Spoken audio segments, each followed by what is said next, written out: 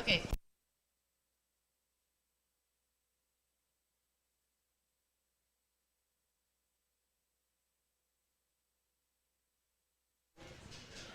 Mic check. Oh, it is working.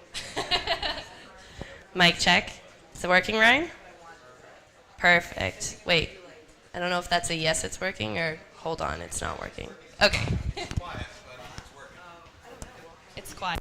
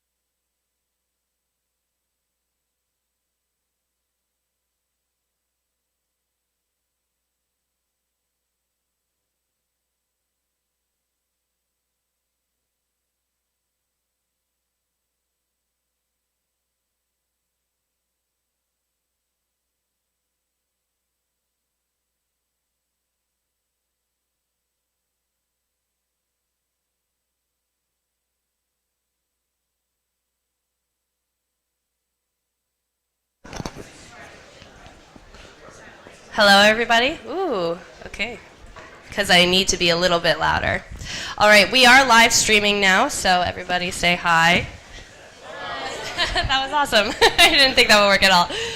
Welcome, everybody. Good morning. Welcome to the first lecture, I guess, which is us, of the ideasOTN Workshop Series. First time this is being done, and we're all really excited. Do you want to... Oh, yeah. Do you want to make note about the washrooms?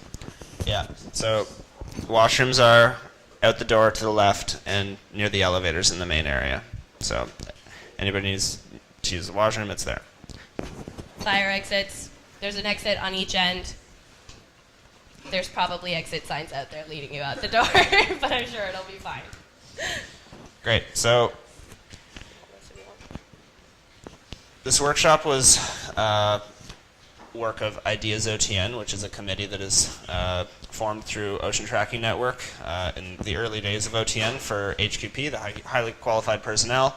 And it initially started as a way to connect graduate students and postdocs and other early career researchers on different projects.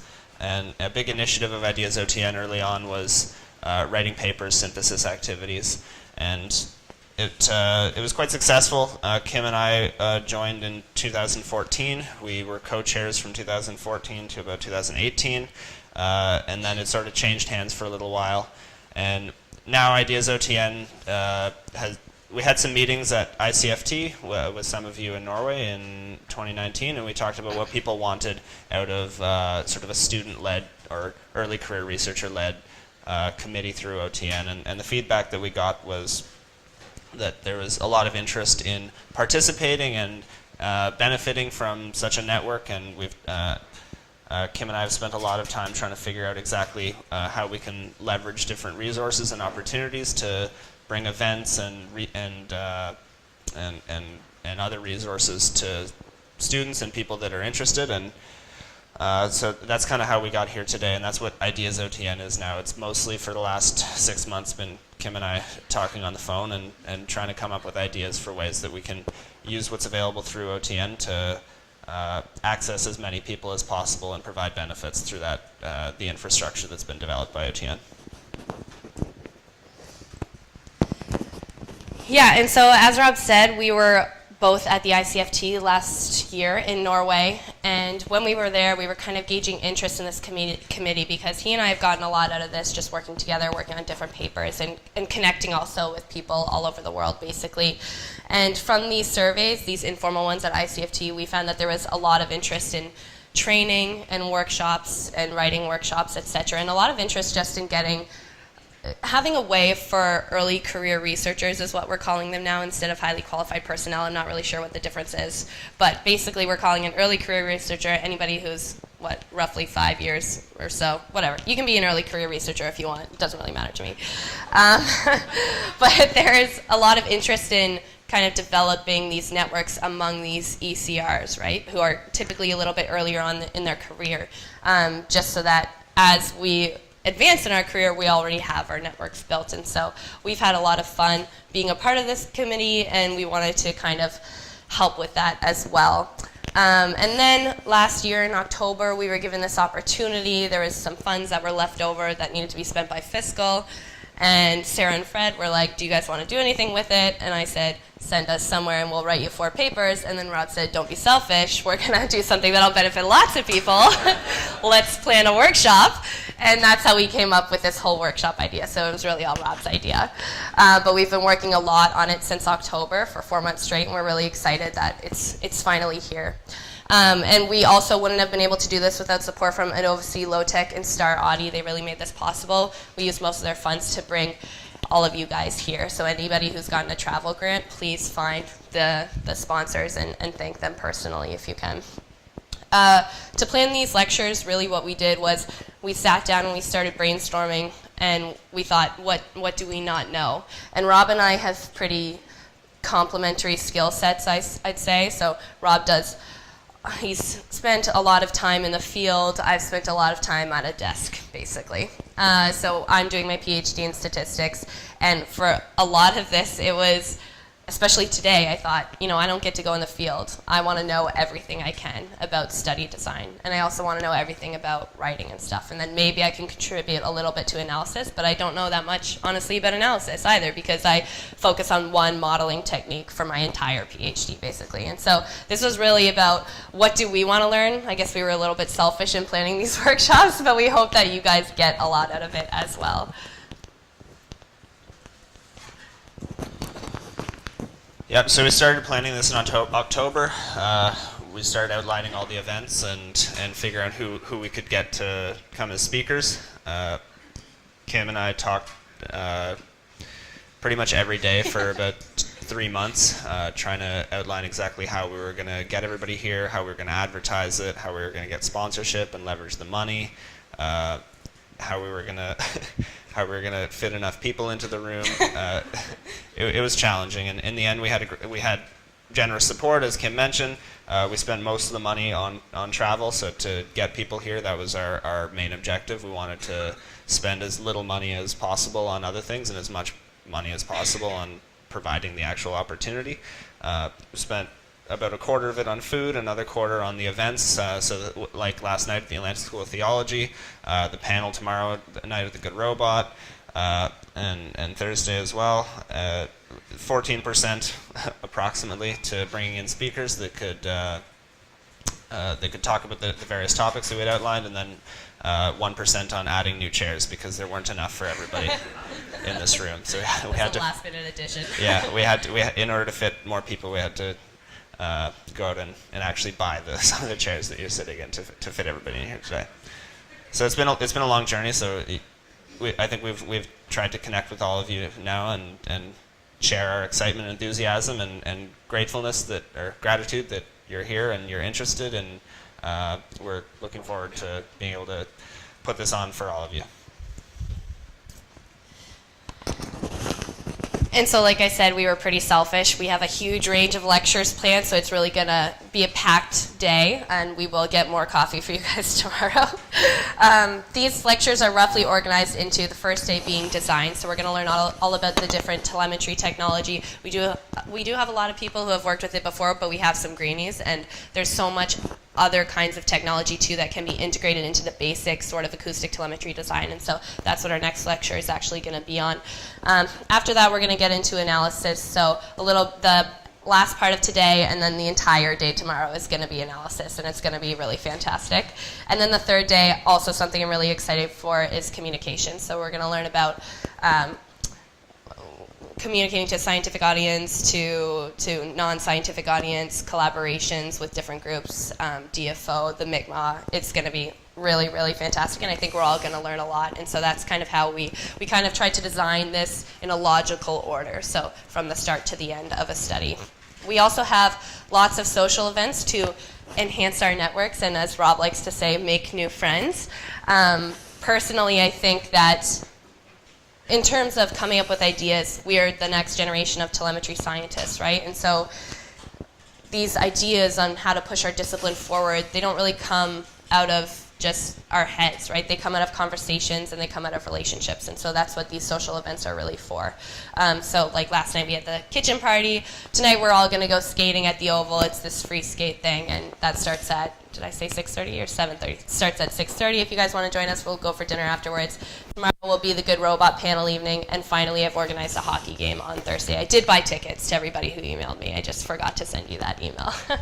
So yeah, we have a ton of events to enhance our networks, and we're really looking forward to get to know each one of you. If you guys ever have any questions, just come up and talk to us at any point in time.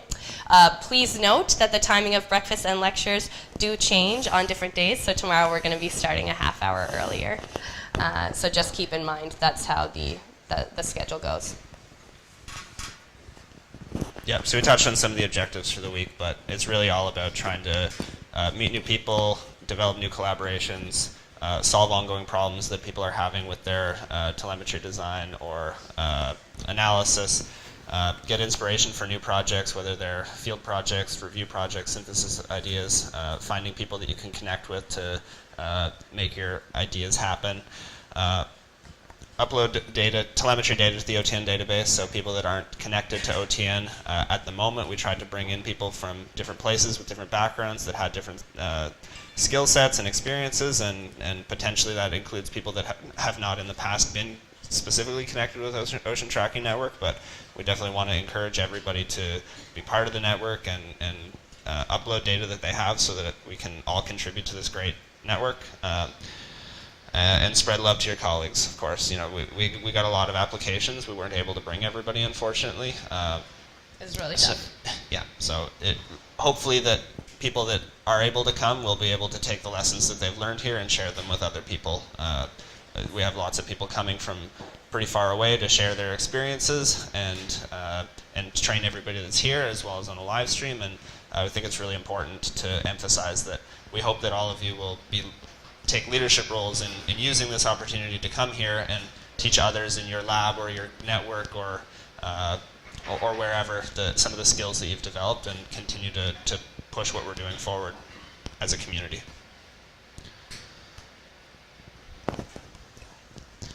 And again, just want to thank very much our sponsors at Ocean Tracking Network, InnovaSea, Low Tech, and Star Audi.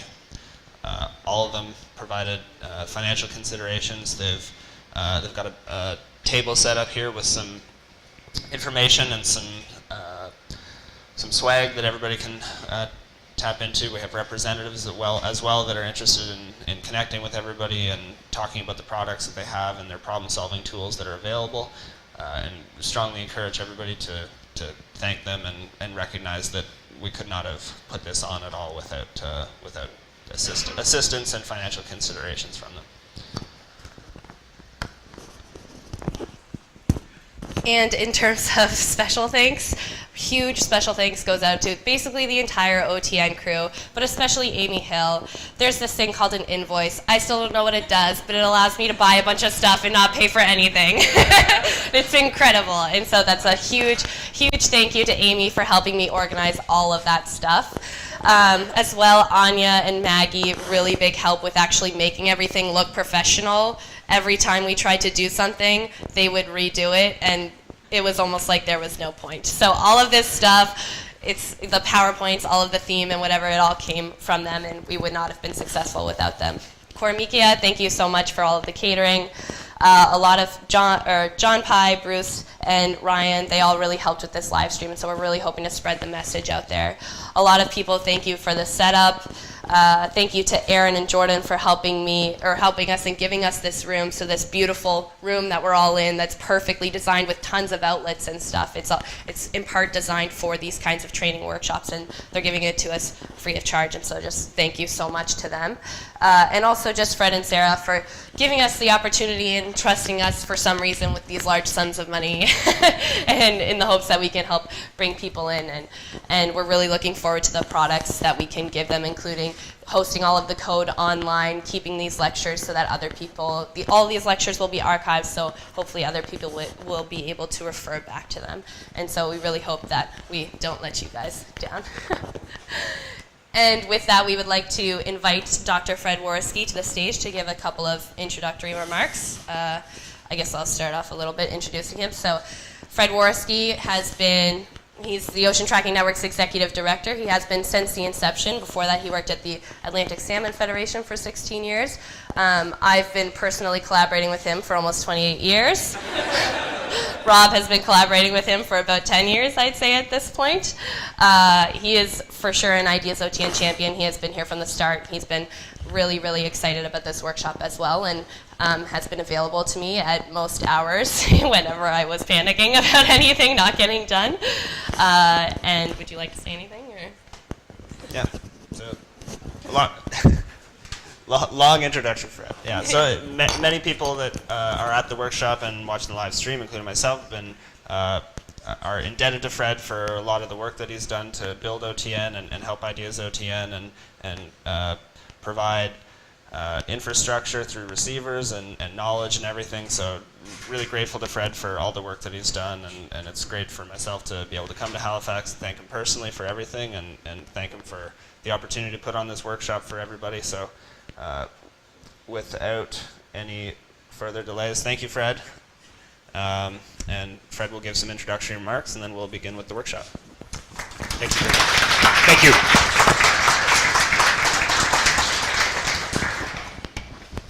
The most nerve-wracking part of watching these guys organize this particular workshop is really their concept of the social program.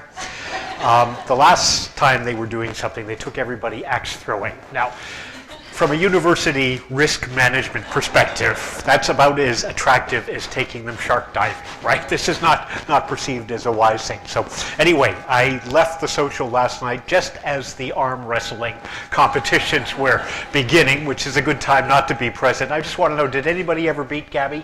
Or did she she's the champ. She's the absolute champ. Okay. So anyway, at least no arms were broken, which is good. I thank you for the invitation to speak today. I've got some notes here because I want to say something fairly heartfelt and fairly precise. I'm coming here with a wisdom that's correlated with gray hair, or blonde hair, as I like to think of it at this time. For the record, the gray is not about age. It's really about mileage. It's about the experiences that you've had over the time. And one of the benefits of the mileage is it lets you develop a more fulsome and trenchant perspective on things. Breaking that down to its simple form, it means that you can be taught, and eventually you begin to think like a grown-up about how the world is working and what should be happening. And one of the things that the miles have taught me is that in the course of human history, there are certain very, very rare periods when an entire generation is being tasked with the awful responsibility, and at the same time a profound and shining responsibility to take on a challenge that's going to impact the fate of the world. Your generation is actually in that particular position right now. We are living in a world where the actions of preceding generations have brought us to the point that we have an out-of-control climate that is busy cascading and doing things that it wants to do with no ability on our part to stop it. We have poised on our doorstep something that's called the Blue Revolution. We are now in a position where there is no part of the world's oceans that humans cannot get. James Cameron was able to build a personal submersible to go to the bottom of the Marianas Trench. If he can do that to make a movie, industry can do that if there are profits to be made. And the changes mean that we could, if we do this wrong, take our ocean and turn it into something that's resembling an industrial park or an industrial site. And we tend to forget that the ocean has been the buffer for everything that we have done on land as we turned it into an industrial site. And it is our lifeline. It is what is keeping us going and keeping us alive. So the key now is to greening our activities and ensuring that all of these future developments that are going to be coming down the tube in this ocean are going to be sustainable and will let us keep all of the things that we have now that are keeping us alive. It's not going to happen by itself. It's going to come through the research that people like you and yourselves are doing in these particular places and the actions that you are undertaking in the course of your careers. It's that long career and the skills that you're going to bring that are going to make these differences. And it will determine if we humans are going to be smart enough to navigate our way into a future that is actually worth living. So, solving the problems and enabling the sustainable development are going to be the tasks of a million steps. This workshop is a first step. Its breadth is incredibly impressive. All of the bases that you guys are touching and the introductions that you're getting are remarkable in terms of how it's going to hit you. And it's going to launch you, and you'll do certain individual steps, but those steps are going to magnify themselves through the people you interact with, the networks that you've got, and eventually that's going to translate into millions of steps. Still not going to be enough to fix all of this big problem, but you have a very important part to play in this, and so welcome to the fight. You've got more tools than any of us ever had before in terms of the computer power that's out there, in terms of the communications abilities, your ability to network through the internet, all the other channels that are out there. And I also know that you're all in this particular field because you care. You're not paying you enough to do it for any other reason than that when you come out of it. So it has to be driven by that particular point. So, as you all benefit from the workshop, what I hope you're going to do is take away this memory of a bigger picture that you're working to, that you are doing something that's very important. I thank you all for taking the time to undergo this training and all the good things that I know you're going to end up doing for the future based on it, and embracing the generational challenge that we've laid at our feet. And mostly I want to thank Kim and Rob for actually having the courage to undertake this one, and for all of the time and the effort that they put into this. So thank you all, and have a great workshop. I apologize. I have to go to Vancouver to review Genome Canada projects, so I'll be leaving right away. Bye-bye.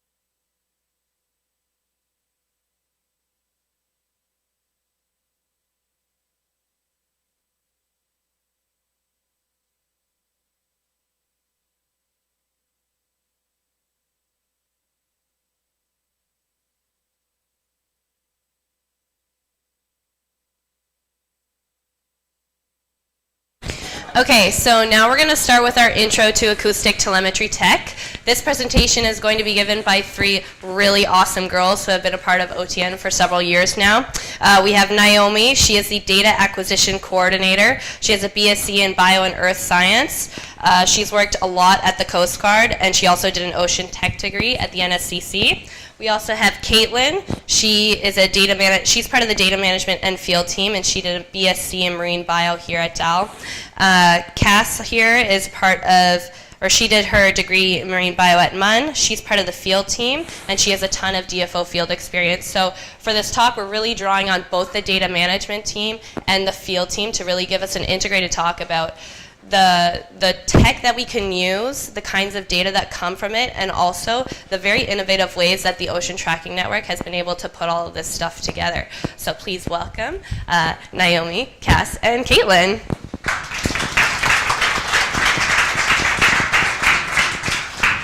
Okay, so I'm Caitlin, this is Naomi, and that's Cass.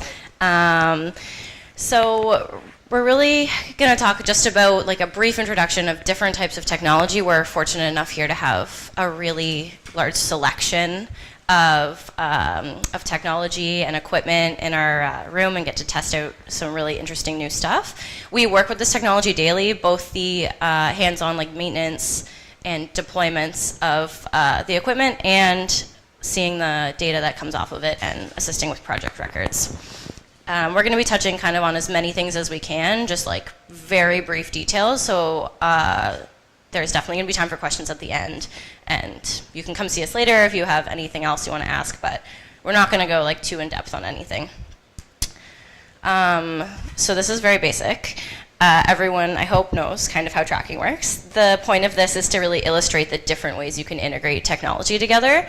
So there's not just transmitters and receivers. There's, gliders, and there's bioprobes, and you do like diver maintenance, and you can do boat maintenance, and you can have satellite transmitted data, and it's all kind of works together in this one big interconnected system.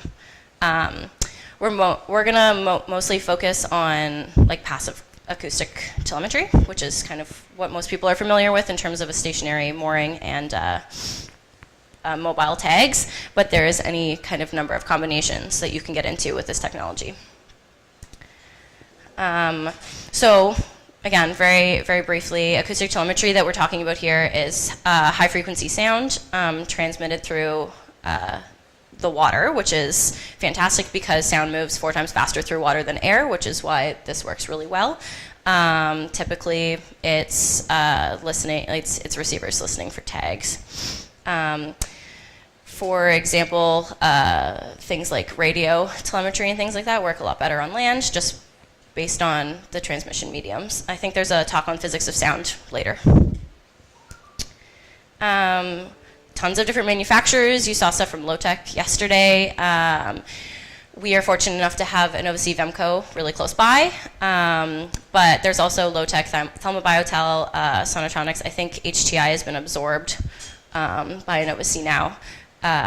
But there is lots out there. We only have examples of the kind of equipment we have in store. But basically, a lot of people choose based on what's local, what's accessible, what's most affordable. So don't pick your technology just based on what you've seen other people use, because there are tons of other options out there that might be better. It's important to note that tags and receivers from the same manufacturer work best together than with kind of mixing tags and receivers from different manufacturers. There's some programming and intercompatibility issues that can arise. In some cases, not all, especially very new technologies don't work with very old ones, even within the same company sometimes. So make sure you're really thinking about what you want to hear and where you want to deploy receivers, where your tags are going to be, and think about what's local and accessible and move forward with that.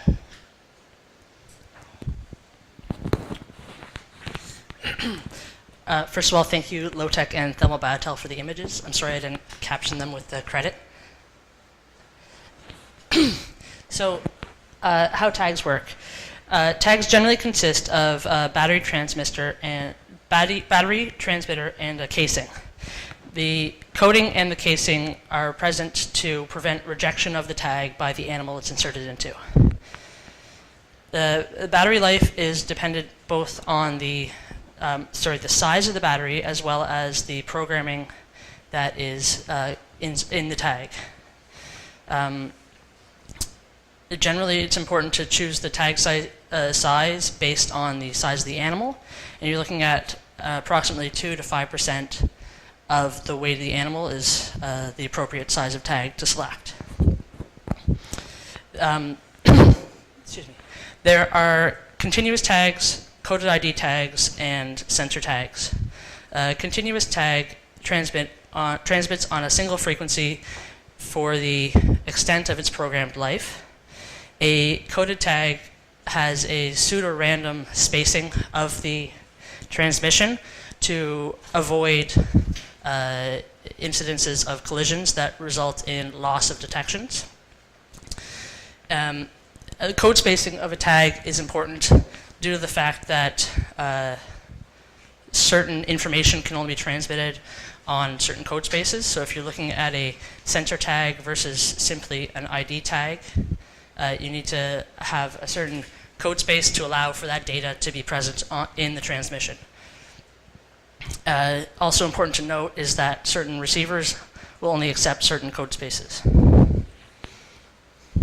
one. And then this one. A few novel tag types. I spoke a little bit on sensor tags. Sensor tags are those that will measure pressure, temperature, acceleration, depth, and more. New sensor tag combinations are being developed constantly, and it's important to note that you can get both tags that are only sensor tags, that is to say that they only transmit information about the parameters of the sensor, but also you can get tags that have both an ID of the animal and a sensor tag. And this allows you to only put the one tag in an animal when you're doing a study. Also available are acoustic data storage tags.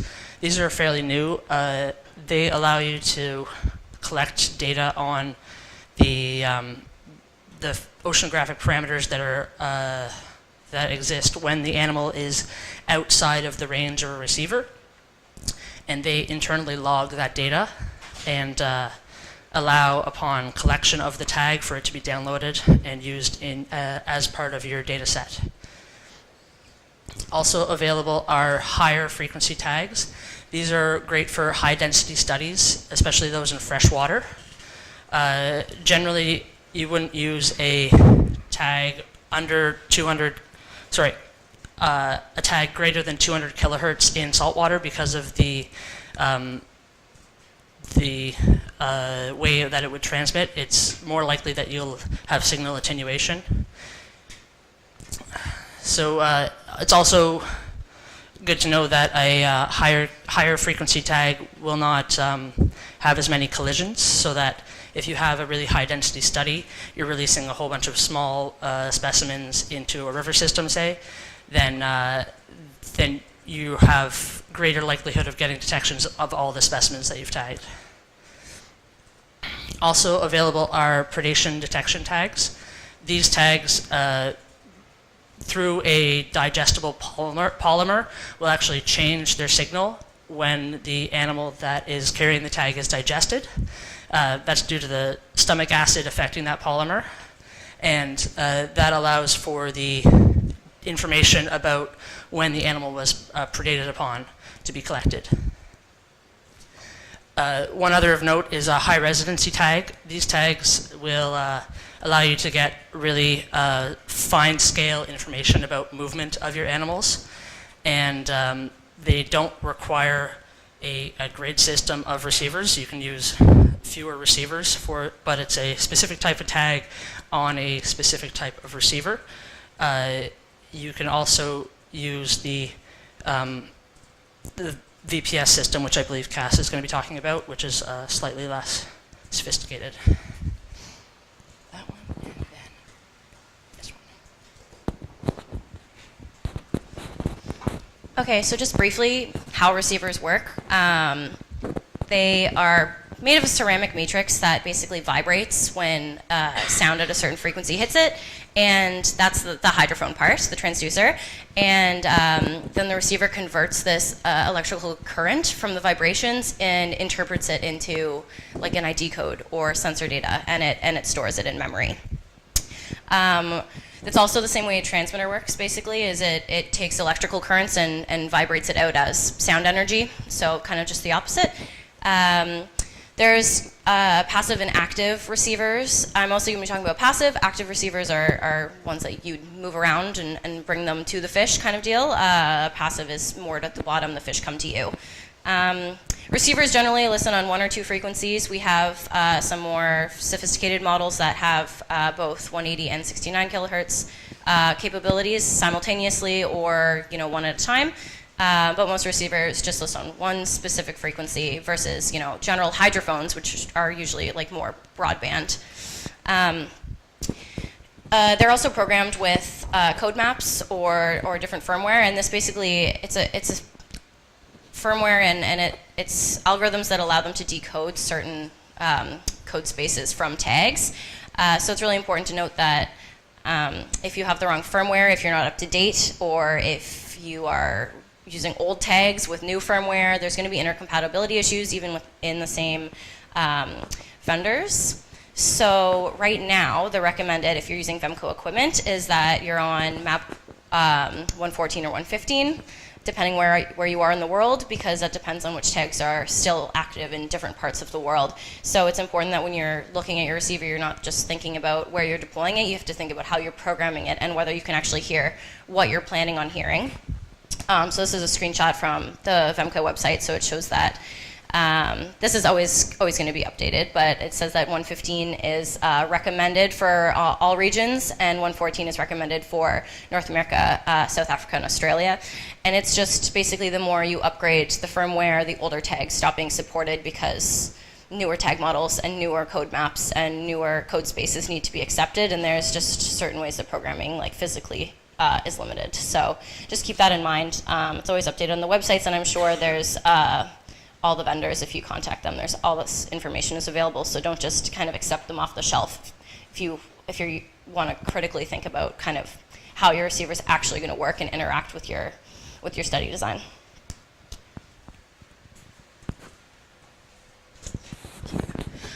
So I'm going to touch on the type of receivers that we use. Like I said, or that Caitlin mentioned earlier, we are very fortunate just to have Vemco, a hop, skip, and a jump down the road. And if not, I'm pretty sure that they all have just a crazy connection to their email because they're really great at getting back to us, which we chat with them quite often. So a lot of what I'm going to talk about specifically is related to Vemco. Like you mentioned, there are other brands out there. We just happen to use local, and we're very lucky to have them around. So as far as our OTN lines that we maintain ourselves, we use a couple of different, I'm just going to come over here. We use a couple of different things. So there are the VR2s, which I'm sure a lot of you are very familiar with. And I'm not going to lift these up because I had to lug them up the stairs earlier, and I may or may not have dislocated a shoulder. But these are the VR4s, and this is a VR3. They are used in kind of larger studies, more long-term. And then there are VR2ARs, which have a built-in release mechanism. And I'll talk a little bit about that after. But so there are a lot of different aspects that you can look at when you're choosing a receiver for your study. You know, there are quite a few limiting factors. And if you only are looking to have a 6-month study, you probably don't need to go and get, you know, one of the most expensive receivers that has a much longer battery life. There are also high residency receivers, which communicate with the tags that Naomi was talking about earlier. So that's kind of for like higher density areas where you're looking at a lot of fish at once. We have also been fortunate enough to use a live buoy, so that's something that we've also been in partner with Vemco with, and that gives you, you know, a live feed of what's happening. So they have a really great program called Fathom that they're going to be presenting on. And so I'll let them touch on that a little bit more, but it is, you know, a real-time acquisition of data that you're able to get basically a text message or some kind of notification sent to you, which is quite advanced in comparison to the passive tracking that you typically do with acoustic telemetry. And as well, there are ocean drifters, and we have met ocean drifters in the past. I have seen people kind of create their own in previous years, but we'll touch on that there in a minute. I'm gonna go back some. So on top of having the receiver, it's really great that you can plug something down in the water and start to chat with the tags that are around, but at some point you do need to get them back. That always seems to be kind of in the back of your mind sometimes. You just really want to get the information, and then you're like, oh, that's a very expensive anchor that's on the bottom there. So that's when acoustic releases come in. We have used quite a few in the past. We use EdgeTech. There are benthos receivers, and there are releases, and there is a release that comes from Vemco that are the Ascents. And so once again, it's just another type of like recovery method. Often it has a different type of duck box that you would use to communicate with it via Bluetooth or with a hydrophone. And yeah, so there's a couple of different options for that as well. And you really have to kind of look at what your study is, what the length of it might be, and also what your environment would be. So there is no kind of recipe for an acoustic receiver mooring. There are 3 very limiting factors. Your study, so what are you studying, the environment that which your species is in, and then also what you have for a budget.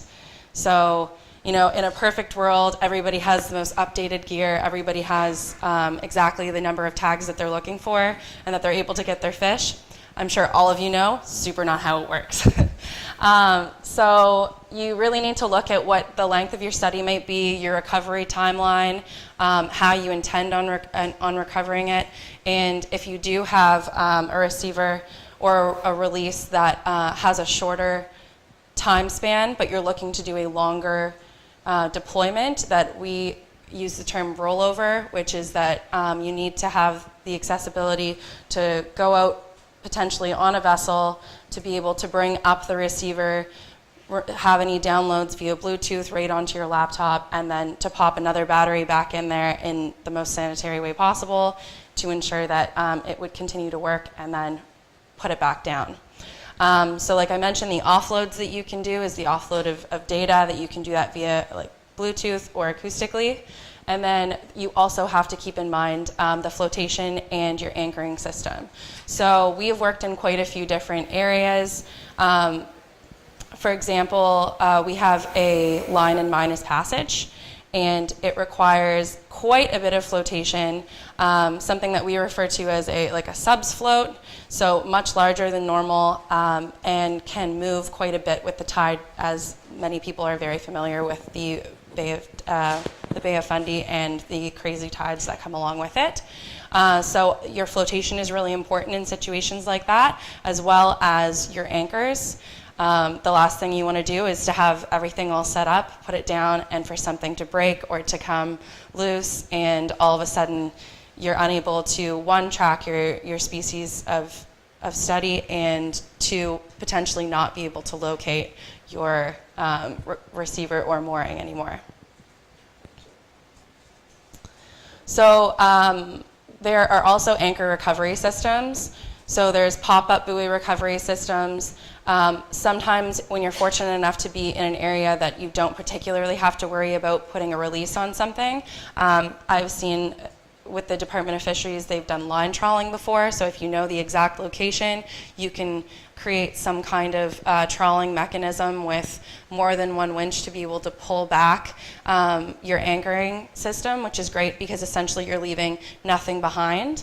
In the environment that OTN works in, often we are required to leave something behind, which is normally our anchor. We use 200-pound anchors for quite a bit of what we do across our Halifax line, which is 256 stations. That leaves kind of from Duncan's Cove area, if anybody's familiar. And then also if you look at, we have quite a long line that goes between Cape Breton to Port aux Basques, which is in the Cabot Strait. Areas like that, when you're deploying 300 meters in depth, the odds of you getting your anchor back is very little to no chances. But we are fortunate enough to work with IMOS, which is a company that does something very similar to what OTN does in Australia.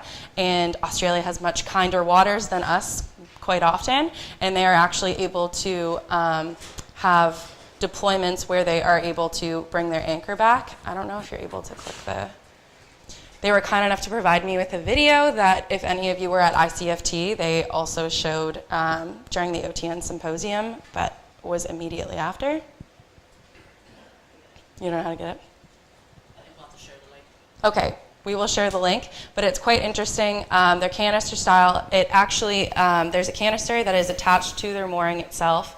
So it would be somewhere on the bottom. This is a VR2W. It was a VR2AR, and it had the release mechanism on the and when they released it with the hydrophone, the VR100, as the nut spun off, it then released a rope mechanism that brought it all the way to the top, and then it essentially uses the flotation from the mooring as a buoy, and you were able to use the rope to pull up the anchoring system. So that was with a much lighter anchor than what we normally use to be able to anchor the mooring, but was very beneficial because they leave no trace behind, and it's cost effective. You're always using the same rope, and you're always using the same anchor.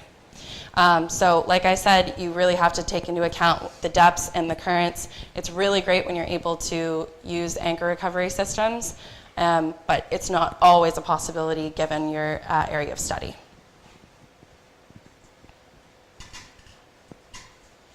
So as Naomi mentioned, there is something called a VPS, which is a VEMCO positioning system. It triangulates from numerous receivers to be able to have a fine scale position produced from the pings to the receivers. So this has a specialized coding. It's really great for smaller areas, and this is something that VEMCO does specifically, hence the V in the VPS. It does work with other receivers. Yeah. Yeah.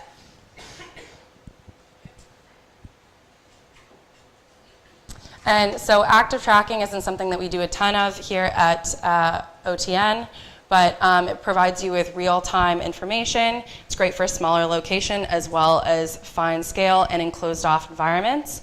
It allows you to be able to see the potential attachment sites of your species, as well as you would use directional or multiple hydrophones that are available, and you need to do so in shorter time frames. As we all know, fish do move quite quickly.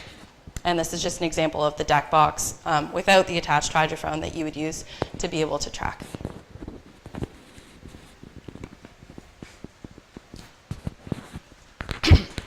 I'm going to talk a little bit now about using animals as oceanographers.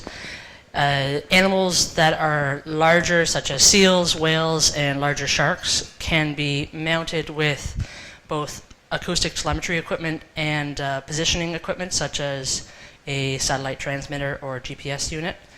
This enables the animal to go out into its environment, collecting telemetry information about other tagged animals in the area.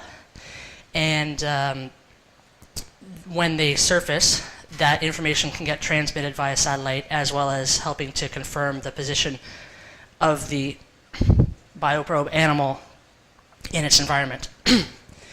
As I said, this works on seals, other animals such as basking sharks, and they will go out with this unit on board that's both a transmitter and a receiver, so that you get position of the animal via moored transmitters.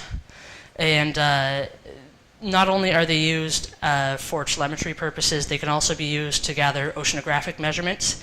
A gray seal that's out on a dive makes a great profiler. It'll go down to depth, and depending on the equipment that's attached to the animal, it can collect information such as light levels and depth information. And that can be combined to do things like phytoplankton density measurements. And this has been done to some great success by people who are actually in the room today. So I encourage you to search them out if you're really curious about the profiling that these seals have done. Another important thing to note is that this equipment can be quite pricey. So they've leveraged the fact that animals such as these gray seals will return to the same beaches year after year, and that means you can trade out the equipment, recover your equipment, thus reducing costs for these studies. And just to be clear, this image shows a seal with a VMT glued to its back, and then a satellite transmitter as a hat, and they would be connected via Bluetooth.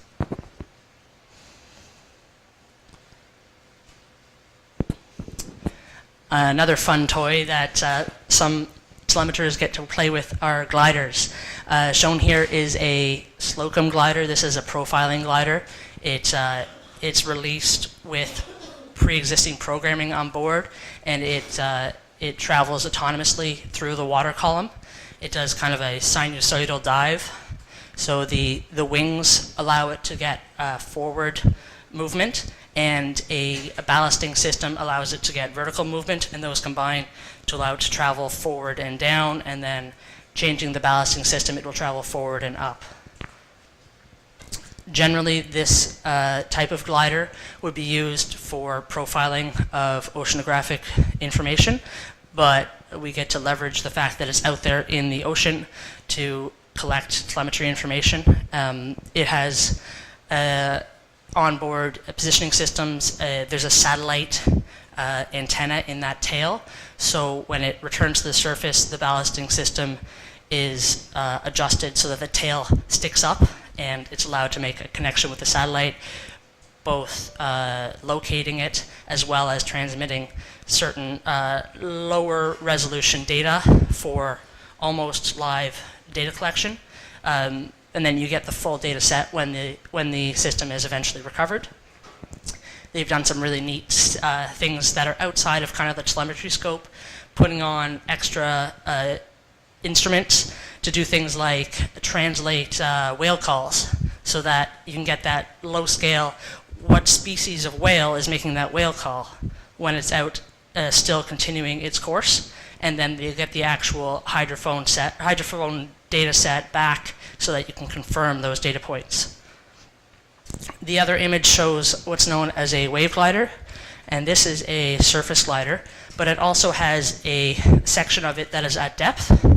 That section is known as a sled, and that's actually what drives the unit forward. It uses the circular motion of the waves that exist everywhere in the ocean to both drive it, again, forward and up or forward and down. And as that sled proceeds in that slightly circular forward motion, it drags along this surface unit that has solar panels. It will have a transceiver so that it can collect information. And then it also has a whole array of other oceanographic instruments, including surface meteorological instruments. You can see by all the antennas that there are multiple communication units, as well as systems like a system called AIS, which is a satellite-based system that allows it to avoid interactions with shipping that's going on in the ocean at the same time. Because I guarantee you that this unit would lose every time it comes across a ship. Not only can this unit collect oceanographic data and do detections of tagged animals, but it can communicate with moored receivers that are fitted with a modem, such as the Vemco VR4, but there are others, and therefore you can use it to offload an array of receivers. And anybody who works in the North Atlantic or the Southern Ocean knows that the less time you can spend on a boat, the less time you have to plan to spend on a boat, the better. This unit can go out in almost all weather. It just needs some sunshine, and now they've actually come out with units that have far larger solar arrays so that the amount of sun that you might get it needs far less. And down in Florida, they're actually using this off of Cape Canaveral to just go out and what they call mow the lawn. And it just goes out because of the amount of sun they get, the amount of daylight that they have nearly year-round. They can set that out there doing a track and collecting telemetry information near constantly, bringing it back in for maintenance and sending it right back out again. This unit does actually need somebody on land to pilot it, and that's quite a fun but also arduous thing. You can imagine the stress if you're crossing a shipping channel, say, and there's a tanker coming and the wind's against you. You have to know what direction to turn. You have to know how soon to turn. Not all boats turn on their AIS transmitter, which means that you didn't know that ship was there until the last minute. There's lots of factors that make this equipment expensive, but if you can beg, borrow, or jump on board a project that has it, then it's a great tool to have. I like gliders a lot.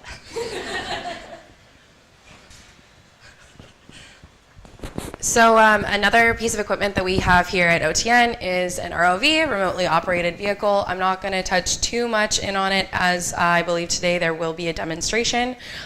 We have the CI Falcon. It is made by Saab. It has a depth rating up to 300 meters. We are currently actually looking to upgrade this. It allows us to have some pretty awesome film footage, which I believe during the break that they're going to put on some of the footage that we have from Bredor Lake, the Bredor Lakes, and as well, it just allows us to kind of jump on other projects. There's, you can do some biological sampling from the seafloor. You can also potentially retrieve moorings. We have ours here rigged out with a skid on the bottom, so an additional attachment that has a cutter blade that in theory would be able to go and cut a line to be able to release either a mooring that was put down without a release, or if for some reason due to biofouling or something of the sort that the release mechanism didn't work. So it is an alternative way to retrieve and recover some of the potential issues that you can have with the mooring. As everybody knows, sometimes when you put things in the water, they don't always come back. And so once again, that kind of leads us into finding potentially lost gear. This can happen due to biofouling, fishing implications. Maybe you tied one too many knots that day. So the ROV is a way to do that. Like I mentioned, we're upgrading to something that can go to about 1,000 meters. There are other things that you can use as a side scan. So a side scan allows you to use sonar to visualize what is on the bottom. You can sometimes be able to pick out where the mooring might be to give you an idea of where to use the ROV, or other methods such as trawling, like the dragging operations. And if you're lucky enough and your gear happens to be in water that isn't in a crazy depth and you do have visibility, diving is also an option where you can do diving deployment. You could also do a diving recovery.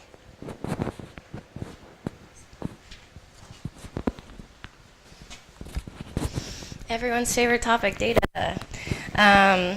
Okay, so super basic. Basically, there are three things that you need in order to make any sense out of your detection. So there's the actual detection data that comes off the receiver, which will give you the ID of the fish that you saw and timestamp.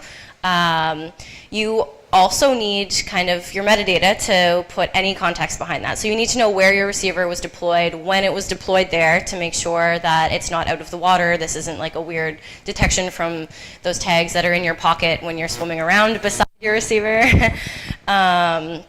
So it's really important to write really good records of when and where your receivers are. Otherwise, you have no position data to go with these detections. Similarly, you need the biological context. So tagging metadata is really important. You got to write down what fish had which ID, how big it was, what its sex was. Everyone knows that fieldwork is pretty crazy. My biggest advice is prepare field sheets ahead of time. Bring them with you. Fill them in. It can be like, I've seen people scribble on napkins. Like, I understand what happens when you get out on a boat, but if you get back and you can't make any sense of your data, or you're like kind of like, oh, I think I put this one there, like, can you really stand behind your data set? And it's really important to start from the beginning. Just like write everything down, take your time to fill stuff out. It's like crazy in the moment, but it's so worth it later in order to contextualize your detection event. And this is true for like all manufacturers. What you get back is a timestamp and an ID, and the rest is up to you to put context around. Things like drifters and gliders make it a little tougher because the detection data, same thing, it has a timestamp, but how do you get the lat longs, so the where is it? So you have to make sure if you're doing VMT deployments on basking sharks that you also have a GPS unit or some sort of sat tag.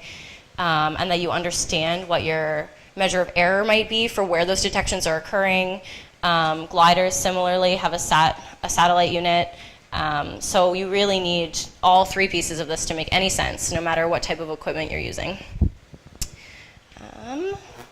Also write down serial numbers of everything, please. ID codes are not unique between manufacturers or between animals. So serial numbers are the only actual unique way to tell your tags apart, FYI.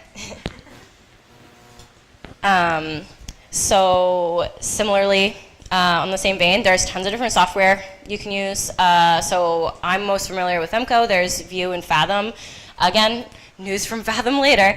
As well as my recommendation is these data sets can be extremely large. Do not open them in Excel. Excel will eat your date times.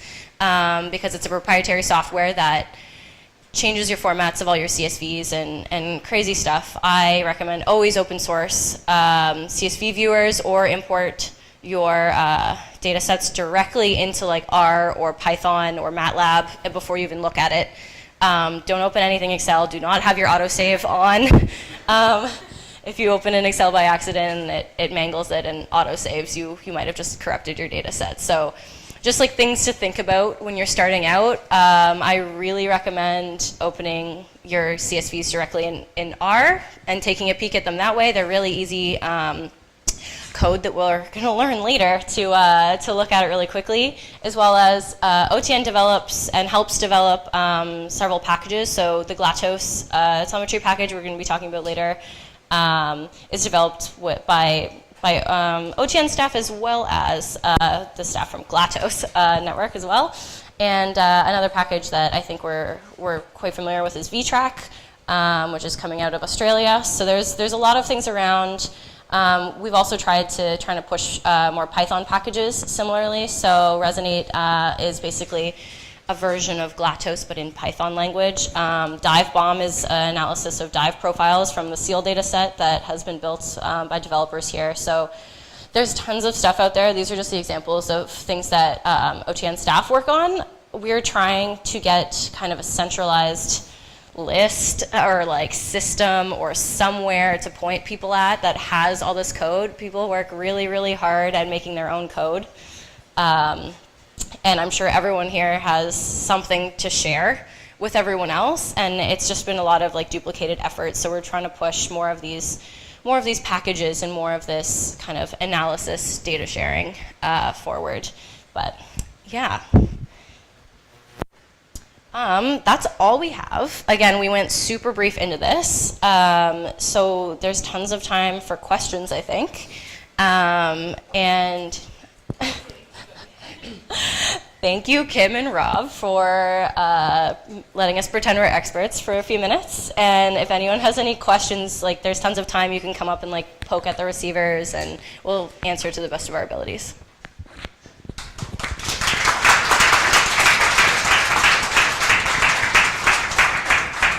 Just a note on the questions too.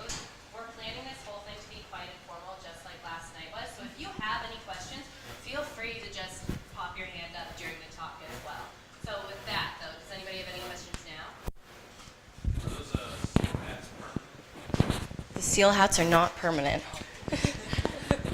They bolt too, so the rest falls off. So because the seals come back to the same area every year, they come to the beaches. Friends like Kim here, scientists like Kim here, sorry, they head out to places like Sable Island where it's a known seal population, and they'll comb the beaches, finding the animals that were previously affixed with these instruments and recovering them as the animal molts. Kim, do you have more details about how you actually take them off of the animal or how you find the animal? So we find an animal, typically we put like and Sarah can correct me if I'm wrong, but we put a little VHF tag, so radio tag, and then Damien will comb the beaches with the antenna to, Damien will comb the beaches with the antenna to try and,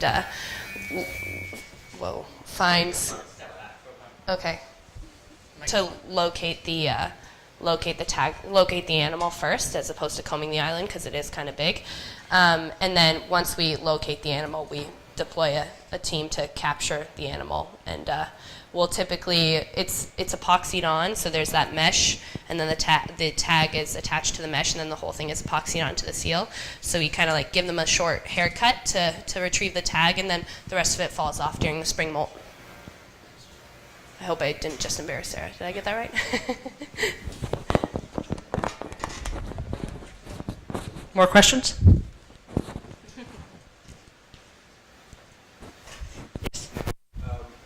Is there a program for sort of recovery or basically if people find receivers that have come adrift, getting them back? Because I hear things and I hear them from how these things kind of, and some of it sounds a little bit wild to me, so I just wondered if you can comment on it.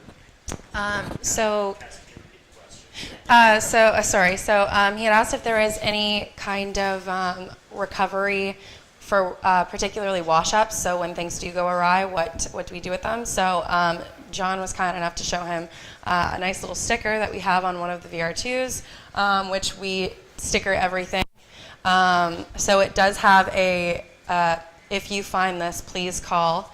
Often when it comes to the fishing community, it's kind of difficult to really implement the fact that it is not bad if they find our gear. We would so much rather them just tell us, especially because there are fishing implications, no matter where you are, unless you're in an MPA, but where you are in the ocean, to, nobody, at least we hope, nobody is trying to kind of mess up a study or interfere with your gear, but there are times that if you just lay a long line down the wrong way, or if they're trawling, SB sometimes uses a recovery method, they accidentally recover some of our gear. So we have an attached number to everything, and people can either just call in and say, hey, your stuff's here, I didn't take it anywhere, or sometimes they're kind enough to pull it onto a boat so that there's kind of an actual location where we can meet them. There are receivers that we had in the Cabot Strait that ended up in like France and Portugal. So there really is no end to where these things can end up. But we do have a number, we do have an email, and we just really hope that people use it. And we try and use like some more community outreach programs to be able to really push forward that we would just prefer to know where our things are than for it to be ignored. Does that kind of answer it? Kind of, but I guess I'll get directly to the incident. Did something happen with the minus passage array this year? A kind of hostage taking of some kind? So, like I said, sometimes people that receive, sorry, I'm trying to say this very politically correct. Sometimes when there are instances like that happen in the minus passage where we did have quite a few wash-ups this year, you know, one person talks to another. There is a monetary reward that is given with these. It is not very much. We all, or most of us, are familiar with how expensive some of this gear is. We are not paying to get our gear back. It technically is ours. It is marked with things, and sometimes people call us with kind of like ransom things, like, I'm gonna hold on to this. Normally they do get sorted out once you talk to them in person and kind of explain what it's there for. But it does involve quite a bit of back and forth with the people that do try and kind of ask for more than what we're willing to offer. Because the data is worth something, but if, you know, we're spending thousands of dollars trying to get our gear back, then they might start pulling it on purpose. You know, you never know. So, yeah, it's kind of an odd subject, but there is a monetary reward that we provide for those that help us out. Is there any other questions? How long ago you left and how do you deal with battle without I'll let you take that one. Don't forget to repeat the question. So the question was, how long do the wave gliders go out, and how do you avoid biofouling while they're out there? Biofouling is a challenge for everyone in all environments, more so the warmer the water because the growth accelerates. So wave gliders are sometimes treated, but generally it is a matter of recovering them and cleaning them off. They go out for the duration of a mission, so sometimes we'll have a wave glider through our wave glider team deploy off of Nova Scotia here, and they'll do a mission off of Halifax going out to the shelf break, and then they will transit to their next mission without recovering it, assuming that there's no maintenance required on the glider, assuming that the battery life is still good and the weather forecast is still good, that there's going to be no damage to the equipment. So then the glider might proceed to Sable Island and do a circumnavigation of Sable Island, doing a receiver work there.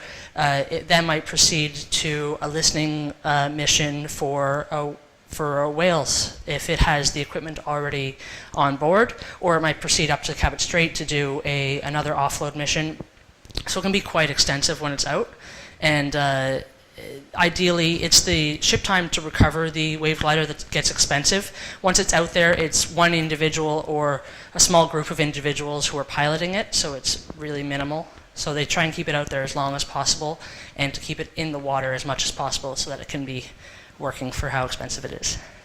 And where you essentially do have like a real-time feed of where you do essentially have like a real-time feed of its power, battery, and potentially you can see the oncoming weather. It does allow you to kind of make one last-minute decisions, or to be able to say, oh, we've definitely got 2 more weeks, kind of thing. So it really helps that there's essentially like a real-time information that's coming from it. Yeah. How do the high residency systems work with the high residency with receivers and tags? Do you want to cover the tags? I haven't worked with high residency tags before. So I'm going to really hope that Stephanie can come help me answer this question. If you don't mind coming up and help me answer this question. Just because Stephanie Spenbel is here from InnovaSea, and I'm going to just let her field this one because she's an expert. So can you repeat the question, please? And then can you repeat the question? How do the high residency systems work? How do the tags kind of communicate with receivers and vice versa to get these positions? Okay, the question was, how does the high residency system work? How do the tags and receivers communicate? So the high residency system is a little bit different than the traditional system that most of you have used. The high residency system works on a different coding scheme, and so the way the coding scheme works, it actually allows the ID of a tag to be transmitted in a much smaller period of time than it's transmitted with the traditional system. So you folks alluded to ping trains earlier, so the typical system, you would have, say, 8 to 10 pings in a transmission, and that basically defines what the ID of the animal is. Well, with the high residency system, it's just a single ping that encodes the ID, and so that transmits in several milliseconds. And what that means is that you can have your animals transmitting, the tags can transmit every second, for example, and you can have hundreds of animals in the same area without worrying about the tags interfering with each other. Yes. Thank you. Yes, at the back. Forgive me if I missed this, but what do you recommend for anti-fouling? And to what extent is that an issue? Or The question was, what do you recommend for anti-fouling?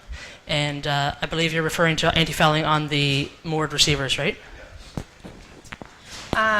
So there used to be some pretty nasty paint that some people used to use on the gear itself. Extremely toxic to environments, because essentially you're making it so that something is unable to grow on the gear itself. Unfortunately, there isn't really a straight answer for that.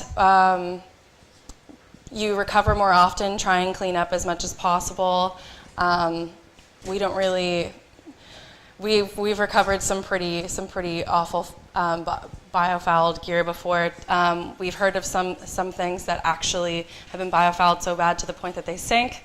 Please don't get to that point. But if you're looking to do something safely, there are certain materials that are better than others, but ultimately, when you're working in a marine environment, there isn't a straight answer to how to avoid biofouling. A lot of it does also have to do with where you're deploying. Deeper has less biofouling versus the more shallow locations for moorings. Is there any other questions? No? We're good? Oh, yeah.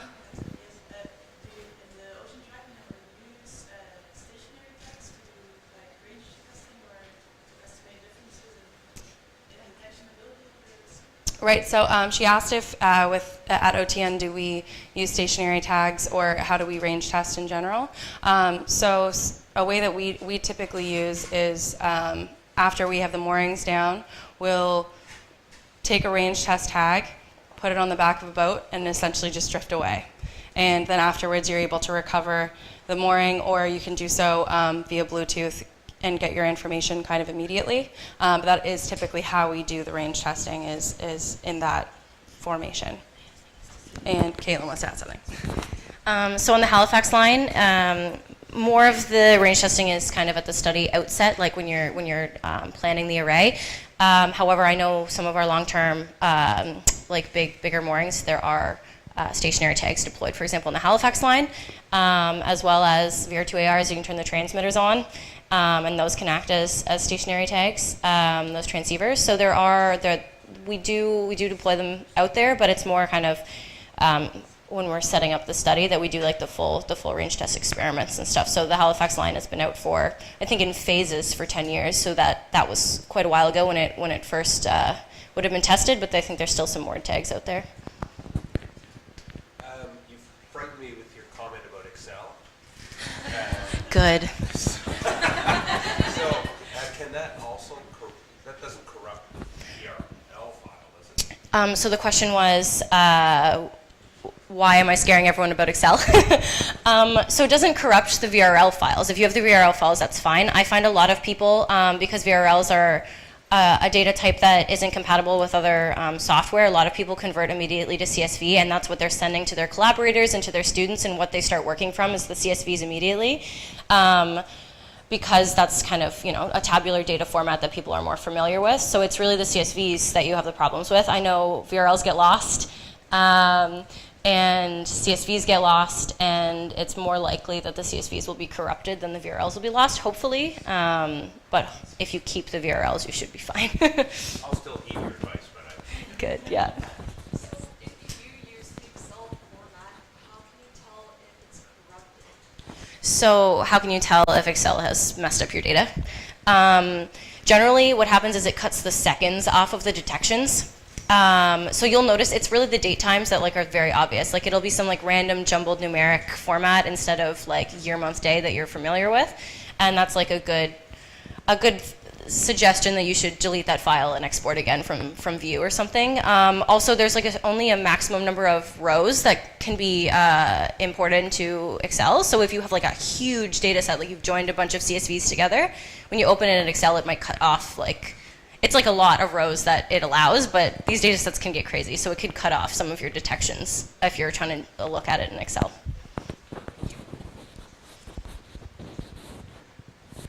Kim? Okay, I was just wondering if all of the glider data and oceanographic stuff is on the portal as well. Is that what you do? So Kim wanted to know where the oceanographic data from the glider goes and if that's available online. So the glider team has their own website. It's CEOTR, C-E-O-T-R, I think, .dell.ca. I'm not sure. They changed their website. It's not gliders.dell.ca anymore. We'll add it to the presentation file. It's ceotter.ocean.dell. ceotter.ocean.dell.ca, final answer. But yeah, so they do have a data portal there. It has a lot of their profiles, as well as I think you can download low resolution probably, but conductivity and temperature and a few other parameters. And I do think they post, they load all their stuff to higher level observing systems such as ERDAP and places like that. So the data does it's open access, and it does get fed around all the oceanographic stuff. Yeah, I was wondering if the OCN database will accommodate data from other manufacturers. So the question was, will the OTN database accommodate data from other manufacturers outside of EMCO? The easy answer is yes. It becomes difficult because of the overlaps in the programming of the tags for us to properly resolve the information. As far as a place to warehouse your data, to archive it, to allow it to persist beyond your study and beyond potentially your funding, we are absolutely a place where that can happen. As far as 100% resolution of your detections of your animals on other receivers, that can become more difficult because of those overlaps that I mentioned. And so it's very important to have the entire information about the tag, including serial number, code space, and ID that's been programmed into it, as well as the temporal-spatial information about where the tag was released and when it was released, as well as the estimated life of the battery of the tag. So once you gather that entire set of information, it becomes an easier job of completing that process that we like to do.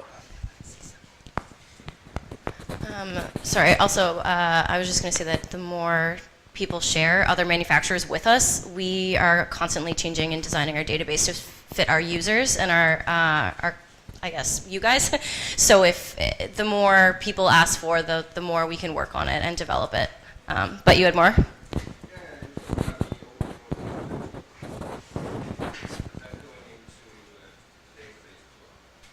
So you had a question about the open protocol that some of the vendors are doing and if that's going to live in our database. Hard yes is what I'm getting. So that is something that we've been involved with, kind of as a warehouse as the infrastructure for potentially allowing this to happen and storing this.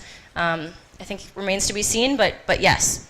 We're looking for people to share it with us now, to teach us what to do. Looking for people to share it with us now, looking for people to tell us what to do, basically. That's where we're at. Yeah, Jake? As OTN, you build in the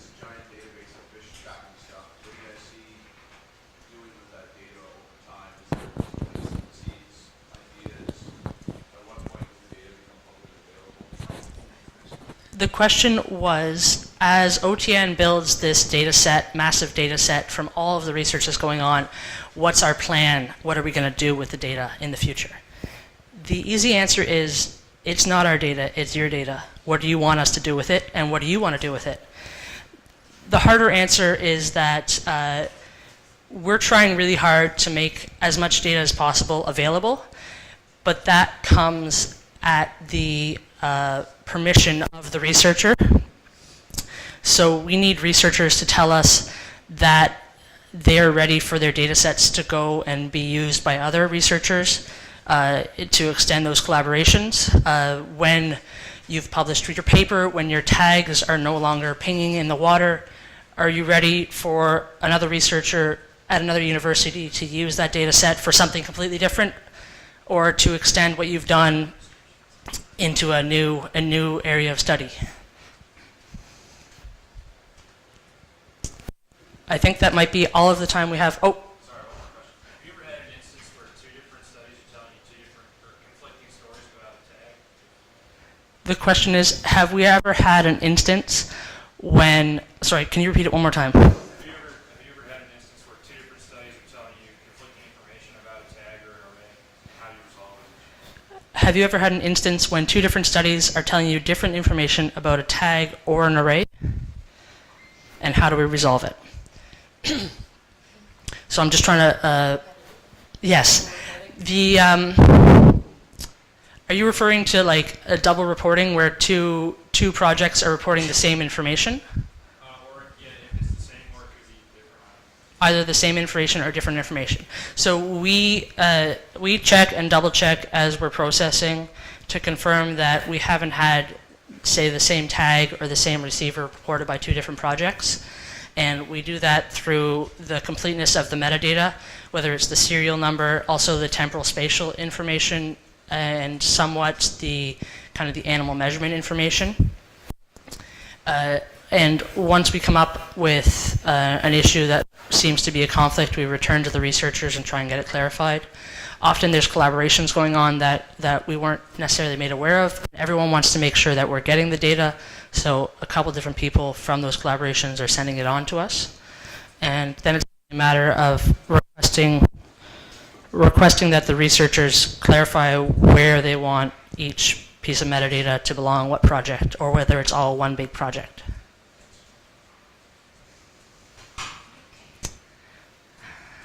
One more question. Question about the gliders. Sorry if I missed it.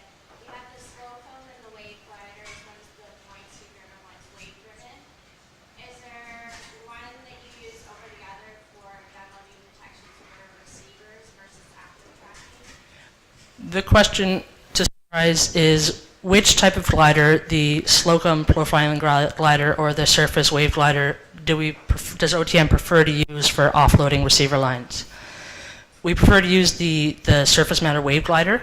We're able to, well, it's mounted with, it has the equipment on board in order to do that offloading. The Slocum glider doesn't. But in addition to that, the Slocum glider is pre-programmed with a mission, whereas the wave glider is in constant communication.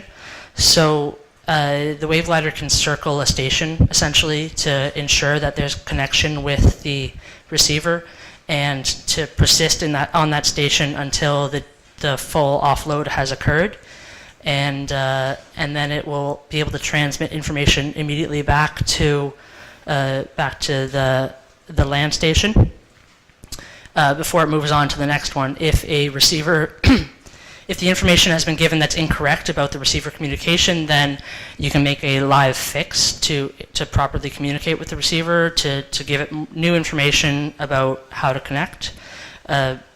Those are, a couple of the primary reasons why you would use the wave glider. And there's lots of people in the room who know a lot about gliders.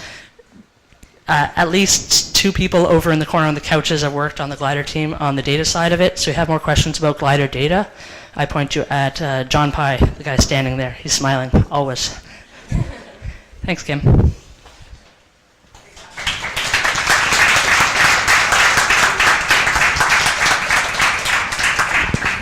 All All right, so with that, the coffee is here, and it is double the amount that we had previously ordered, so there should be tons. Yeah, so we're gonna have a short break. So we're gonna have a half-hour break for coffee hour, and Mike Roberts is here to give us some informal information on, or and talk to us about the ROV that's over there. So some really cool new tech that OTN has brought in. So feel free to talk to him about it. He's going to be over there, and we're going to put some footage up here that they've taken in the Brador Lake with the ROV.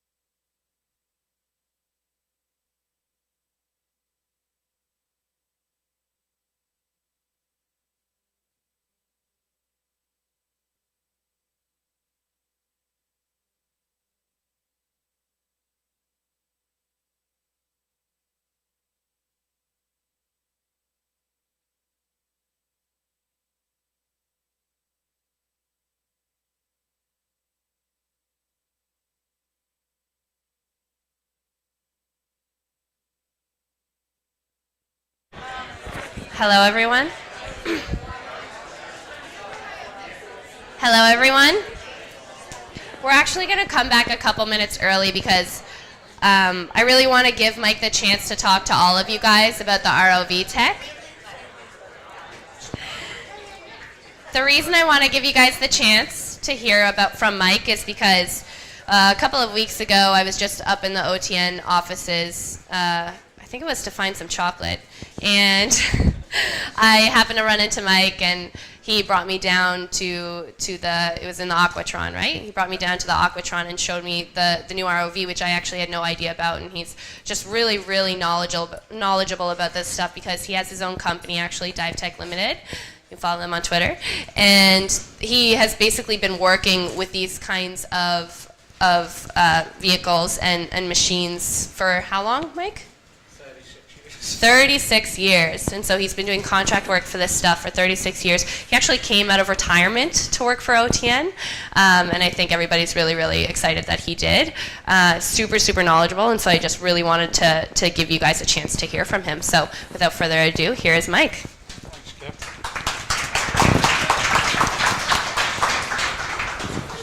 And you can control the video if you want to start it over. Okay. Oh, sorry. John can control the video if you want to start it over. Great, thanks a lot. This was a little bit unexpected, getting asked to talk. As you can hear, I'm an import from Liverpool in England. Two good things came from there, football team and a band called the Beatles. So, I was just going to talk a little bit about the ROVs. My background, I was a commercial diver for 36 years. So I did mixed gas saturation, deep diving work, 800-900 foot, worked all over the world, and tried to retire, set up a little business called Dive Tech Limited, and we're busy. I bought 2 of these ROVs, and we do a lot of work with the police, Canada Border Services, we do stuff with History Channel, National Geographic, a little TV show that you might know in Canada called The Curse of Oak Island. We do that as well, where I got the ROV flooded on the last episode. So, anyway, little what we do with OTN. So we have some cool toys, some underwater equipment, and we have a side scan sonar that we just purchased. It's an EdgeTech. If anyone's into the tech, it's an EdgeTech 4205 dual frequency side scan sonar. We can work that down to 2,000 meters. We have a winch with 6,000 feet of tow cable. And we have the ROV. So this is a CI Falcon, built in England. Yeah, it used to be built in Scotland, but that's a separate country to England, but we won't mention that. And this works down to 1,000 feet. And what this was originally purchased for by OTN was a lot of the underwater moorings, the receivers, the Vemcos, they had acoustic release, and for some reason, when they went to recover them, they pressed the button and they didn't release. So the purpose for buying the ROV is we have our little hydraulic tooling skid. We have a little arm on there with a cutter, so we can take this down. I can locate it. We have a sonar on there, which can look 100 meters out. And we have a USBL acoustic tracking beacon, so I can see where it is real time from the vessel when I'm piloting. And the aim is to recover the lost mooring. So that's why we have this. Since we bought it, lots of people have found out we've got it, and we've been approached. We've got 12 requests so far, and we're into February. So we do all sorts of things. Fred is really great to work with. He's open to collaboration, and we've had requests from Florida, Norway, Hawaii, Cape Verde Islands, Cocos Islands to do ROV work. Because we have the tool and skid, we can recover corals, we can recover sponges, we can do a lot of scientific work. We can put whatever you want on, CTD meters, Doppler velocity logs, anything that you want to put on this. We can use it as a platform to get down. What you see in here, this footage in the background, this is Brador Lake. We went up to Brador Lake last year and we put 36 Vemco units down and decided to take this little ROV called the Trident, and it has full 1080 HD video, LED lights, and it can work down to 300 feet, and that's the actual footage in Brador Lake, which surprised everybody. Look at the life in a Skylar. Is this 60% black sea salt water? So we were all surprised what we seen on the bottom, the life on the bottom, you know, the pink corals and the anemones. And so we're going back this year, and we're going to go and do a proper habitat survey with the falcon. We're actually upgrading this ROV. This works down to 300 meters. It's got standard definition video, but what we're going to do is trade up for a 1,000-meter ROV, so we can work down to 1,000 feet. We're going to have full HD video spread on there as well, so everything will be broadcast in 1080 HD. So yeah, some interesting projects. I was up last year on the Amapava project, which was excellent. We were up, anyone know where Nain is? Hebron Bay, Okak? We were right up there, and it was remote. No one had ever been down. And my thing is shipwrecks. I love shipwrecks and salvage and love it. The first dive lands right in a shipwreck. There's clay pots everywhere that look like they were used for transporting whale oil. And so that's pretty cool, because we're working with the government now for an archaeological team to go up there and look at this wreck. And it's cool because up there you've got the Erebus and the Terror, which were the wrecks from Franklin's expedition, and so much stuff to be found up there. And that's the cool thing I found with the ROV. You never know what you're going to find when you get to these remote locations. So that's what I do. I basically pilot the ROV, run the side scan sonar, fly the drone. We have a drone as well. And we have a little workboat as well that I captain. So I was caught a little bit off guard being asked to speak. I thought we were just going to put it in front of you, but any questions on it, happy to answer. And any requests for collaborations, especially somewhere warm. We can work in t-shirts and shorts. I'm up for that. Yeah, love to go and do some projects with some of you people. Yeah.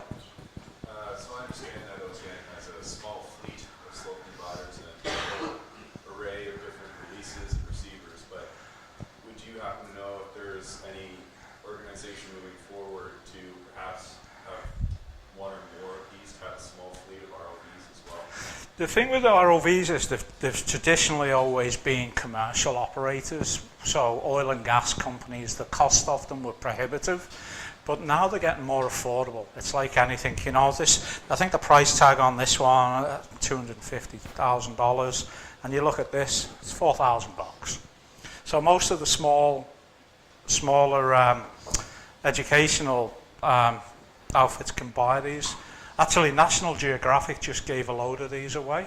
If you qualified, they gave a free Trident. So they just give a load of them away, and there's students around here doing cool projects with them. To fly them. Well, I just sold a business down in Charleston, South Carolina. I had a school down there where I had 2 of these. I just sold it to my instructors, and I used to train all the police, sheriff, fire departments, bomb squads. And I miss Charleston, especially in February in Nova Scotia. It's a great place to live. But this is the problem. This is why I ended up on board with OTN. There's no people out there with the skills, you know, to fly them. I'm 53 years old, and I was trying to retire, and you know, like they said on the Goodfellas, and I thought I was out, they pulled me back in. So it's great though. They're great people. It was a little bit of a challenge to go from oil and gas to academia, but they're just a great group to work with. They keep me young. I keep asking Caitlin about, what does this do on the computer, and she has the patience of a saint to come and fix it for me. But it's a great organisation. Being in the industry, I see the future is remote intervention. It's going to be ROVs, gliders, multi-beam sonar, side-scan sonar. People are going deeper now. They've found all the shallow stuff, so they're going deeper, and the only way to go is do it with this equipment. But yeah, that's the problem is finding people to operate it. There are a few universities have got them, especially in Europe, and there's a couple I think on the eastern seaboard have got them, maybe around Woods Hole, you know, places like that. So, but we're very lucky to have it. We've got equipment that most people don't have, and we're looking forward to. We've got some cool projects this year. I'm looking forward to going back to Brador. Really looking forward with Skylar and the people up there. We've got some really good projects planned. So, yeah. One more question, maybe? How much do they cost, and how much does the wave glider cost? And a slope? Yes. This Falcon, We're talking about fleets of them. the Falcon with the tool and skid and blah, by the time the dust settles. Oh, yeah. Repeat Yeah. the question. Oh, sorry, the cost on this, it's about 250,000. So, Less than the wave glider, right? Fitted a wave glider can be half $9. yeah, Sloper can be 200K or so. yeah, I have two of these sitting in my shop. I bought two. They're worth more than my house and my car. But, you know, that's what we do. We do all sorts of cool stuff over the years. The phone goes, can you come and inspect the water tank? We do stuff with the RCMP. Sadly, we do the not so nice jobs with these, you know, for the police. We do drowning victims, but then we'll get the TV producer, Mike, can you come to Oak Island? Can you come and look this? So we never know what we're going to do, and that's the cool part of it. It's the interesting work that we do. And yeah, just enjoying being here and seeing what's going on and meeting people and working with Kim's dad and Sarah. Great people, really good people to work with. Yeah, thank you for coming. Thanks for listening to me. Thank you. That's fantastic. Thank you very much. Oh, no. Just leave that there for now. Okay. You're not going to trip over it.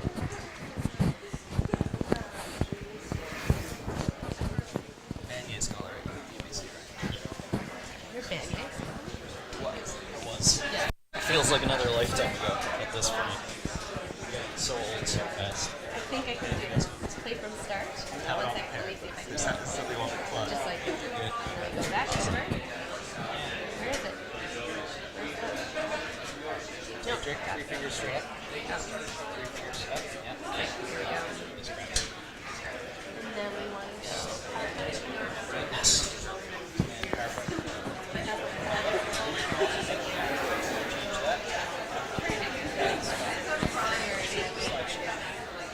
Not presenter you the slideshow. Wow. Now go back to his phone. Let me just check the live stream, maybe. Okay. All right, for our next talk this morning, we have Dr. Nathan Fury. He's coming to us from the University of New Hampshire, where he's now a professor in biology. Nathan was a Vanier Scholar at the University of British Columbia with Dr. Scott Hinch, where he did his PhD on bull trout, sockeye salmon interactions. Nathan's been a part of Ocean Tracking Network and ideasOTN for many years, so we're thrilled to be able to rope him into giving a presentation for us here. He's going to talk about his experience both in freshwater and the marine environment, tips from the field, so lessons he's learned in deploying arrays, designing arrays, dealing with challenges with data, and everything to do with how to get data from the field onto your computer, ready for analysis. Thanks so much for coming, Nathan. Really appreciate it. Looking forward to your talk. Awesome. All right, thank you so much. Just give me a second here to try to clip this sucker in. Awesome. Okay, I guess I'll hold this. So thank you all for being here. This is an incredible turnout, and I know they had to turn a lot of folks away. So I just kind of want to thank Rob and Kim for organizing. I want to thank OTN and ideasOTN for bringing me here, bringing a couple of my students here. This is my first time back in Canada since I left a couple years ago, so this is kind of a bit of not a homecoming, but maybe a professional homecoming. And for just, before we get into the details here, I kind of want to let you know how wonderful of an opportunity you all have here. Because by being here, you guys can be a part of this OTN community or this OTN family. I started as a PhD student in OTN, and it really made my career. It funded my PhD, it helped me transition to a postdoc, and I know for a fact that the productivity I had during my time with OTN is what helped me land a job, and now we're working with OTN on several of our projects. So take this opportunity to become part of this family. Meet as many people as you can, get connected with as many folks as you can, and try to turn this into a lasting relationship if you can, because it really is worth it. Okay? So as folks mentioned, I'm at the University of New Hampshire. I think I'm the one speaker from an American institution over the next couple days, so on behalf of my country, I'm sorry. And so when Kim and Rob approached me, I'll admit I was a little taken aback because they're like, well, you're an expert in deploying telemetry arrays. And my immediate response was, well, no, I'm not. And so really my job here is as much as to, not an expert, but I have had experiences in varied environments, so trying to tell you what's worked, what hasn't worked. And for those of you who have already deployed your own field arrays, you might not learn much, but hopefully you'll learn at least something, or at least it can kind of solidify your thinking and some of your own approaches or validate them. And if it is, mostly a review for you, I will poke fun at myself throughout this talk, so hopefully at least you'll find that entertaining. And so just kind of realize that my experiences are indeed very limited. I have worked on the animals that I've used telemetry on include spiny dogfish, winter flounder, southern flounder, striped bass, bull trout, sockeye salmon, steelhead, and now my lab is involved on 2 different species of crabs, lobster, as well as Arctic char and 2 different sculpin species. And yet the oceans and our marine environments and aquatic environments are so vast and large that that's still just a tiny drop in the bucket of everything that you could tag in every environment that you could track them. So I think kind of the ordering of the talks was really nice because the first talk by Cass et al., they were kind of focused on those big, large-scale marine arrays. And that is not where I've traditionally worked, or when I'm getting data from those, they've just been kind of handed to me, which is wonderful, and another reason why you should be a part of the OTN. But I tend to work in smaller systems in terms of where I'm actually deploying these arrays. So this is Christmas Bay in Galveston Bay, Texas. It's a barrier island. These are very shallow estuaries. We're talking maybe 1.5 meters or 2 meters deep at their deepest. Very soft bottoms, and we'll talk about that later on.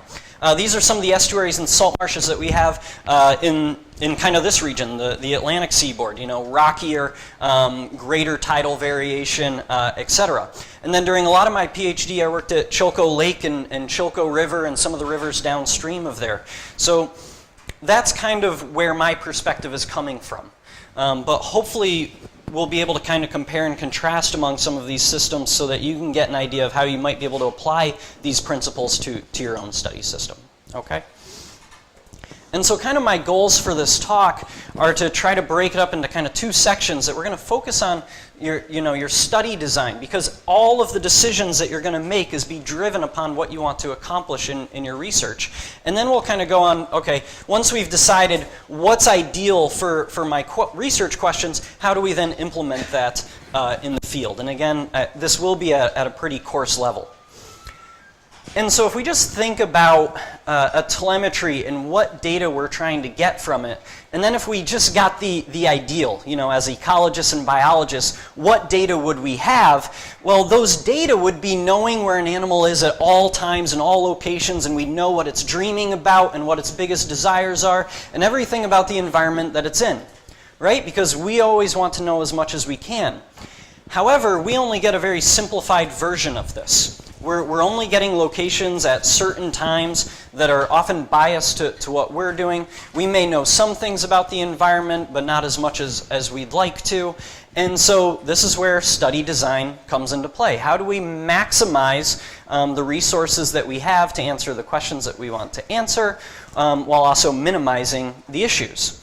And so before you start a telemetry study, I can't iterate this enough, or reinforce this enough, you need to know what you want to know. What are the questions that you're going to try to ask and try to answer? And then what data do you need to answer those questions? And there's no shortage of the types of questions that we can ask with telemetry. You know, it used to be a few decades ago, what we did with telemetry is you tagged a bunch of animals and then you just said, well, animal 1 went here, and then it went there, and then it went there, and then it went there, and then it came back. We have advanced the technology, we have advanced our thinking, have advanced our analytical tools that we can answer a whole lot of different questions. And so I'm not going to obviously go through all of these, but there's some really good reviews out there that kind of discuss all of the things that are being done with telemetry, both from basic science, so biology and ecology, but then also helping us to conserve and manage populations and to solve applied science questions.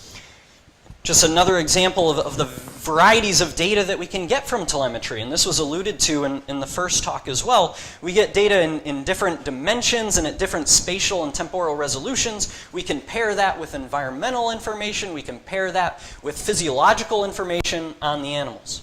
So we have no shortage of questions, and so that can be a little bit daunting if you come into, let's say, a master's or a PhD program and you're just told, well, I'm going to tag a bunch of species X and see what it does. You need to think a little bit more about what exactly do you want to figure out before you go out into the field. Okay? So what is your question? And I want you to think broadly. I want you to think in terms of biology, ecology, or you might have a specific applied problem that an agency or a funder wants you to look at. But I don't want to minimize those natural history observations. It's still important just to know in a lot of systems that we haven't done much work on these species with. It's just important to know where these animals are going, but hopefully then you can start to build and broaden. So those of you who are fortunate enough to have multiple field seasons on the same project, don't be content necessarily with just redoing the same thing that you did in year 1. Try to go back, look at the data that you've collected. Is there anything that we could add to it to better answer the question that we're asking? Okay, so kind of moving on. Once you've decided what your question is, you're going to start thinking about the receivers that you're going to use and kind of the geometry of that array. And whenever I'm kind of discussing with students array geometry, I always start with this really important here by Michelle Heipel. Because I think some of the figures and some of the concepts in that are really important. My guess is most of you in this room have read this, but if not, go take a look and I'll be pulling some figures from that here. And so this is the idea that if you have an environment, you can put receivers in that environment in all sorts of different geometries. But realize that that geometry is going to dictate what types of data you get back, as well as what types of questions that you're going to be able to answer well. So kind of the two classical approaches that we can see here is a grid. You know, it's just kind of whether it's a random grid or a stratified grid, you kind of just try to cover as much area of the environment as you can, and that way hopefully you're maximizing your coverage, which in theory, if the animals are moving at random, we know that they don't, but you'd maximize your chances of detecting these animals through time. And then we also have what we call gates, or lines, where, you know what, an environment can be really, really big. We're not going to be able to track them through time, so we just need to know if they cross this point or they get to this point. And this can be really useful for animals that we presume are moving in a linear fashion, so let's say migrants, because they hopefully are going to have to pass that line at some point, and then you'll be able to say for certain whether you got them or not. While a grid might be better for certain just descriptors of habitat use, habitat associations. Yes. One of my pet peeves that I see in the literature and that I see in proposals, however, is that people assume that if you have this line and you get a detection there, so let's say you have two lines and you get a detection here by an animal, and then hours, weeks, months, however big this distance is, you get a detection there. And the assumption by the researcher is that, yep, left the area, right? Started here and then went up to the north end and then it's gone. Right? That can be a really dangerous assumption. Realize that there's a lot of different potential pathways that an animal can take and still give you the same data in terms of detections. Right? So if these are all receivers here, and these are all different paths of animals, and if we assume that the little points fall in the line, that you're getting a detection. And so certainly, sometimes when an animal is moving, it can be linear, and you'll get a few detections at this array, and then yes, it did indeed go off. But maybe it went through and came right back. Or maybe it went up to your line before returning back. And so oftentimes we see these lines deployed on, let's say, management boundaries, and then we use that to then say, oh yeah, this animal passed from management boundary A to B. Are you sure about that? And at what spatial resolution do you need to define that at? This might be close enough to say, you know what, if it gets here and we're right on the management boundary, we can say that it's using both. But just be careful when you're interpreting your data. And so because of this, and this will be kind of a message that I'll repeat in this talk, redundancies in your design can be really valuable. And so that includes building double gates at really strategic locations. If you want to know for sure that they have passed a boundary, you might want to have a gate just before, or a line just before, and a line just after it. That way you can at least continue that linear movement a little bit further. This is also, I won't spend a lot of time on kind of mark recapture studies and survival studies of animal migrants. I just didn't think we'd have time, and maybe stepped on the toes of some of the analysis stuff. But realize if you are using mark recapture models to estimate survival of an animal along a route, and you're estimating detection efficiency within those models, you're not going to be able to estimate a detection efficiency at your final array. So if you build a double line at the back end, you'll at least be able to get the first part of that array. And I can talk more with folks about that who are doing survival modeling later on. Okay, so if we go back to our hypothetical figure here from Heipel et al., you know, I'm just kind of talking about the geometry here, but we have those dotted lines around them. And so probably most of you are familiar with the idea of the detection radius or detection efficiency, and it's nice and really easy. I mean, it's just like one click in R or in ArcGIS to just build a buffer around each of those receivers and assume that there's a set distance at which you can detect an animal. However, this is really not sufficient. And so you need to be able to determine your, and I know they're two different things, but I tend to use detection radius and detection efficiency kind of simultaneously because they're kind of the same concept. But you need to estimate that whenever you can. And I know Jake is going to get into this a little bit tomorrow, so hopefully this is seen as a bit of an introduction to that. But this is the idea that when you're really, really close to the receiver, you can hear the tag quite often.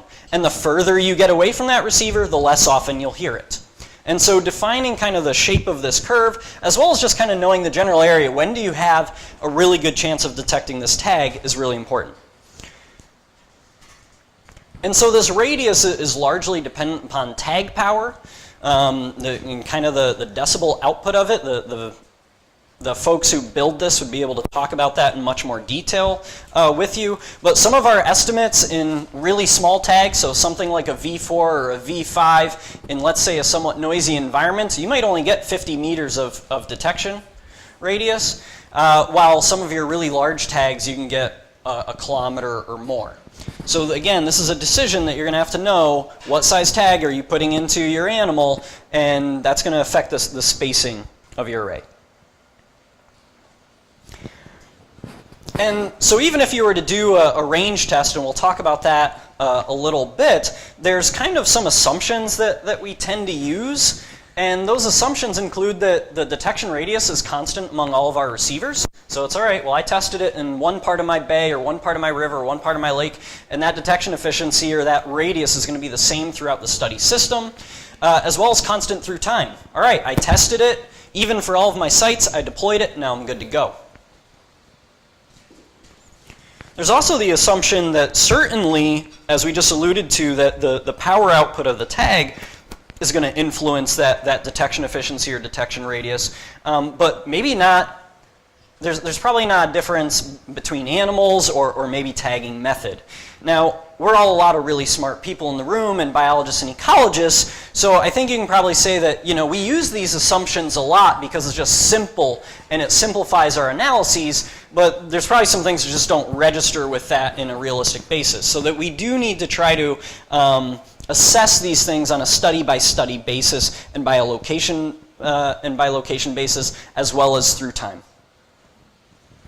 So things that are going to affect detection efficiency or detection radius, a lot of it's noise, right? If you're talking about, and I am talking about acoustic tags here, if you have a lot of environmental noise, whether it be natural or anthropogenic, that can interfere with your signal and attenuate the signal and reduce your detection efficiency. Realize that some environments just have a lot of biological noise as well. I don't work in coral reefs. I somehow end up in cold places. But there are certain environments that are just very loud and noisy. And this can also not only change from location to location, but through time. And so you need to at least be aware of these things. You also need to remember that tags and receivers need to maintain a line of sight between each other to get a detection. Now, this isn't always true, but this is kind of in an ideal world. You have a tag and you have a receiver, and there's nothing physically blocking the line of sight between the two of them.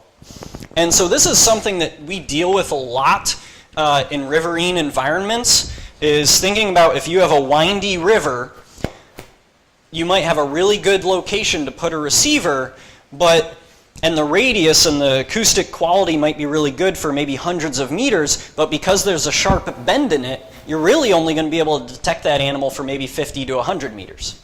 And so you're going to have to choose your locations in that river appropriately, or at least recognize that that is going to be an issue. And we'll kind of talk about tag programming and touch on that later. Again, I don't work in coral reefs, but one of the most basic characteristics of a reef that you can measure is the rugosity, the three-dimensionality of it. There's a lot of structure to coral reefs, as you can see in this very, very fuzzy image that I stole online. But the idea here is that if a fish is in one part of the reef versus another, relative to your receiver, when you don't get a detection, that might not mean that the fish isn't within your radius. It just means it's blocked by that physical barrier there. And so you do have to be really careful about where you're placing your receivers and trying to think about how can I maximize my line of sight just in terms of total aerial coverage, but then also thinking about that animal's biology as well. And so all of these things interact to generate a lot of variability in detection efficiency. So this is from a paper that was looking at detection efficiency of acoustic receivers in a small river system. You can see the spatial scale here. We're only talking about like maybe 2 kilometers distance here. And kind of you can think of it as red is bad detection efficiency, green is good detection efficiency. So even just over the course of a kilometer, you can have some sites that pretty much don't work at all versus receivers that are getting all of the detections that are available to them. So you need to think about this as you're deploying. Okay, so if this wasn't complicated enough, at least this is all factors that operate over space. And you can go out and figure out where the barriers are. You can think about where your critters are going to be using the habitats and try to maintain line of sight. But then also realize that detection efficiency is going to vary through time as well. So even in a given location, its detection radius is going to change through time. Okay? There's a couple, and there's several well-published papers on this. I think Jake is going to touch on this as well. But this was just a study that was showing how the impact of wind. So I think this was in a lake system. And so simply the stronger the wind, the greater the wave action, the greater the turbulence in kind of the surface waters. I'm not a limnologist or oceanographer, so I probably butchered the physics and terminology there, but you're creating a louder environment that then makes it more difficult to hear detections. So here we just simply have the number of detected transmissions across wind speeds, and we get this negative relationship. And then these are just simply predicted values here. So essentially, if your detection radius is going to decrease as you have higher and higher wind speeds. Okay, so how do you deal with this? And again, Jake is going to touch on this quite a bit tomorrow. But you can do range testing. So this is actually as you're deploying or shortly after you've deployed, you can go out and try to assess what's your detection radius. This is really good for understanding those spatial factors. However, it's not as good for, let's say, those temporal factors, because you're kind of testing it once. Okay, my geometry's set, now I leave it. You can have what are called reference or sentinel tags. So this is, I think, getting alluded to in the first talk. The idea that you can just simply put tags in strategic locations within your array. You know their locations, you know how far they are from your receivers, and then you can just simply see how well are you detecting those tags throughout your entire study. So if you start to see, ooh, this week or this day or maybe every night, we see that we're not getting our reference or sentinel tags as well, that might give you an indication that there's some other temporal factor there that's going to affect not only how you detect those receivers, but all of your tagged animals. And then again, we can use stats to help us out a little bit as well. So if you're doing something like survival modeling, you can actually use detections of, okay, I know how many animals made it to this line. I know how many animals I did not detect at this line, but were actually detected on later on in their migratory trajectory, and we can use that to actually estimate detection efficiency. However, these still don't properly, at least the ones that I'm aware of and know how to use, there's probably more complex ones available, don't necessarily incorporate that temporal difference that you get throughout the study. Okay. All right, so detection efficiency can change in space, detection efficiency can change in time. You also need to think about how many critters you're putting out into the system and how much you expect them to move, right? These tags rely on these pings going out and these pings getting recorded on a receiver. If you have a lot of things pinging at once, there can be confusion or collisions, and you're not going to get either or any of them. And so this is just from this paper here, the probability of collisions with the increasing number of transmitters within range of a receiver or an area. And so Vemco also has a calculator online that you can kind of use to, you can kind of say, okay, this is how many tags I want to release. This is, I think, the area. I haven't looked at that calculator in a long time. But anyways, it can try to help you think about the idea of how many tags should you be putting out at once. And like one of my messages in this talk as well is that there's no perfect study, right? That especially when you talk to Vemco, they can be, and this is not to say anything bad about Vemco, I love Vemco, but right, they want you to maximize the data you get per tag, because why wouldn't they? That looks great for them. And so they try to, again, maximize the data you get per tag, but then you as a researcher are going to have to decide what's feasible. And so I want to give you an example of this. So this is kind of a lake-river entrance between, so this is the lake here, and then these animals are going to be moving between this lake and the river that are up there. Each black dot is a bull trout that we've tagged. This was a VPS study that we did. And this video is over a 24-hour period of these bull trout. And it starts at noon. And what you can see is that there's a lot of different dots. And that's because we're getting good position estimates of these animals throughout the day. We do not have too many animals in the system at this time. However, we weren't just tagging these bull trout, we were also tagging sockeye salmon smolts that were migrating through the system between 30 and 40 a night. And so those fish would be moving through right about now. And you can see now we're only getting like maybe 6 or 8 of those dots when before we were getting 12 or 15. And that's because we've just put in another 30 to 40 animals in the system with them. And you know, if we had told Vemco we were going to do that, they'd be like, no, don't do that.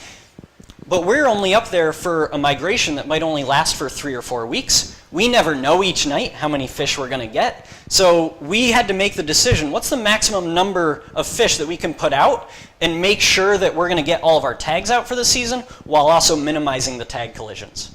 So we tried to minimize it to on the order of 20 to 30 tags a night so that we could get as good of data as we could. But you can see that we had a loss in the quality there. We still think that we have enough data to say something really meaningful ecologically, and there is kind of a cool story to talk about there, but I won't because that would be too tangential. But anyways, you need to be cognizant of, a greater sample size might not always be better, especially if your animals are using a confined space. Okay. How long are you going to track your animals for? You've figured out maybe the best geometry of your array, but how long do you need to track them for? Is this a short seasonal migration that's only a few weeks? Or do you only have enough receivers to cover a small area, so you just assume they're not going to stick around very long? Or is this going to be a year or a multi-year study? Or is it going to be a hybrid? Or are there certain areas that you're going to cover with an array for maybe a month or two, but then there's other sites that you're covering for a year or more? The duration of the study is going to affect a lot of your decisions. It's going to affect how you deploy your receiver moorings. It's going to determine what tags you use and the programming of those tags. So I'm actually going to start with the bottom one, be unintuitive. You really need to think about, so the decisions with how often a transmission should be sent out. The longer that duration between successive transmissions, the more battery life you're going to get. And so oftentimes people want to do that. They want to push that battery life longer. But you need to think about the geometry of your array and the environment that you're in.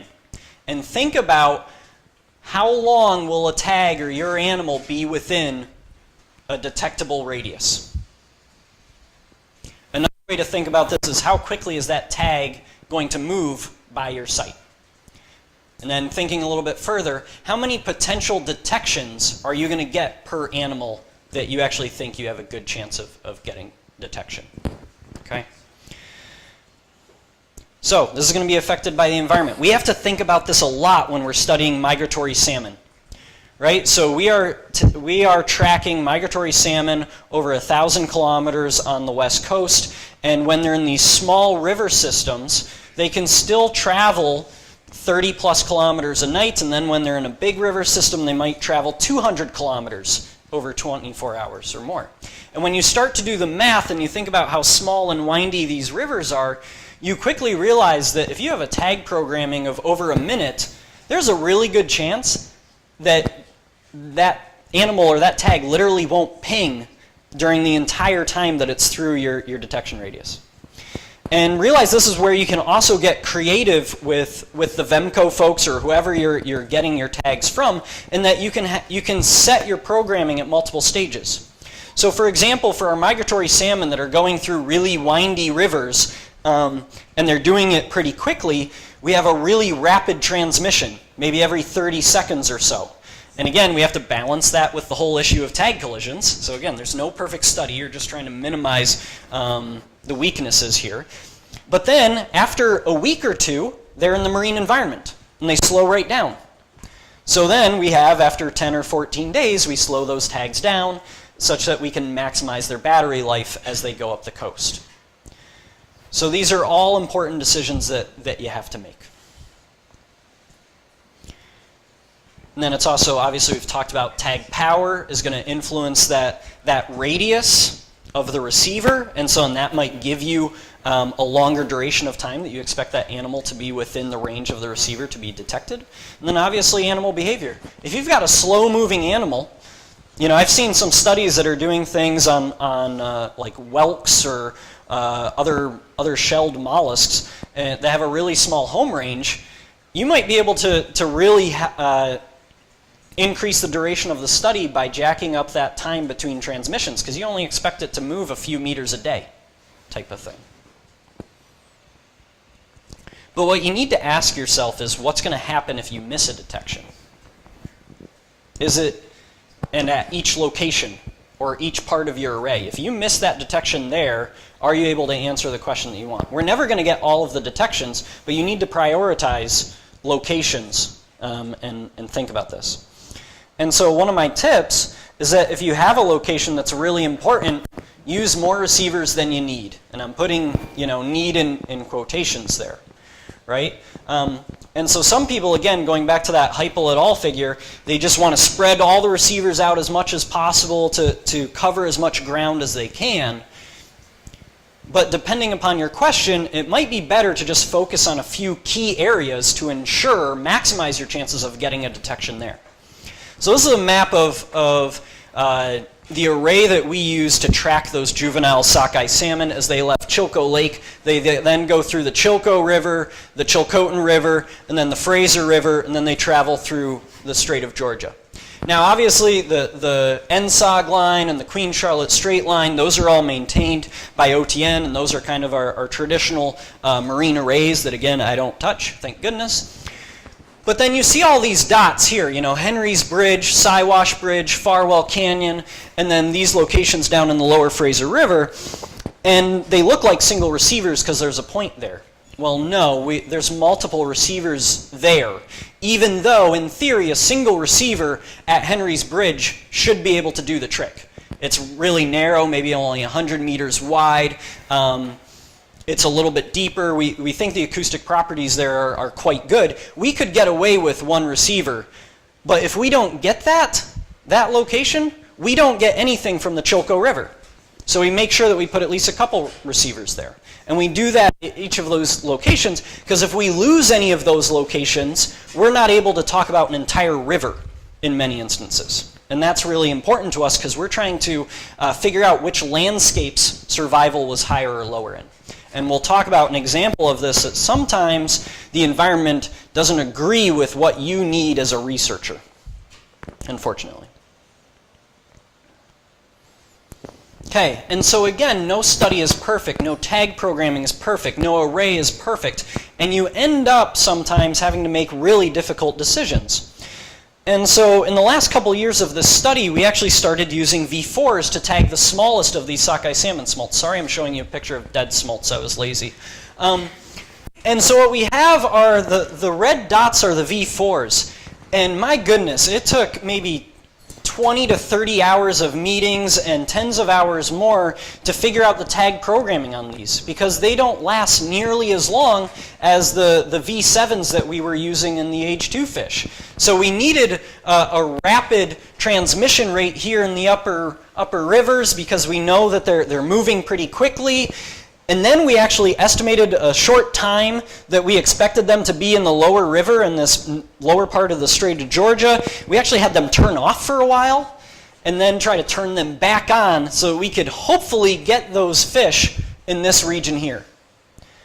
And so you have some years that are just simply trial years. You know, you make really educated guesses, you work with VEMCO closely, but in the end, you know, these tags have limits to them, and we have limits to our own brain capacity as well. And so you can take that information, learn from it, and try to move forward. But you need to understand that those decisions have consequences. Henry? Those tracks imputed? Yes. Yep.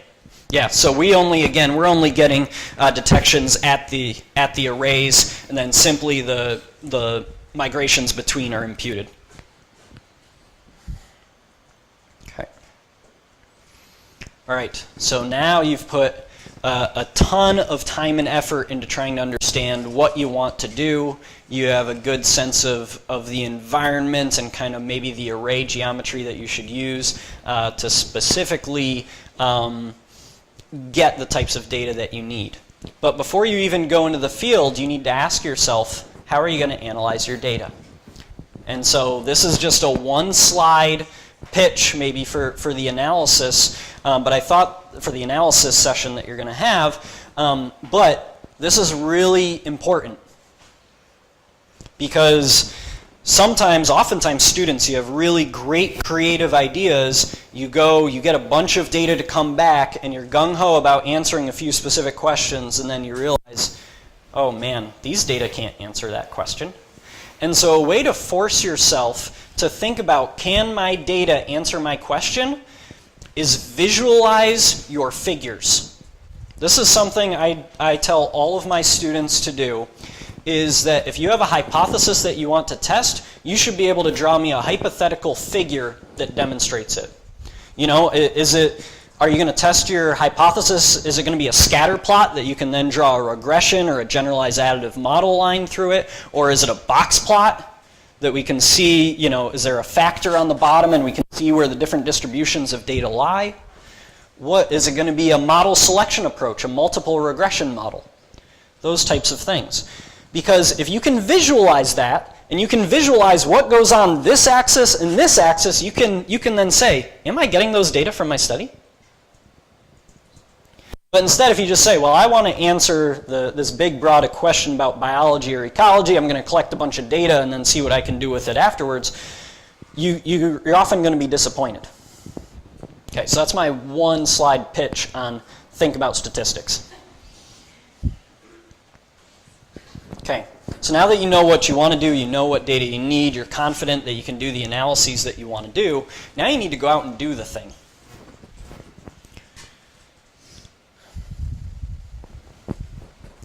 So can you actually do it? You know, you have ideal locations in your head. Can you actually get to those spots? So this action shot of myself during my PhD days, this is at Farwell Canyon along the Chilcotin River in British Columbia. And to get to this point, we have to pseudo-rappel down a hill and then put yourself into the water where the water's moving very quickly and put a receiver down. That was kind of certainly my personal limits. For someone who does not enjoy exciting things, this was frankly terrifying to me. It's one of these things that, you know, leading these field expeditions, you know, everyone else could go pseudo-rappel in maybe about 30 seconds. For me, it was about a 5-minute period. I'm terribly afraid of heights. And so we usually would just take a 10 or 15-minute break once I got down to the bottom. But at least we look good while we're doing it. So you need to think about how are you going to access these field sites. Who do you need, not just, you know, the physical difficulties, but who owns the properties there? Who do you need to be talking to? Do you need to reach out to, and you know, if you're working with First Nations or working in First Nations territory, you need to be talking with them from the get-go, even before you get to this point, to make sure that you have access and that they're on board with everything. But then also, what do you have at your disposal? You know, what is your budget for moorings? What is your budget for gear? How many people are going out there with you? This would not happen if it were up to me by myself. It would probably not happen if there was only 2 people. I would convince them that this was not a bad idea, or that this was a bad idea. And so this gets to the idea that sometimes these most strategic locations, in terms of what we want to answer as a biologist, don't match what's going to be effective for telemetry. So I'm going to go back to stinking Farwell Canyon, British Columbia. Right? This is where the Chilcotin River is just about to meet the Fraser River. So if our idea is to try to compartmentalize survival of these migrants among river systems, this is a really important one. Because if we don't get that, we don't get them again for hundreds of kilometers later on until they're bottom of the Fraser River. So we have to go down the hill. But unfortunately, we have to go down a hill because this is indeed a canyon. This is Farwell Canyon. So Adam might be able to correct me, but I think our receiver site is around that corner there. And so, well, guess what? Canyons aren't necessarily conducive to acoustic telemetry. They are loud. The water is quickly moving. And so we had multiple years that we put receivers out here and we pull them back up and we get fewer or no detections. And that's not because all the animals died. We got lots of detections further on downstream. So this site wasn't very good. And so this year, I'm wearing the dry suit. We had this great idea that we were just going to scope out the area and we were going to find a calm pocket of water. There had to be one, right? And so I'm also terrified of quickly moving water. I know that's not intuitive for a fish biologist. But so I was having to get in the water and actually work myself upstream in this canyon to actually find a deep pool to put the receiver in. And we'll talk about that later on. We'll tell you how it goes. But the message here is that no matter how important they are biologically or ecologically, there are some locations that just simply aren't good for this. Right? Telemetry is a tool, and not every tool works in every situation. So you need to think about how well is it going to work? You know, what are the currents like? What is the anthropogenic noise going to be like? Is it going to be just super windy and you're in a shallow environment all the time? Also, you have to think about your taxa of study. Would there be a different type of telemetry that would be more appropriate for this animal?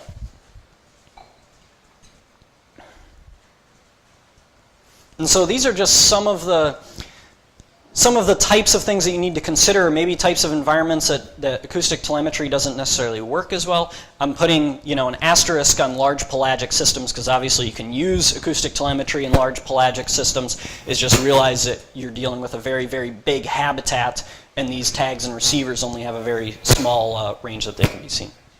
Sorry, I'm messing with the mic. So this can all seem really, really daunting. And I don't want the lesson or the take-home here to be that acoustic telemetry is really hard and I shouldn't do it. You can sometimes use all of this information to your advantage. Sometimes you can answer a question with very little. And I want to show you an example of that. Okay, so we're going back to British Columbia. We have this same lake and river transition. And so I showed you the fine scale movements of those bull trout that took a VPS array of something like 45 receivers, and we tagged 25 bull trout, and we tagged, I don't know, like 400 sockeye salmon smolts that year. So a very complex array. However, we had a new question that was quite simple that we wanted to ask. Because we noticed that these bull trout were hanging out with these salmon, and in fact they were eating a whole lot of them. And it's all they ate during this time that these salmon smolts were migrating. So we had a really simple question of, do bull trout hang out in this area of the lake outlet year-round? And if not, do they come back the next year? So we had a very specific question, focused on a very specific geographic region. Just simply, do they leave and do they come back? So these two dots here, those are two receivers. Two receivers that we used for a whole study. And we picked two locations that we knew from a lot of testing that they had really good detection efficiency. And we simply were able to track that, yes, pretty much all the bull trout left either towards the river or towards the lake, and that we saw about 40% of them return the following year to exploit these salmon smolts. And we got a paper out of it. Two receivers.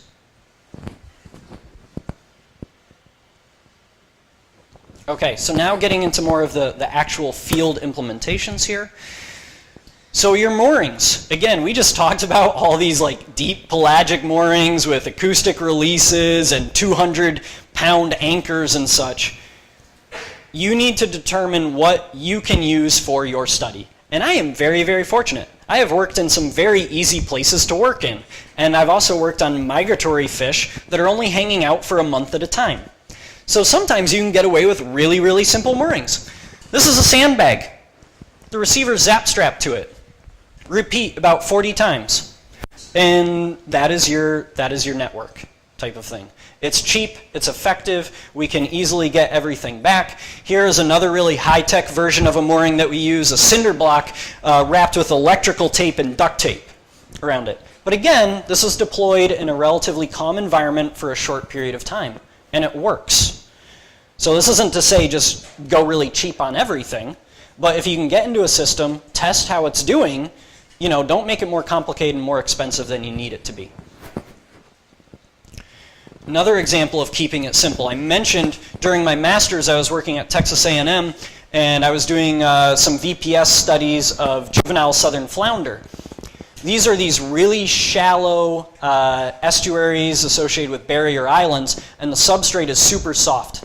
It's all essentially a muddy sand.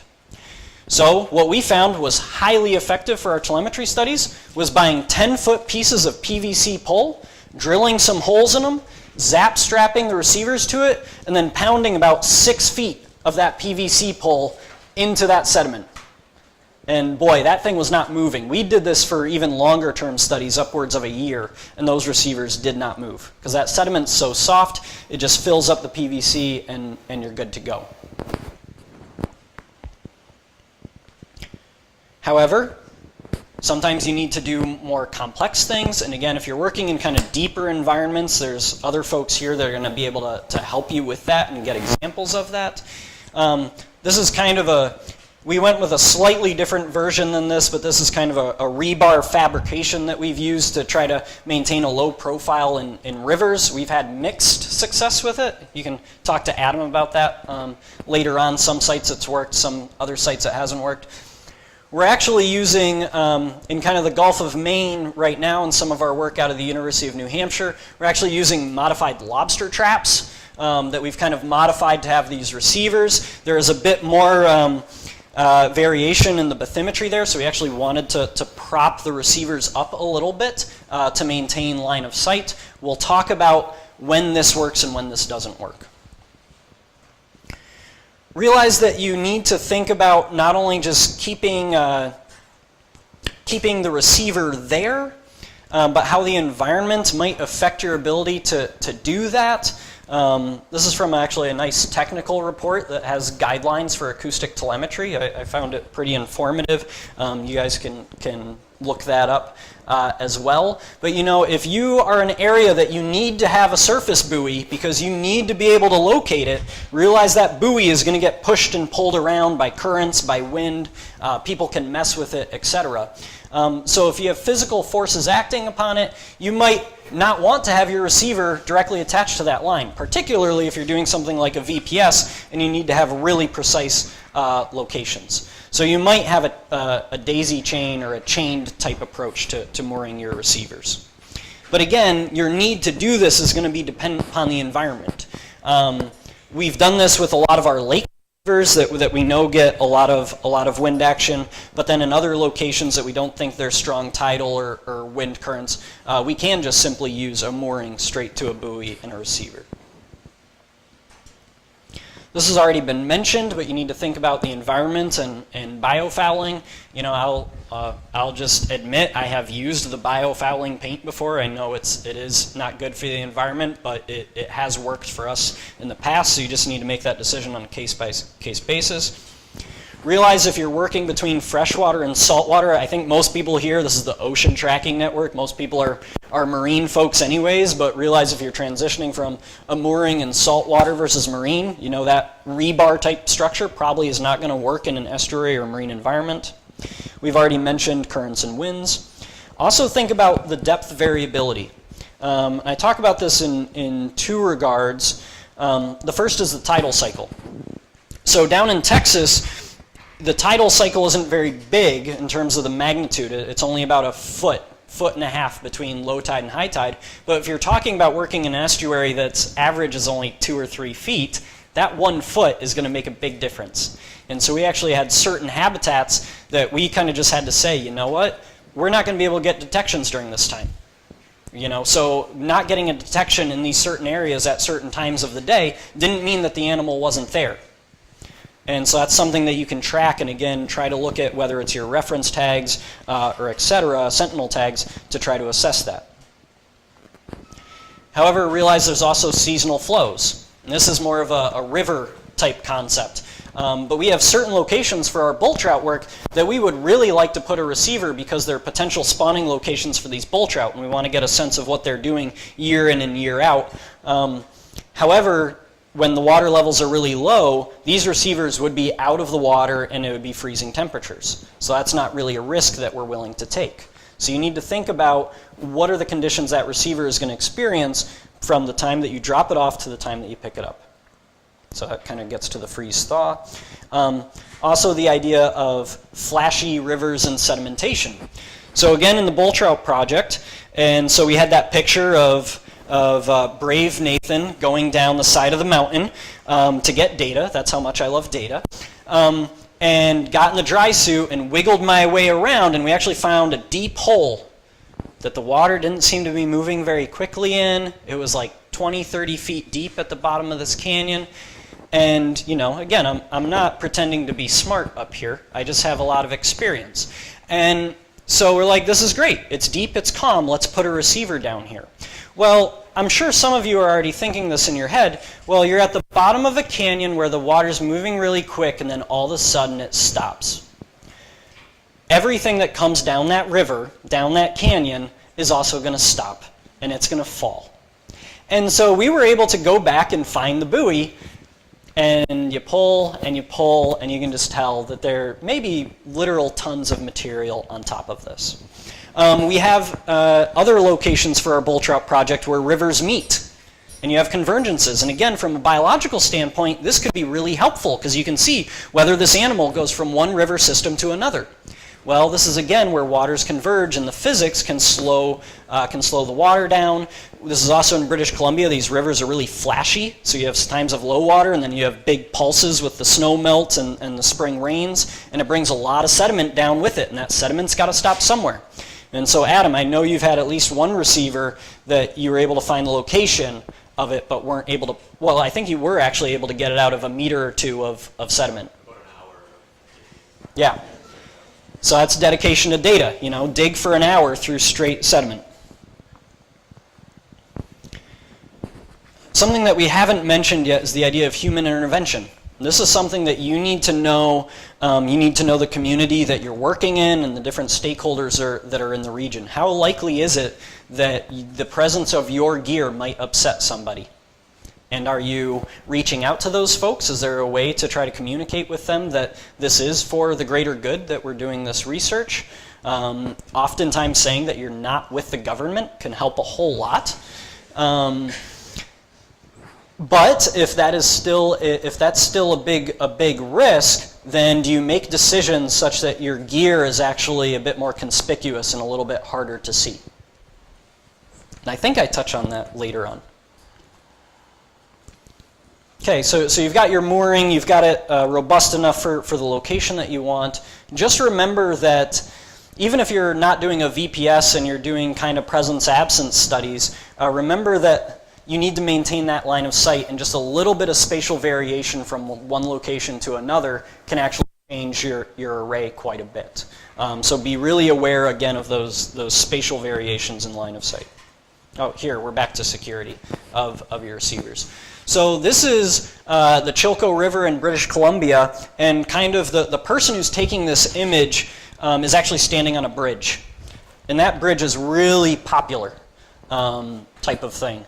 And so we had some reports of folks at least looking at the gear, trying to figure out what the heck is in this river, and pulling it out. At least they came and talked to us about it, so that was great. But we kind of decided, you know, to make sure that folks don't get too curious, we actually weren't going to mark our receivers. And again, you can only do this in certain locations because it's shallow, it's slow moving, we can wade, we have really good GPS points of it all, but we kind of had some landmarks, like a big rock, and then there's like a fallen tree, I think back up here, and then you just walk out into the water, dump the gear. We have dry suits and waders so that we can do that type of thing.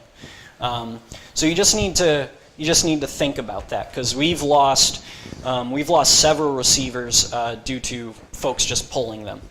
Or people are just curious, they see a buoy and like, oh, what the heck's this? I've never seen this before. They pull it up and they're like, well, I can't do anything with this, and then they just dump it on shore. Which isn't the worst case scenario, because at least you get it back, but you just lost all the opportunities for data. I mean, we just recently had a study where a lobster fisher literally told us, I pulled it up, saw it was from your university, we don't like researchers, so I just drove it to a random area and dumped it off the side of the boat. We somehow found that. I have no idea how. I really thank some of our logistics folks for that at UNH. Okay, so another opportunity to laugh at me. Particularly in small environments, sometimes you can get lazy, right? And you can just be like, well, this water's shallow. I have enough rope on the end of this mooring. I can dump it over the line, dump it over the boat. We really thought we had enough rope on this mooring. But as you can see, you can't see the buoy. It's actually it'd be under the boat. And as the not so fearless leader, it was my job to get it back. So I was literally kind of not free diving because it's awkward in a dry suit, but trying to get myself down as low as possible until I could actually grab that rope and then try to actually heft. They were then hefting on me to get that mooring back. So measure the darn depth. Okay, and measure it twice. And this is, I know it looks beautiful in blue, but that water is probably about 4 or 5 degrees. Okay, so now you've deployed your gear, you measured the depth, everything is out nicely, but let's kind of try to bring it back to this idea of how well is this array working. So this gets back to the idea of range testing. There's a few different ways to do this. experimental tests of simply you have a receiver, you can measure out set distances from it, you can put tags there, you can leave them out for a while, and you can just see how many detections are you getting. If you have a VPS that's a little bit more dynamic, right, because it's not just how is each receiver doing, it's how then does the coordination of multiple detections result into an estimated position, you can do what's called a drag test. So set up your VPS and then actually take a tag and actually run it through your array while you're also tracking a GPS track. So you have your handheld or the boat's GPS, and so you know the location of that tag as you drag it slowly through your array, and then you upload those data to Vemco, and they're going to give you estimated positions for those tags, and you can compare that to your GPS track type of thing.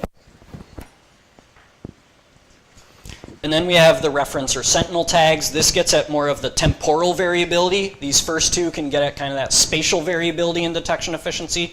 But then having tags out in the environment through the entire study's duration allows you to get a sense of kind of the temporal variation in the quality of your detection efficiency. But I'm going to give a bit of a disclaimer about reference and sentinel tags here. And this actually gets into the idea that how you tag your animal is going to affect your study. And so I think a lot of us are fish biologists, so I'm biased towards that. But most often we're doing internal tagging, right? That tag is going inside the animal's body to stay for the duration of the study. We can also externally tag. This is one of our Jonah crabs that we've given a little fancy backpack to.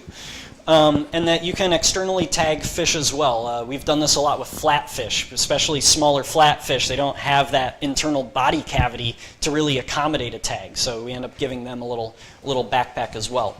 And there's a lot of reasons, and we'll talk about why most people do internal implantation. Most cases, I suggest that you do use internal implantation.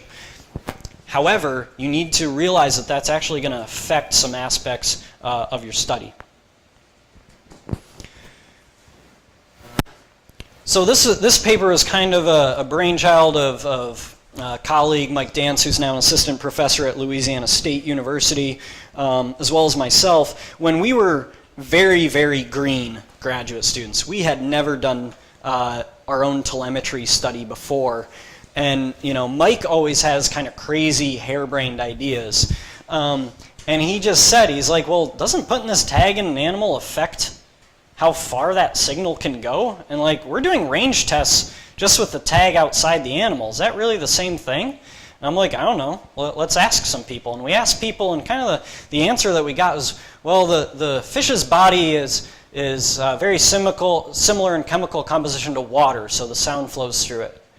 But then in the same conversation, they would tell us that things like seagrass would affect the detection efficiency. And those two things did not really compute or add up in our heads. And Mike is also a very stubborn individual, which is a good thing. I probably would have been like, screw it, let's go with what they said. But Mike's like, no, we're going to do an experiment here. And so I'm only going to really focus on kind of experiment 1 here, but simply taking a red drum, which is a popular wreck fish down the Gulf of Mexico, and internally and externally tagging it, putting it in a cage with known locations, and then we're going to set up receivers. So we're not going to move that fish around as you would maybe or that tag around as you would in a traditional range test, but instead we're just going to use a bunch of receivers at varying distances in this shallow estuarine seascape, and then see what happens with detection efficiency. And this is what we get. The internal tagging is the gray. The external tagging is the black. Now granted, we only did this in a very specific environment with only one type of fish. So whether this translates to all these other studies, I'm not sure. But certainly we had very strong evidence, and we saw this in several trials and several ways of doing things. We got the same result.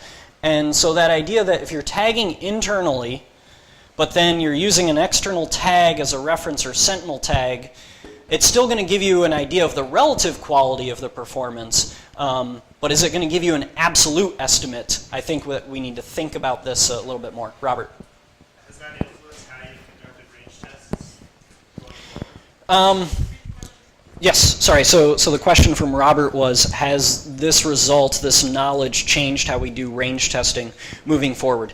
In some cases, yes. But realize that it's difficult. We do range testing in the ways that we do because it's logistically feasible.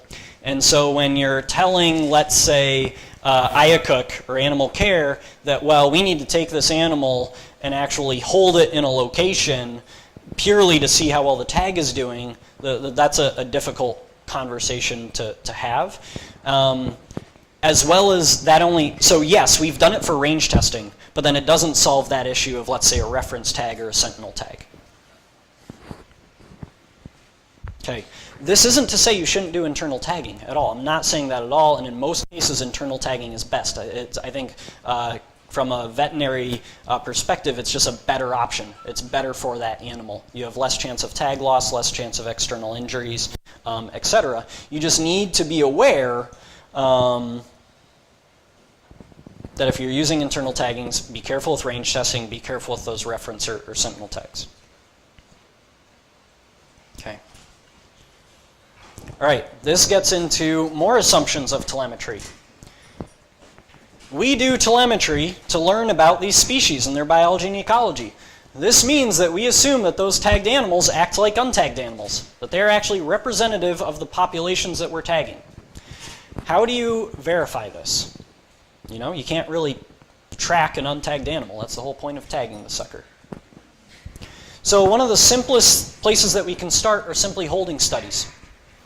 Right? And this is kind of the first step in this process. It's not perfect, but you can at least get a sense of, okay, if I take an animal and I put a tag in it or a dummy tag that has the same dimensions, and I take some animals that weren't tagged and I hold them in a tank or I hold them in an enclosure, I can see how well they do going through time. You can assess things such as tag loss. So that helps you from your tagged animals. How often do they just expel or lose the tag? You can assess mortality. If you measure and mark individuals, you can assess growth, but a little bit tougher.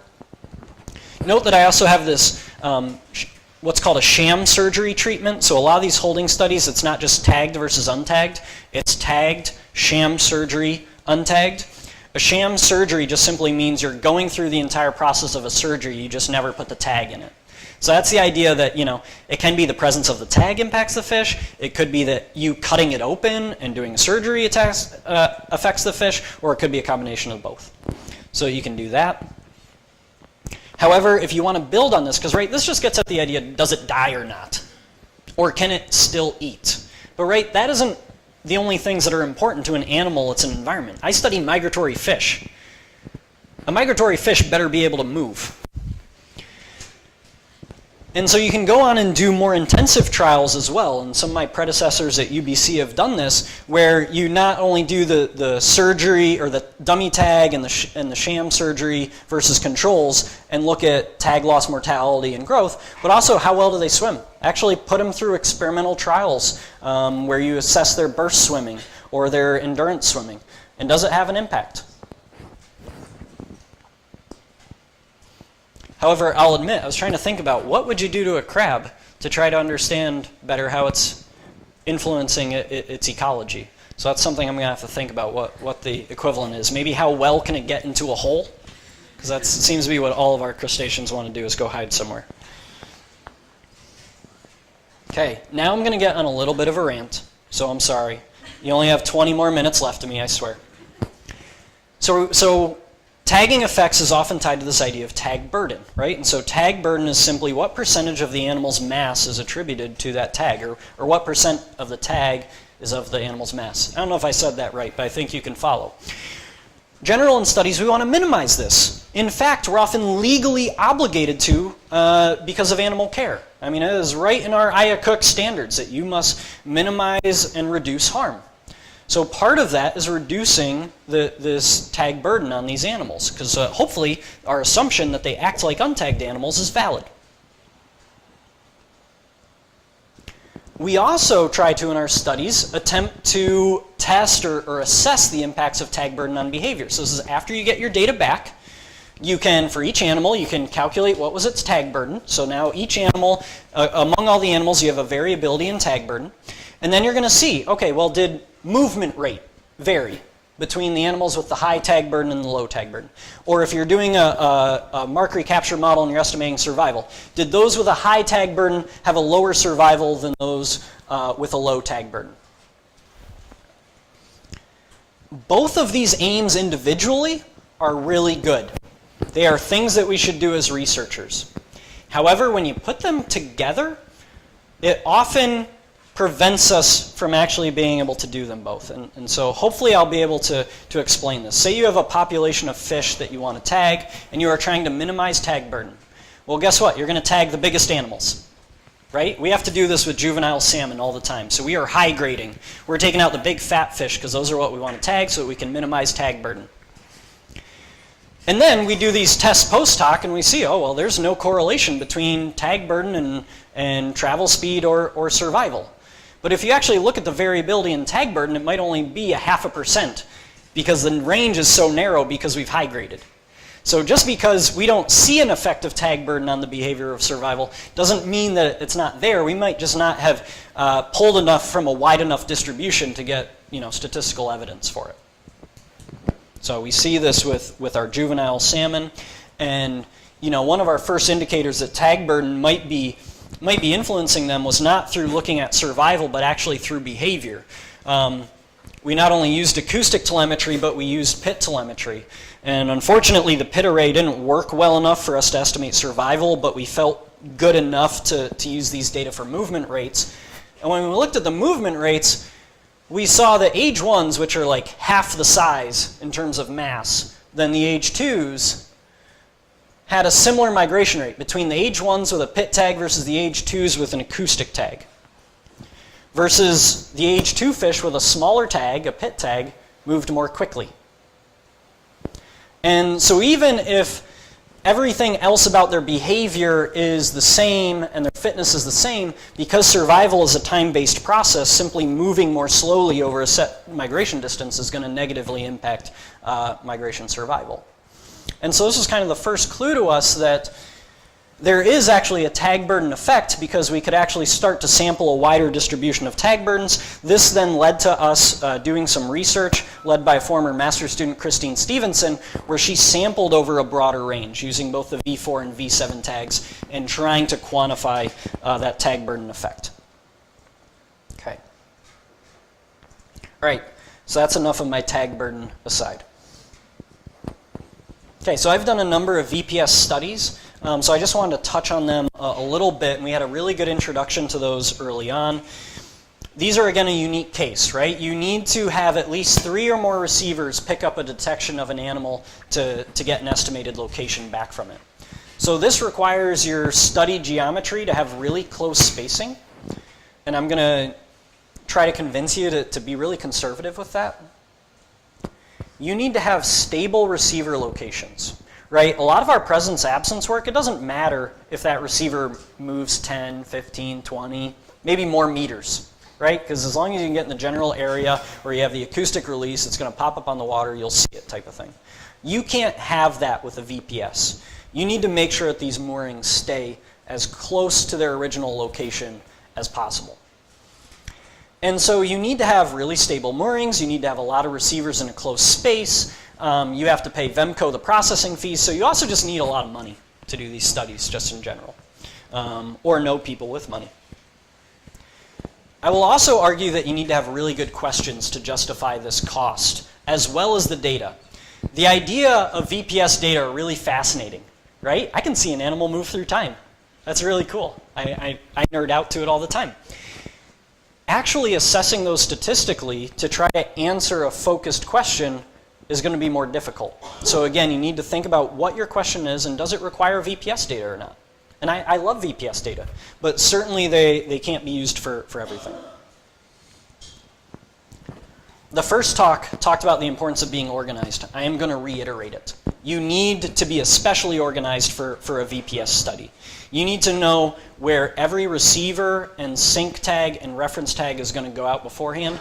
I like to have my field teams or students print out maps of everything with the stations named and kind of the serial numbers already in a waterproof notebook, that type of thing, so they can go out station to station to station. Have the GPS positions of where you want to put stuff already into your GPS or into the boat's GPS so that you can go station to station to station. You still need to log where they end up going, but you have that starting point.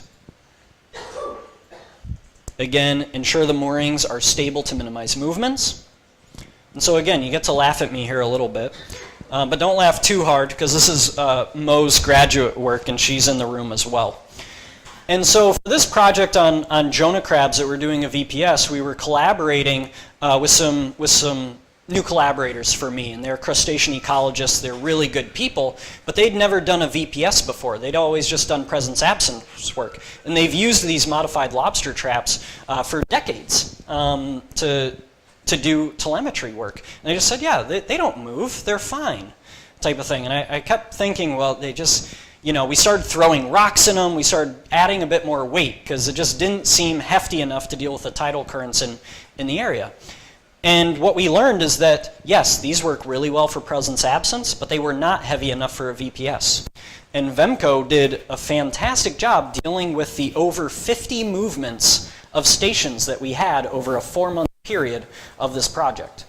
So a lesson learned is, again, these have to be really stable and really precise. They got to be really heavy, I think, in this system. You need to record everything. One that people tend to rush is the GPS. You get one receiver down, you just want to take a GPS reading and move on. Realize that there's generally a lag between the GPS and where you actually are. Just sit and chat for 30 seconds. Breathe, take a break, get prepared for the next site. Okay, now take your GPS measurement for that location. Take multiple ones if you can. Check on your receivers as often as possible. This will give you more GPS locations. Go back out to that buoy or location, take a new location, determine if the receivers have moved. Maybe the most important VPS tip is talk to Vemco. They're really, really helpful. They understand how geometry of these triangles are going to affect your ability to get high quality detections. They have some really nice checklists for VPS deployments that I share with my students and I've used personally before. Okay, we are really close, guys. We have 7 more slides. Do you think you can do it? We got 7 slides in 11 minutes. We're almost there. Okay, so this is just stepping way back. What do you need to do to be able to be successful in the field? Again, be organized. The first talk said it, thank you, and I will reiterate it again and again and again. People think, based on their knowledge of me professionally and my work in telemetry, that I'm an organized human being. Because I go out to do a field telemetry study, and I know exactly what every receiver is, where it's going. All the data sheets are already set up. If we're doing biopsies of the animals to pair with the telemetry, it's all written up. All the vials are labeled, etc. That's because I know how important it is to telemetry. If you come and see my office, you would have a completely different opinion of me. Learn to love metadata. This is part of the organizational process. Work with OTN. Work with Vemco. They will provide you tag info sheets. They will provide you info on what metadata standards are. And you can have some of this information even pre-filled potentially before you go out into the field. Have gear lists. Have other people look over your gear lists. This depends upon the study. When I was working in Texas, they were day trips. We'd leave the university, we'd go out to the field site, we'd come back at 5. Maybe not as big of an issue, although I'll still give you an example.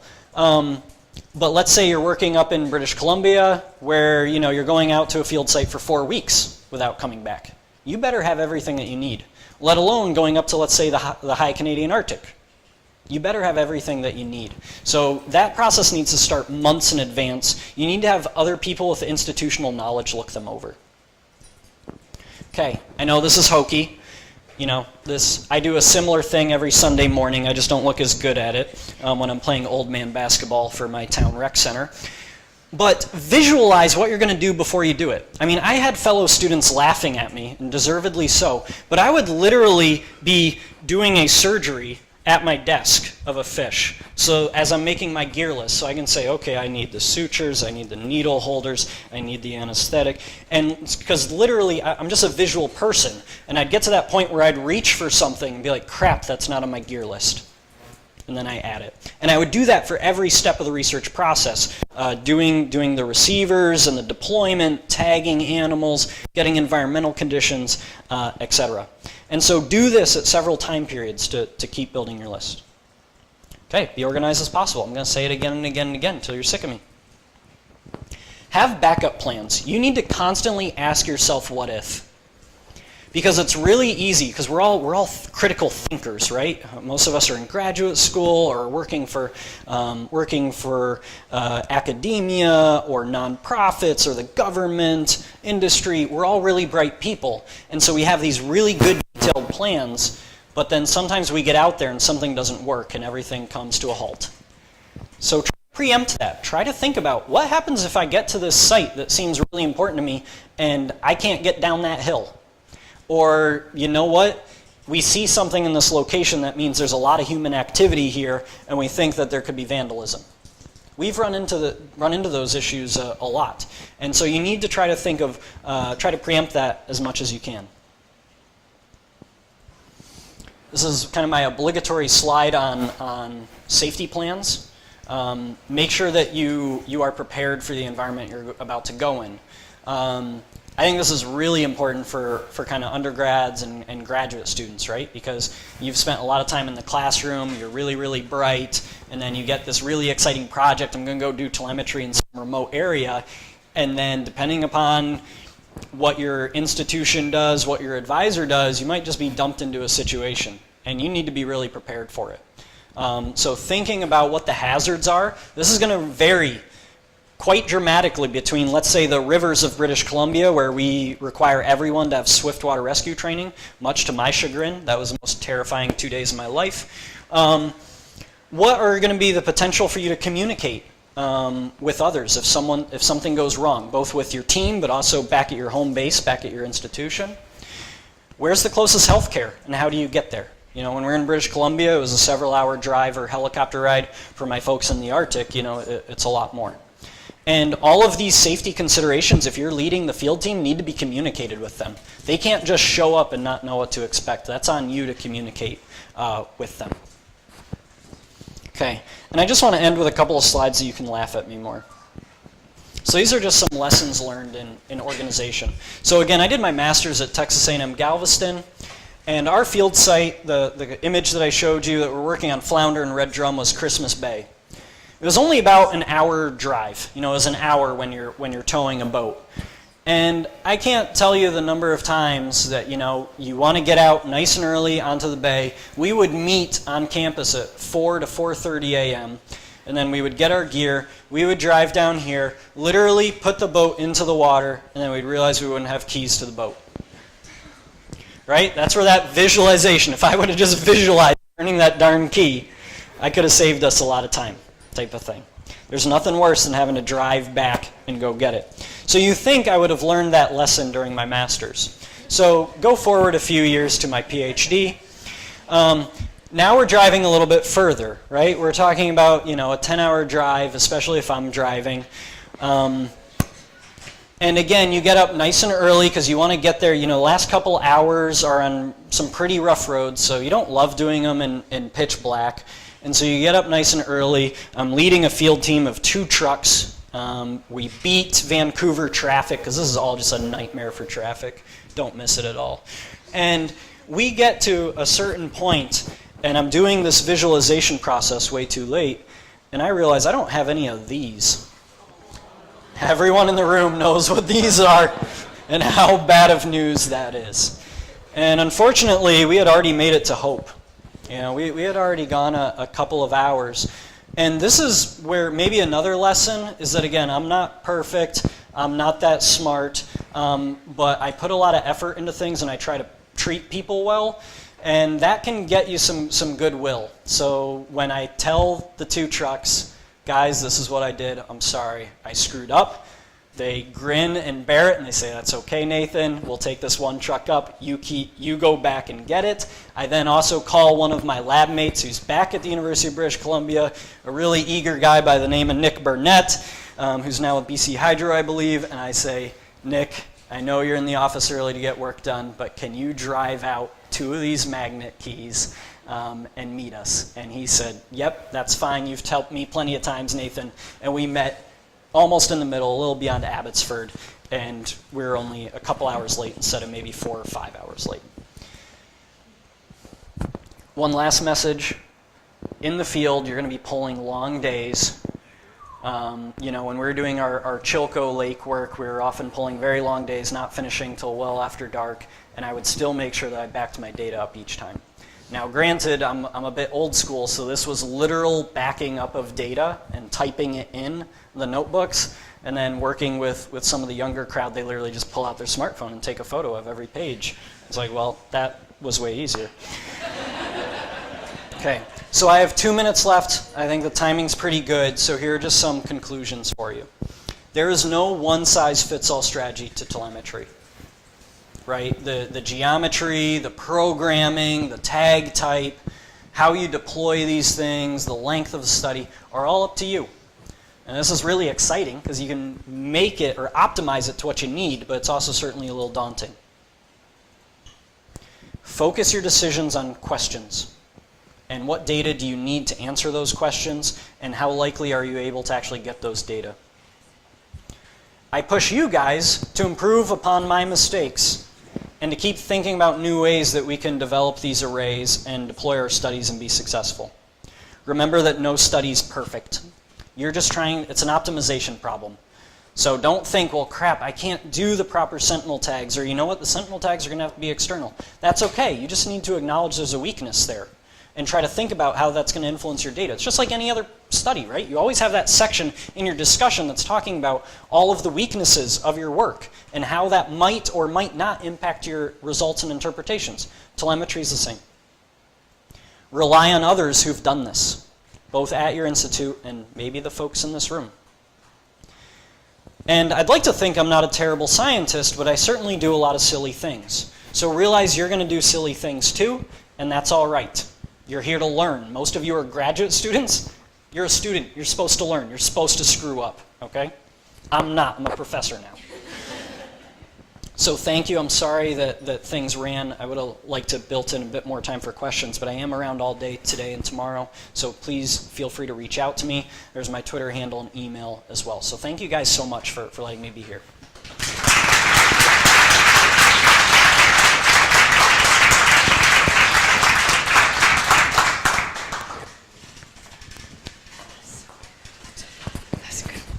Is it still on? Yeah. Thank you so much, Nathan. That was an absolutely fantastic talk. He is correct. Unfortunately, we're out of time. We're switching gears now. But Nathan is around for the next today, and tomorrow he has to leave early on Thursday to go back to his students because he's a nice person, which is nice. But he is also going to be on the panel at Good Robots. So if you do have questions, feel free to submit them to us, and we'll make sure that we get them answered at the panel question. Or at the panel event. So now we're switching gears and we're going to talk about the physics of underwater sound. And I remember at the ICFT last year having some conversations with Michelle Heupel especially, and she was very passionate about the fact that, you know, this technology that everybody here uses, it operates with sound underwater, and so we really need to understand what factors can be influencing it. And I thought, oh my gosh, you're right, I need to know how sound acts underwater. I haven't taken physics since high school. I should probably learn about this. So talking to John Pye, he said, I know the perfect guy who could give a lecture on this, and he talked about David Barkley. David Barkley is a CRC chair. He studies sound and sound propagation in lots of different water environments, but especially in deep water, right? Yeah, and he's actually writing a paper on this specifically. So he's currently writing a paper about how sound can affect acoustic telemetry. And so he's going to talk for the next 30 minutes about the physics of underwater sound. So thank you so much, David. You can put this here, and you can clip that on later too. Okay, great. Well, luckily, most of the physics of underwater sound is high school level. I'm serious. We're going to talk about some really simple stuff here, and but can have a really profound impact on how the performance of your receivers, your fish tag receivers. So the outline, just a quick, shortish talk, very basic question: what is sound? And we'll talk about this. Yeah, these concepts that are familiar to all wave propagation: optics, electromagnetic, surface waves in the ocean, right? And then I'm just going to talk quickly about the sonar equation, and then a little bit of a study, just a modeling study, coming from the complete other end. No experience in the field. What can we do from physics up to predicting the detection range and performance of receivers, and specifically the Halifax line receivers. Okay, so first question you got to ask, got to start with, what is sound? And you know, basically it's molecules crashing into each other. Denser, rarefracting, less dense, and that communicates some signal. That signal propagates with some speed, right? So the speed of sound. And the amazing thing is that in a dense material like water, that's a nearly lossless signal. So a nearly lossless process, right? So it can travel very far distance. And the speed at which the signal goes depends on the properties of the material itself. Okay, so like I said, there's similarities between all these wave propagation phenomena. So I have a question for you all. Why is the ocean blue? Why does it look blue? Not sound, electromagnetic, optics. Why does it look blue? Oh, in the back there. Absorbs every color but blue. Yeah, exactly. So this is the absorption coefficient. This is the log scale here. So the lower on this scale, the less the energy is absorbed, the optical energy, and the higher, the more it is. And you can see this little rainbow here that's the optical spectrum, the part of the frequency spectrum that we can actually see with our eyes. And blue is the least absorbed. So that's why the ocean looks blue, okay? So we can ask the same question with sound. And this is the same figure here with sound. Here you have frequency going from very, very low frequency up to high frequency. I put some things to orient yourselves here. Your baleen whales, so the low calls. You got the piano keyboard. That's like the highest note in the piano keyboard, the lowest note. A sub. Submarine. I don't have any gifts. There's no gifts in this one. Nathan has some nice gifts. That's as good as I get. You got your ADCP here, and here's your Vemco fish tags, 69 kilohertz, 180 kilohertz. And so you can just look on this figure and say, okay, obviously we should be using fish tags that are at like 1 hertz, but that would, the size of the speaker. Think of your subwoofer. 1 hertz is big, right? You need a huge speaker. So if you want something small, it's got to be high frequency. The the absorption, so this is just the energy absorbed by the water itself, is about 20 dB per kilometer. So the decibel, the dB, is just a relative measure, and 6 dB means half the power. So 20 dB, you're half, and a little bit. So you're a little more than an eighth of the power over 1 kilometer. So that's why these detection ranges are so short. Now that's if you just had water and nothing else around, and it was all just one isotropic, perfect bath. So that's the first thing to know. And I should say that depends on temperature, salinity, pH, a bunch of things. Speed of sound, the other thing. So I said, the speed at which that signal propagates has to do with the properties of the media. So in air, it's about 330 meters a second. It depends heavily on temperature. And in water, it's about 5 times that. And in very dense things, it's very, very fast, right? So yeah, there's some kind of intuitive physics in there that you should consider. And really, there's some great examples that we experience all the time that that involve these changes in density, these changes in temperature that can manipulate the way a sound propagates in the media. So here's the classic one. You want to go camping for the weekend. You find a nice quiet lake, and you're over here camping, and there's some usually known as yahoos blasting the stereo across the lake, and you're like, why can I hear all the way across this lake so well? And, well, it's this idea of refraction, right? So you have the cold lake it's making this cold, slow layer of air here, and there's a warm layer where the sound travels faster up there. And so what happens is the sound waves come up and they curve back towards you. And you can hear like super far away. It can be really, really incredible, right? Sometimes you even get rays that are sort of bouncing along. That's why you can hear that conversation all the way across the lake. So keep in mind, refraction. Again, high school physics, right? But good thing to keep in mind when you're looking at the ocean, okay? So here's the canonical deep ocean. Here you have your Monk sound speed profile. So you have warm, salty water at the top. As you go down, the temperature slows the sound speed down. Then as you go down even further, the pressure speeds the sound speed back up again. So you get this kind of sound speed profile that looks a little bit like a lens, okay? And for your sound source generated at the surface, you can have rays that get trapped around this minimum, this kind of sound channel axis, it's called, right? So you can get basically sound rays that are propagating very, very far distances. You can get rays that are trapped in a surface duct that are bouncing off the surface of the ocean, and all because of this refraction. And this is a super powerful thing, right? So you can have at low frequency sounds where that absorption is super, super low, right? You can have a ship or a whale or submarine generating sound, gets into that sound channel axis, and it can travel hundreds, thousands of kilometers. And so here's just the historical interlude. This is the world's formerly greatest living oceanographer. He just died last year, Walter Monk. He did this amazing experiment where they went out to Heard Island here.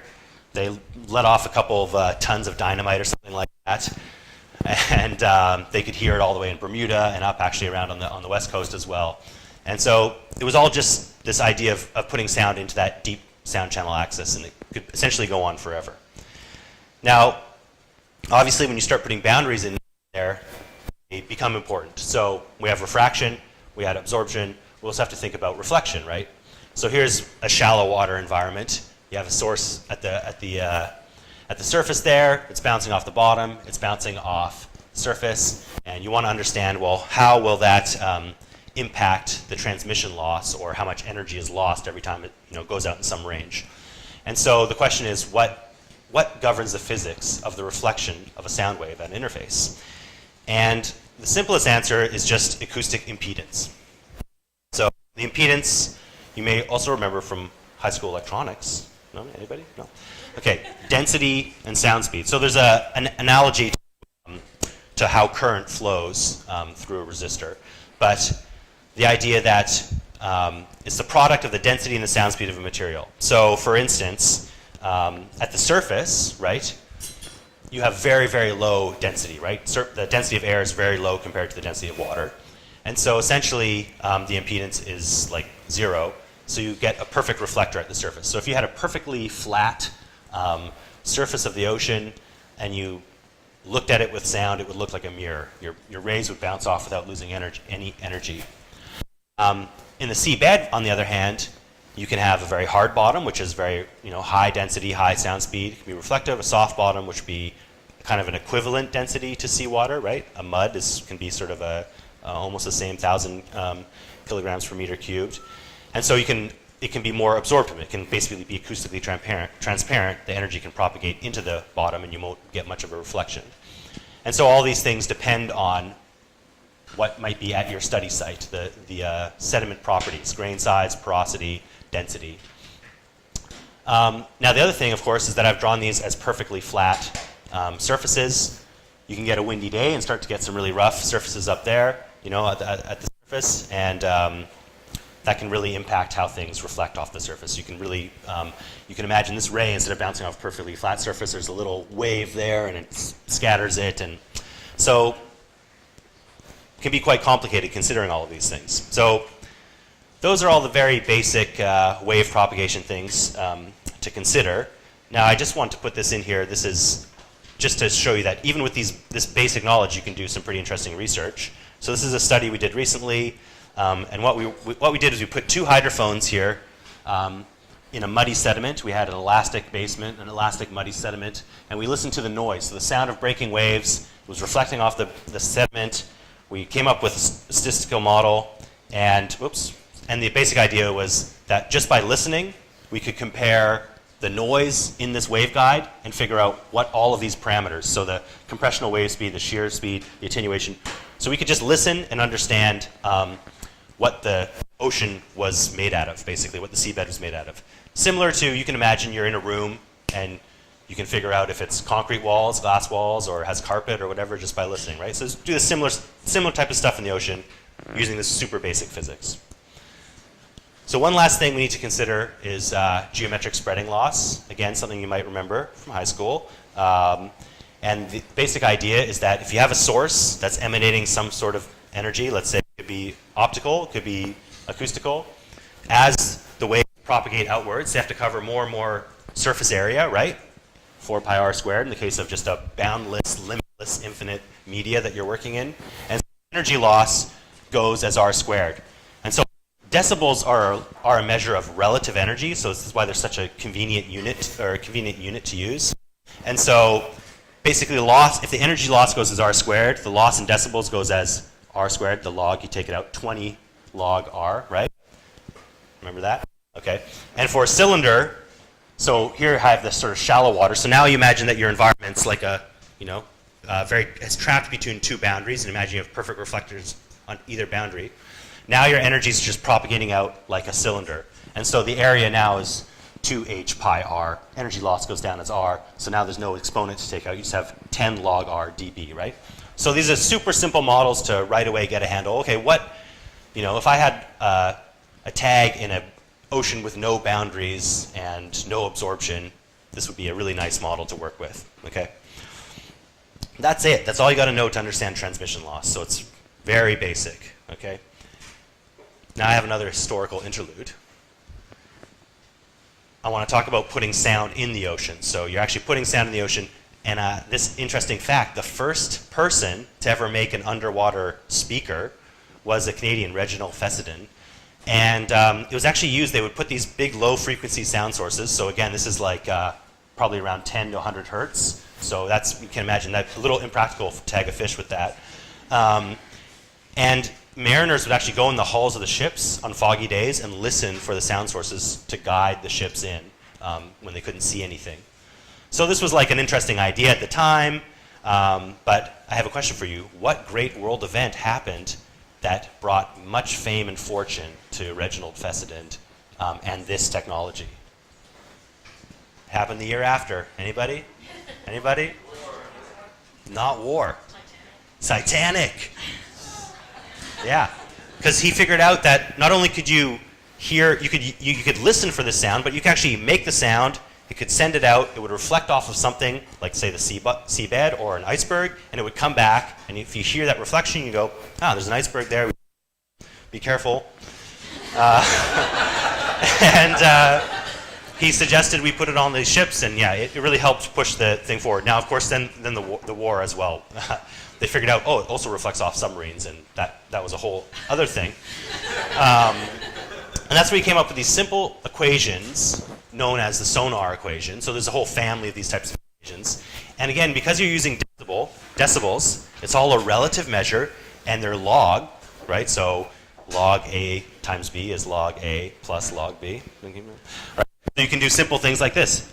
Okay, the signal to noise ratio, so the amount of signal above the noise level that I'm receiving, is equal to the source level minus the transmission loss. That's all the stuff we just talked about, minus the noise level. So there's some background noise level, let's say, in the ocean.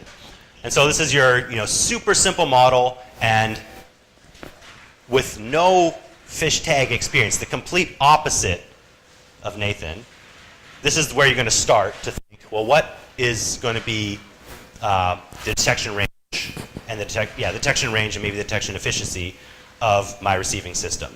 And so I put a little asterisk here. The one thing we actually need to know, this signal to noise level, that's if you just had, say, a microphone and you recorded it, you would say, here's the noise, the signal bumps up. That ratio between the two things, that doesn't necessarily mean that your algorithm that's on board your receiver that makes the detection is going to work. It might need, it might need me to speak really loud. It might need a double the signal to noise level than, say, you might need when you're visually looking at the data. So there's a certain bit of information that's missing here, but this is as close to a model that we can get to do these predictions. So if we dissect these terms a little more completely, so the source level, well, that might depend on the battery tag. I don't really know. I'm not the manufacturer. And the coupling with seawater. That's actually exactly what Nate talked about.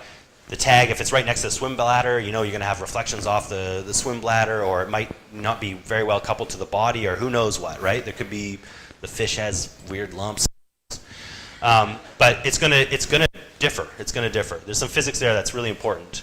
For the transmission loss, well, we talked about the source receiver position, so that in range and depth, that's going to be very important. The bathymetry, the shape of the bathymetry, right? The sediment type, so how reflective that bathymetry is. The sound speed depth profile, so whether it's refracting upward, downward, you know, what's happening there. And, you know, all of these things really matter. And the position of your source and receiver next to those boundaries can be very important. If you're far away from the boundaries, they don't matter. If you're close to the boundaries, they do matter. Most of the time, these receivers are bottom mounted, so the boundaries do matter. For the noise level, a little bit trickier. So we're up in pretty high frequency, and kind of conventional wisdom would say that mostly just have wind wave noise. So we heard about that last talk, and maybe some rain generated noise. Rain, you know, makes little entrains little air bubbles every time you have a droplet fall. It's very, very noisy. It's like when you're in a, you know, under a tin roof and you hear the rain banging way up there. In the ocean, it's the same thing. You might have thermal and electronic noise, so noise on your actual sensor, noise on your electronics that you might not be able to well characterize. And I put here the analog to digital saturation for flow noise or ship noise. So ship noise is very low frequency, and flow noise is also very low frequency. But sometimes it's so energetic that it saturates your recording system, and you're not able to record high frequency noise. So, like in riverine systems, I could see this being a huge problem. And so then the last thing here is SNR. We have this question: how much is needed for positive detection? Is it 0 dB, 3 dB, 6 dB, 20 dB? It's kind of hard to tell. So with all that, with that simple modeling framework, I'm just going to give a little study that I've been working on for the last little while, trying to understand if we can predict the performance of these receiving systems. And so the study site that I'm using here is the line. It's a whole bunch of stations. There's a whole whack load of data, and the environment is varied. You're going from like super littoral off to the shelf break. So I'd imagine there's some different oceanography that's going to come into play. There's some different bathymetry that's going to be important. I just used uniform bottom properties here to kind of take that out of the equation, but also just don't really have the most data on what that is. But I used a whole bunch of sound speed profiles. So these are depth, sound speed here in the x-axis, and these black lines are tracks from gliders. I just collected them all in. Around one station, I drew a circle. These are all the ones that were collected around that circle. And then I simplified them to some representative sound speed profiles. And then used what's known as a ray tracing program. So you can calculate transmission loss using a computer program at high frequency. And this is one called bellhop. And each one of these represents range in the x-axis and depth on the y-axis. The white line is the bathymetry, and the color intensity is the transmission loss. So the darker the color, the higher. Actually, the color intensity is the intensity of sound. So, you know, this is where your source is. It's quite bright, sends some sound out, and then as it gets further and further away, it gets less and less intense. And you can see that the sound speed profile, these are 3 different sound speed profiles, really impacts the shape of how the rays propagate. And then I did that at each station, looking in different directions. And you can see that as you go around in direction, this is some detection probability statistic. It changes because the bathymetry is slightly changing and stuff like that. These are small changes, and I was kind of curious to see, well, how much would they impact our ability to estimate the detection range. For the noise, it's a little trickier. These are some classic curves, the Wentz curves. So I was really just estimating, or assuming here at 69 kilohertz that we just had wind-driven wave-breaking noise. Not always the case. There's biological noise. There's other sources of noise that might come into play here. But making the simple assumption. Now, that noise, you can read the number off of here, right? You can choose a wind speed, read a number off of here, and put that as your noise level term. But actually, there's some spatial differences to how that noise is distributed in the water column, right? And so what we did is we did a similar modeling thing where we put noise sources all on the surface, and we assumed that there was breaking waves, we summed over all of those, and that would give us the noise source at, like, say, 100 meters, 150 meters depth or whatever. So we came up with a little simple physical model, and that turned out to be pretty important when you sort the stations by depth.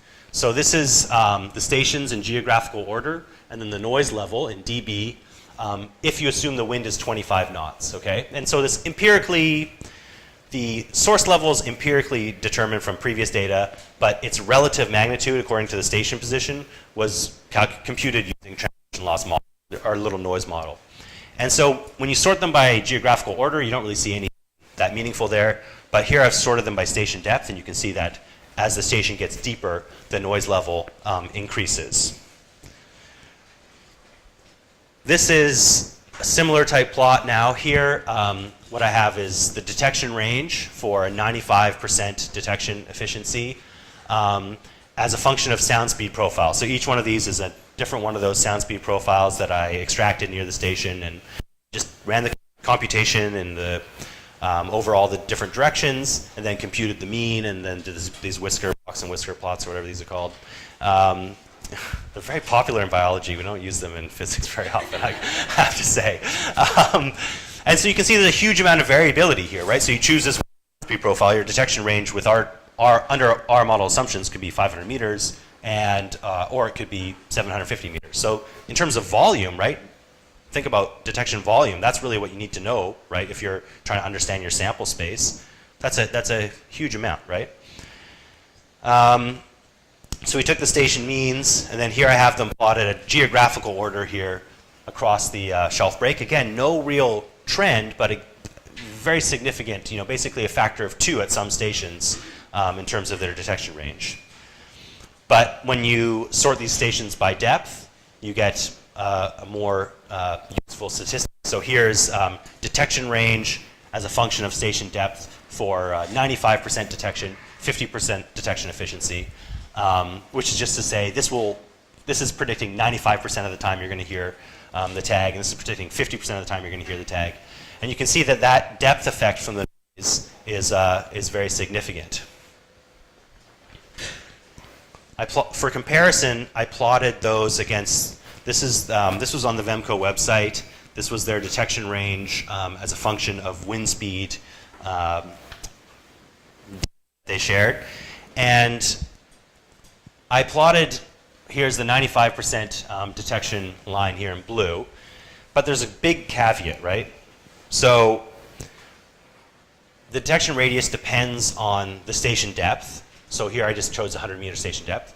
The wind speed, so this is for all wind speeds, and the required signal to noise ratio that the algorithm needs to, the hardware needs so many dBs above the background noise to make a positive detection.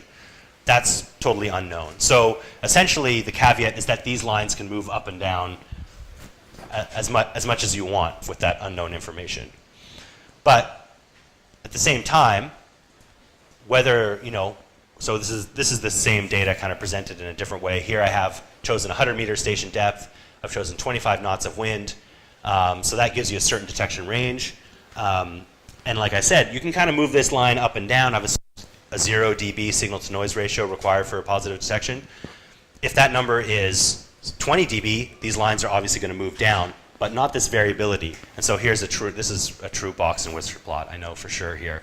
And you can see that 30% increase in detection volume is pretty significant if you're trying to understand like population density estimate, that type of problem. So from the last speaker, of course, absolute values required experimental verification calibration. This is just a computer model for now, but it would be really amazing to try and go out and compare some of these results to some of these sentinel studies that are actually carried out, and to see how much variability can truly be there. Like I believe Nathan had that Kessel paper up where there's a plot where one day the detector efficiency is like 80% on a sentinel tag, and the next day it's 20%. And that could be just a thermal warming or some oceanographic thing happening. And if you could predict those and account for them, then it makes your data just that much more powerful. So yeah, some conclusions. We started off basically with, I want to say, yeah, high school physics was enough to get us to a pretty accurate transmission loss model. And we need those type of models to predict the time-dependent detection performance. Some of the conclusions so far, that the receiver depth, the background noise level, and detection algorithm, those determine the detection range, and the oceanographic variability influences detection efficiency of tagged marine animals. So that's working towards being able to predict that, so that could be something in studies that could be accounted for. And that's it, if you have any questions.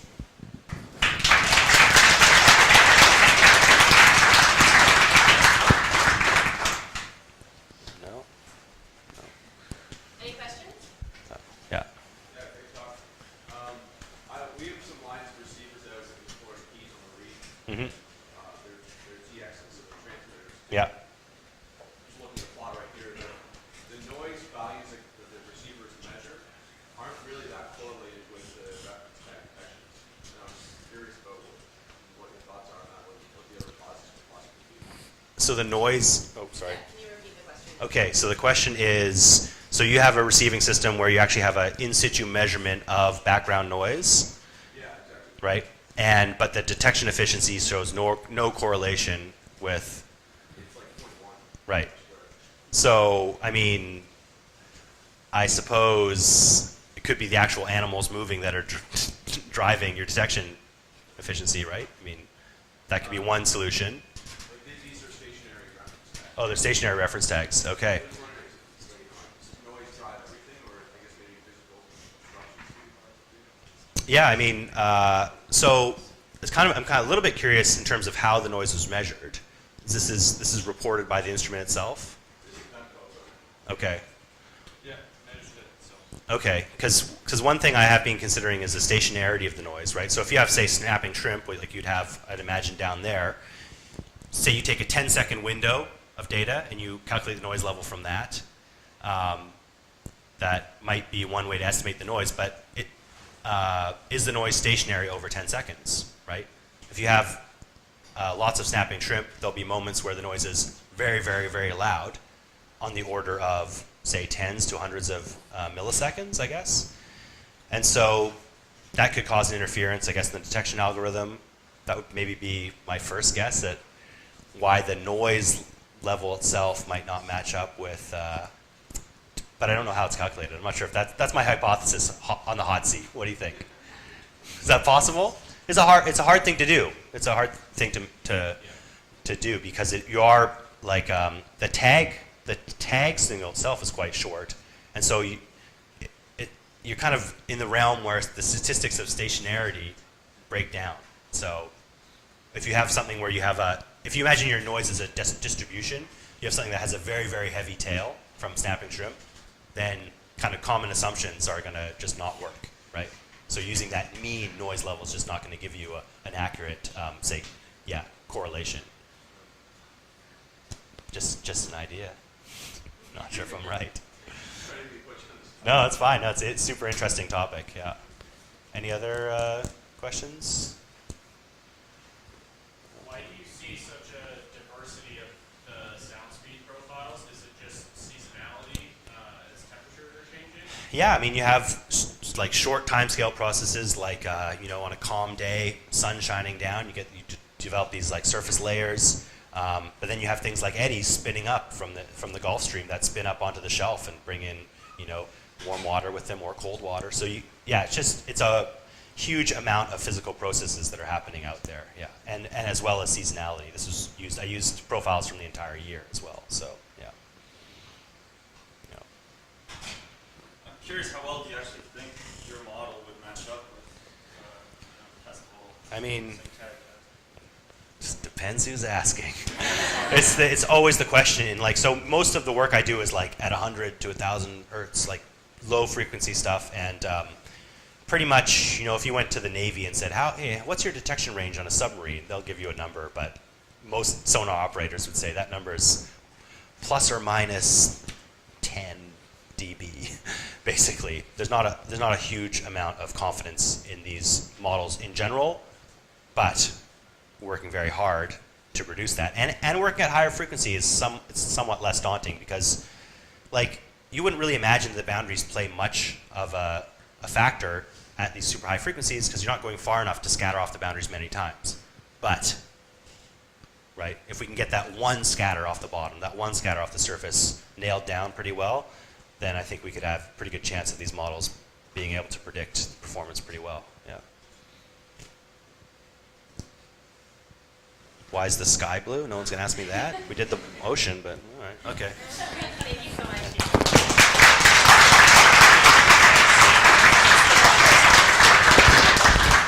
All right, with that, we're going to conclude the first morning of these talks. Lunch is here. Beware, there are some vegetarian and vegan options. If you're not vegetarian or vegan, then try not to eat them. And yeah, we will reconvene within an hour. So let's eat.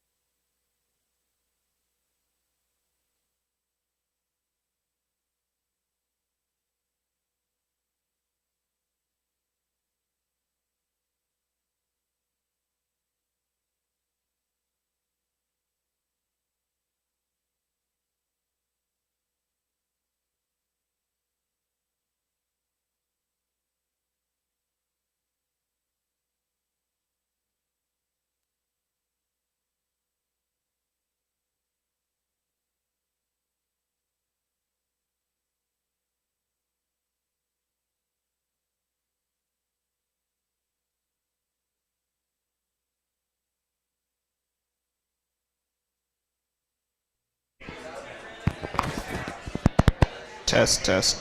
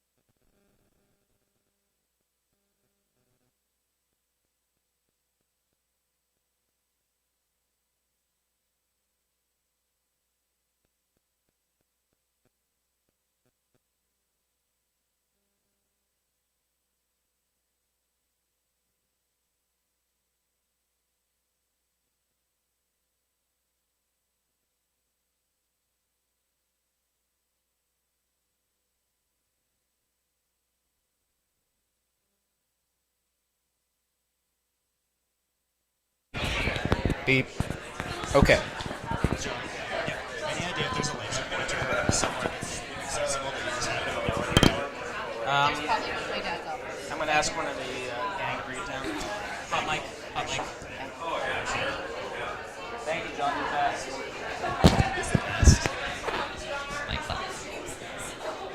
All right, everybody. Oh, what's up, Gordon? All right, it's time to get back to our schedule. Hope everybody enjoyed the lunch. We're coming back hot. We're going to be talking about the latest technology that's coming out of InnovaSea nowadays. And so here we have Amy Brookman today. She's their Director of Product Management, so she's really in charge of coming up with all of these fantastic new ideas of technology that we can use to really understand our ecological systems better. And so she's going to give us a little taste of the latest and greatest. Thank you so much, Amy. All right, thank you very much. Can everyone hear me okay? Thanks very much for having me. So I'm just going to give you a little bit of a taste of what's been going on at VEMCO and InnovaSea. How do I click forward on my slide? Oh, it's just the right arrow button. It's not working. Okay.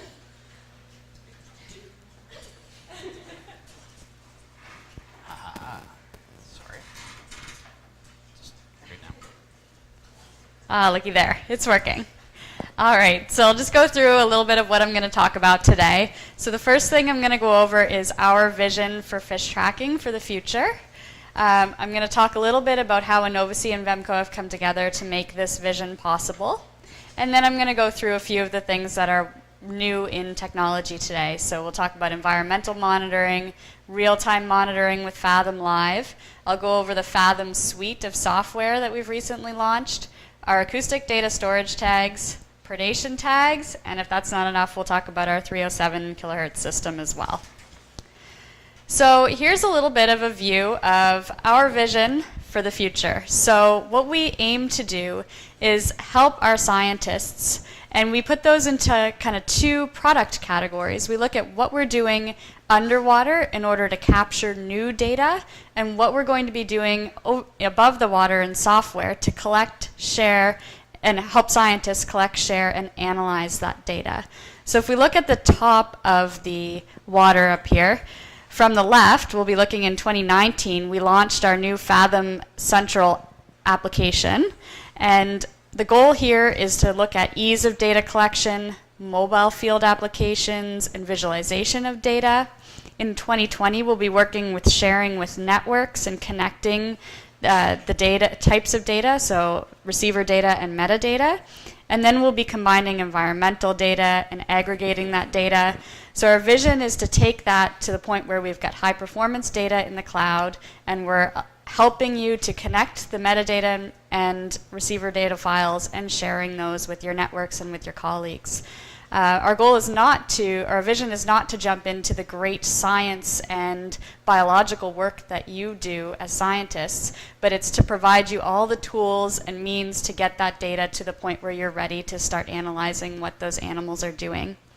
And then below the water, our vision is to provide as many tools and ways to collect more and advanced data as we possibly can. So we'll look at small tags, real-time receivers, and predation, which are some of the things I'm going to talk about today in the presentation.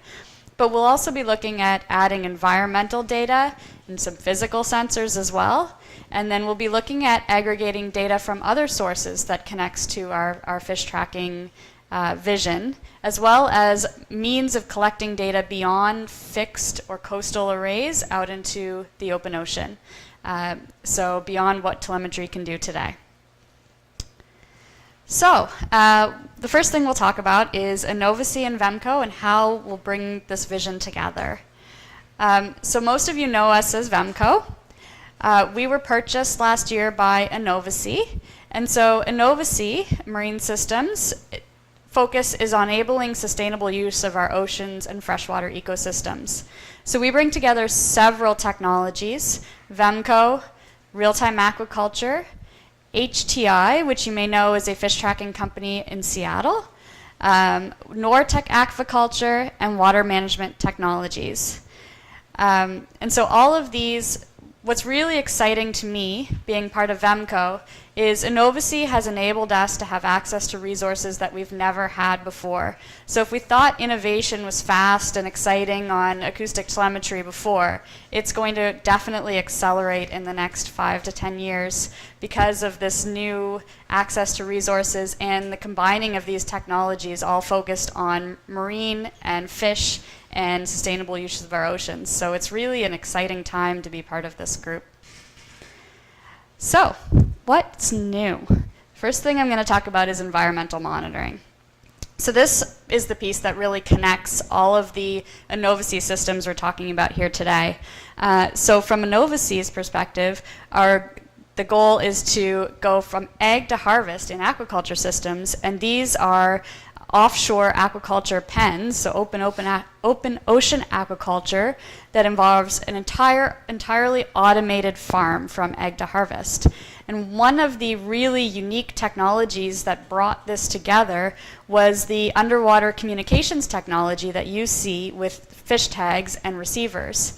And so that underwater communications protocol that's uniquely VEMCO has enabled us to create these remote environmental sensors that can be distributed and communicate in real time the environmental situation in aquaculture pens. And so the VEMCO technology has been passed to these farm systems, and now we're able to start bringing that technology back into VEMCO.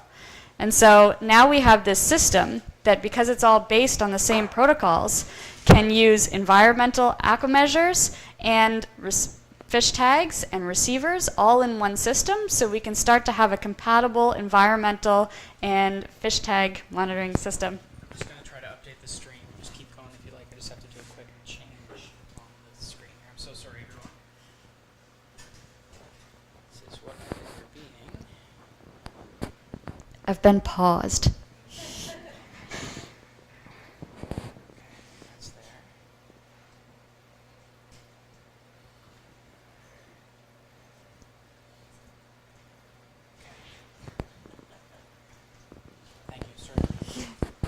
All right. Okay. So the idea is we'll bring fish tracking and environmental monitoring together with a completely compatible system. And so this is just a closer look at one of these environmental sensors. So some of the key features I mentioned is this underwater communications ability, but they're also easy to deploy. They have cloud sync technology, so everything syncs to the Fathom data cloud. They also, which I'll talk a little bit more about in a minute, they're configured by a mobile app, so you just need to go near them. You can offload them. You can configure them with a mobile app. And they have Bluetooth connectivity. So if we look a little bit more at those, the idea is here they capture in situ environmental conditions. They transmit their sensor values, but they also log their sensor values, so they're a logger and a transmitter. When placed in range of a Fathom Live system, which I'm also going to discuss a little bit more detail, they transmit data in real time. And so when they're in range of that, you can get real-time environmental information. And they come in a variety of sensors. So we have dissolved oxygen, salinity, turbidity, dissolved organic matter, chlorophyll, and blue-green algae. So the real-time Fathom suite is what I'm going to talk about next. I mentioned it a few minutes ago. This is a look at our Fathom real-time buoy in the water. This is actually deployed at the California State University Shark Lab. And so this is a look at what the real-time buoy looks like from a back-end perspective. So we have the live dashboard, which is an ability to visualize your information, fish detections, and environmental data in real time. The buoy itself, inside the buoy is a box and a receiver. So that box can be connected via cell or Wi-Fi, and we're looking at developing a satellite version of it as well. That data feeds into a data management and security system, and it passes automatically to mobile and desktop applications, so you can get those notifications in real time, and you can do it via email or via text or open in the app.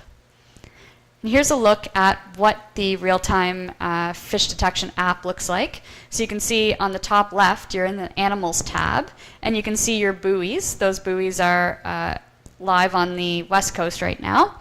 And so these are fake sharks, obviously, that we've put in there, but this would give you an idea of what you'd see. So those tiles on the bottom there are live detections of animals. So if you've got a detection on a receiver, these tiles would pop up, and you also get a notification in the top right-hand corner when you've received an animal detection.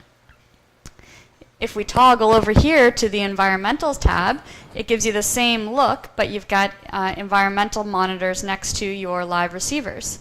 And so those pop up environmental tabs, and if I click play here, it'll show you how you can click through the environmental aspects of the dashboard. So there on the right, you're clicking different sensors and graphing different sensors, and these are real-time information.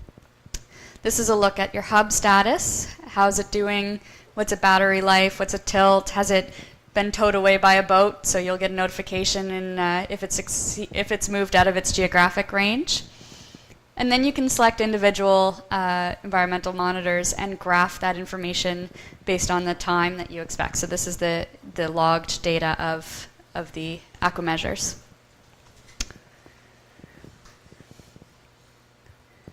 All right, so I'm going to click over again. Stop.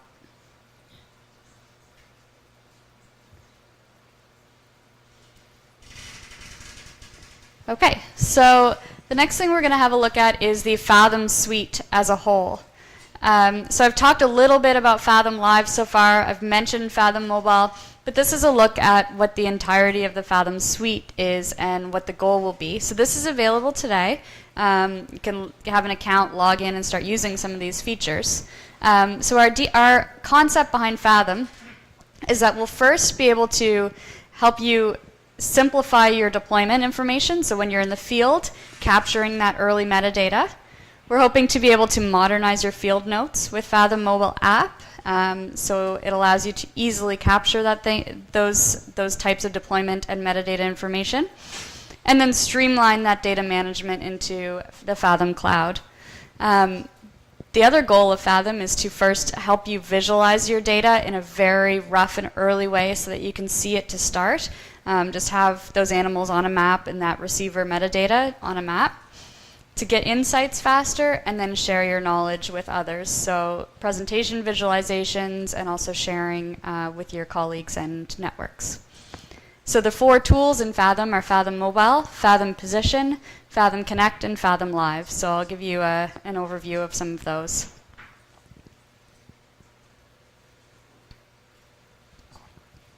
So here we have Fathom Central and Fathom Live. So I'll talk a little bit about how they connect together. So in Fathom Central, for example, if you uploaded and managed your data, and in this example it would be shark detections from the last 20 years on VR2W receivers, for example, if you upload those and input the metadata to Fathom Central, then you go through and you're able to use the historical feature detection in Fathom Live. So Fathom Live is on the bottom here. This is your real-time detection. So if you get a detection of an animal at that moment, you're able to click on that animal and see more metadata information about it. When it was tagged, what's its sex, what's its length. And then you can see all of the detections you have of that animal on the live system and on other receivers that have been loaded into Fathom Central. And then it allows you to give you a time slider visualization of where that animal has been over time. And so the use case so far on this has been, okay, we have a detection of a white shark here today at a beach, but does that mean we need to close that beach? Is that animal resident around that area, or are they just swimming through? So this helps us give the researchers an idea of when that animal's been there, or are they moving quickly? So Fathom Mobile, we'll move on to this one. So this is a mobile phone app available on Apple or Android. I can give you, if you're interested in this, I can give you a login. I believe they're going in the store this week or next week for the Android version, and the Apple version is already in the store. So the idea here is that it connects to your receivers, as well as allows you to capture deployment information while you're there. So as you're deploying your receiver, you can actually click and log a GPS measurement. You can log time, location, that sort of thing. It allows you to basically assist with your deployment and retrieval of receivers and your tagging metadata as well. So as you can see in the bottom here, you have a receivers tab, a tags tab, an animals tab, and settings. So this app will automatically sync to the Fathom Central Cloud as well. And so what else is important about this app is that with the Android app, you can offload all of your your current receivers. So VR2Ws, VR2TXs, VR2ARs. With the Apple app, they've limited our ability to connect only to Bluetooth Low Energy receivers. So these ones are new ones sold since 2017 and beyond. So they won't necessarily be able to offload older VR2Ws, but with the Apple app, you will be able to do all of the metadata management stuff as well. So it will still have a lot of value, just not necessarily offloading those old receivers. But with your Android app, you can do that. All right, so here's a look at the metadata management center of Fathom. And so this is where you're able to show your receivers station deployments on a map, show where they've been over time, load in GPX files, and set up your studies and stations in this manager. And this is what brings you to the point where you're able to quickly visualize your data on a map. So this is just a bubble plot using stations and metadata to show where your animal has been. So really just quick early visualizations. Let's skip through that. In Fathom, the other thing you can do with it is look at your studies. So you can manage studies in Fathom, so assign receivers to those, assign stations to those, and it will give you an easy way to manage those studies here. So this is just a quick view of it. In each study, it has files and systems, so you can assign files and metadata to each study. And then you can share it. So right now we have sharing enabled with OTN. We've worked really hard to create a good flow with them from Fathom to the OTN database. And so in the future, we're looking to be able to create sharing with a lot of other networks too. We are in talks with ETN and GLaDOS specifically as our first steps. And then we've talked a lot to FACT, and we're open to other discussions as well. Any networks and people who are willing to and wanting to share with us. All right, and last but certainly not least in the Fathom suite is the Fathom Position tool. So Fathom Position allows a scientist to go in and do their own VPS analysis or their own positioning analysis.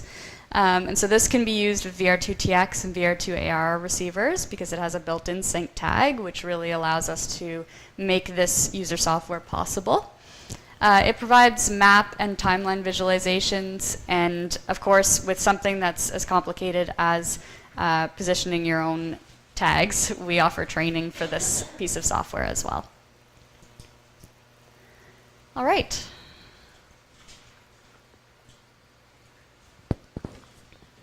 So we'll move on to acoustic data storage tags. We'll move out of the Fathom suite. So acoustic data storage tags are they're basically two complementary technologies in one tag. They're a transmitter and also a data logger. And so we have them available in temperature and depth versions today. And this idea of combining these two technologies together allows you to really ground truth detection data, like archive data with acoustic detection data, and explain patterns between acoustic detections when you have that archive data. It really allows you to look at vertical movement patterns, correlate it with geolocation models, and extend that detection or that information that you might be able to get when your animal's not in the array and then when it comes back into the array. So one of the other things that we're looking at in the future vision of our acoustic data storage tags is how do we transmit, we have a small bit of information that we can send from our tag to a receiver. And in that small bit of information, we're planning to send some kind of summary data. And we're trying to work with our scientists, and if you guys have suggestions on what information would be useful, min, max, and average, some timestamps, that kind of thing, of that logged data, to be able to get more of that data back even if you don't recover the tag to get the full historical logs. We've also looked at some really cool advanced summary data, but that will be another year or two out. On the acoustic data storage tag on our roadmap, the next thing is going to be acceleration, and we're planning to have acceleration trials in this coming year. So if you're interested in those, please talk to me about those as well. And of course, it's not exciting if it's not seen on a shark. So here's the lovely acoustic data storage tag swimming on a shark. All right, so we'll talk a little bit about predation tags. Predation tags are also new. So the idea here is to look at an animal that has been predated by another animal. So the idea first is that there's a white dot compound on the tag that you can see in the bottom right-hand corner. Sorry, that dissolves in the presence of stomach acid. When it dissolves, the transmitter changes its ID to a predated sensor. So it's basically transmitter 123 or transmitter 456. Now, it's different in the 69 kilohertz family for predation tags. So in that instance, it's ID 1234, and then when it's predated, it will be ID 1234 plus a sensor information. So that will allow you to know it's been predated, and it will also give you the information about time since it's been predated. So we get a little bit more information in the 69 kilohertz family. So it's currently available in a V3, a V5, a V7, and a V9 size, and those are in 307, 180, and 69 kilohertz.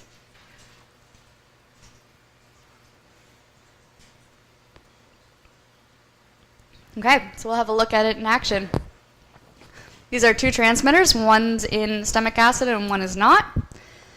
There's the original ID. It digests in 13 minutes. You can see the white dot compound coming off, and there is the new predated ID showing up. All right, and the last thing I have to talk today about is our 307 kilohertz system. So this is new to the Vemco family of systems. So the idea here behind the 307 kilohertz system is that we needed something that was able to have really, really tiny tags, and that was one of the high motivations for moving to a higher frequency. And so this tag is 0.2 grams. How big's our P3? 0.29 grams? Anyways, I'll find out that information, I forget.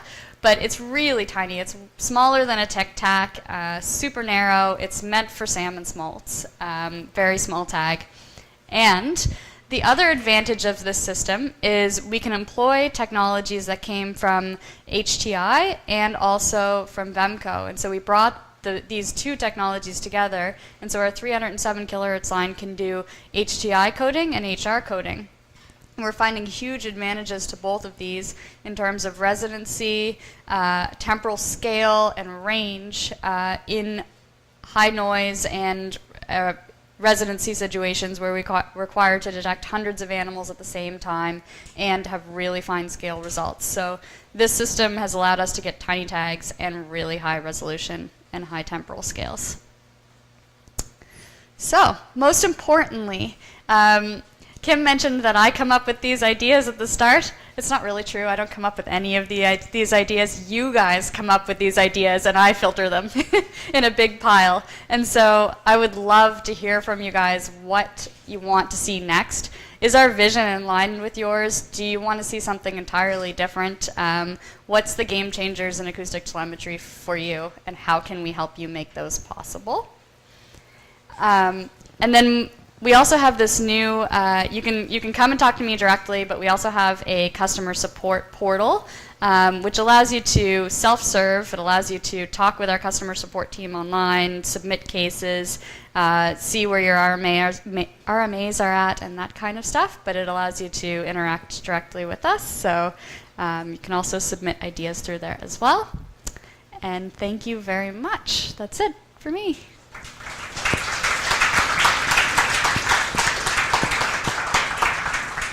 Are there any questions? All right, if there are no questions, I have cards over there on that table. Please grab some and send me your ideas and questions later. Wonderful. Thank you very much.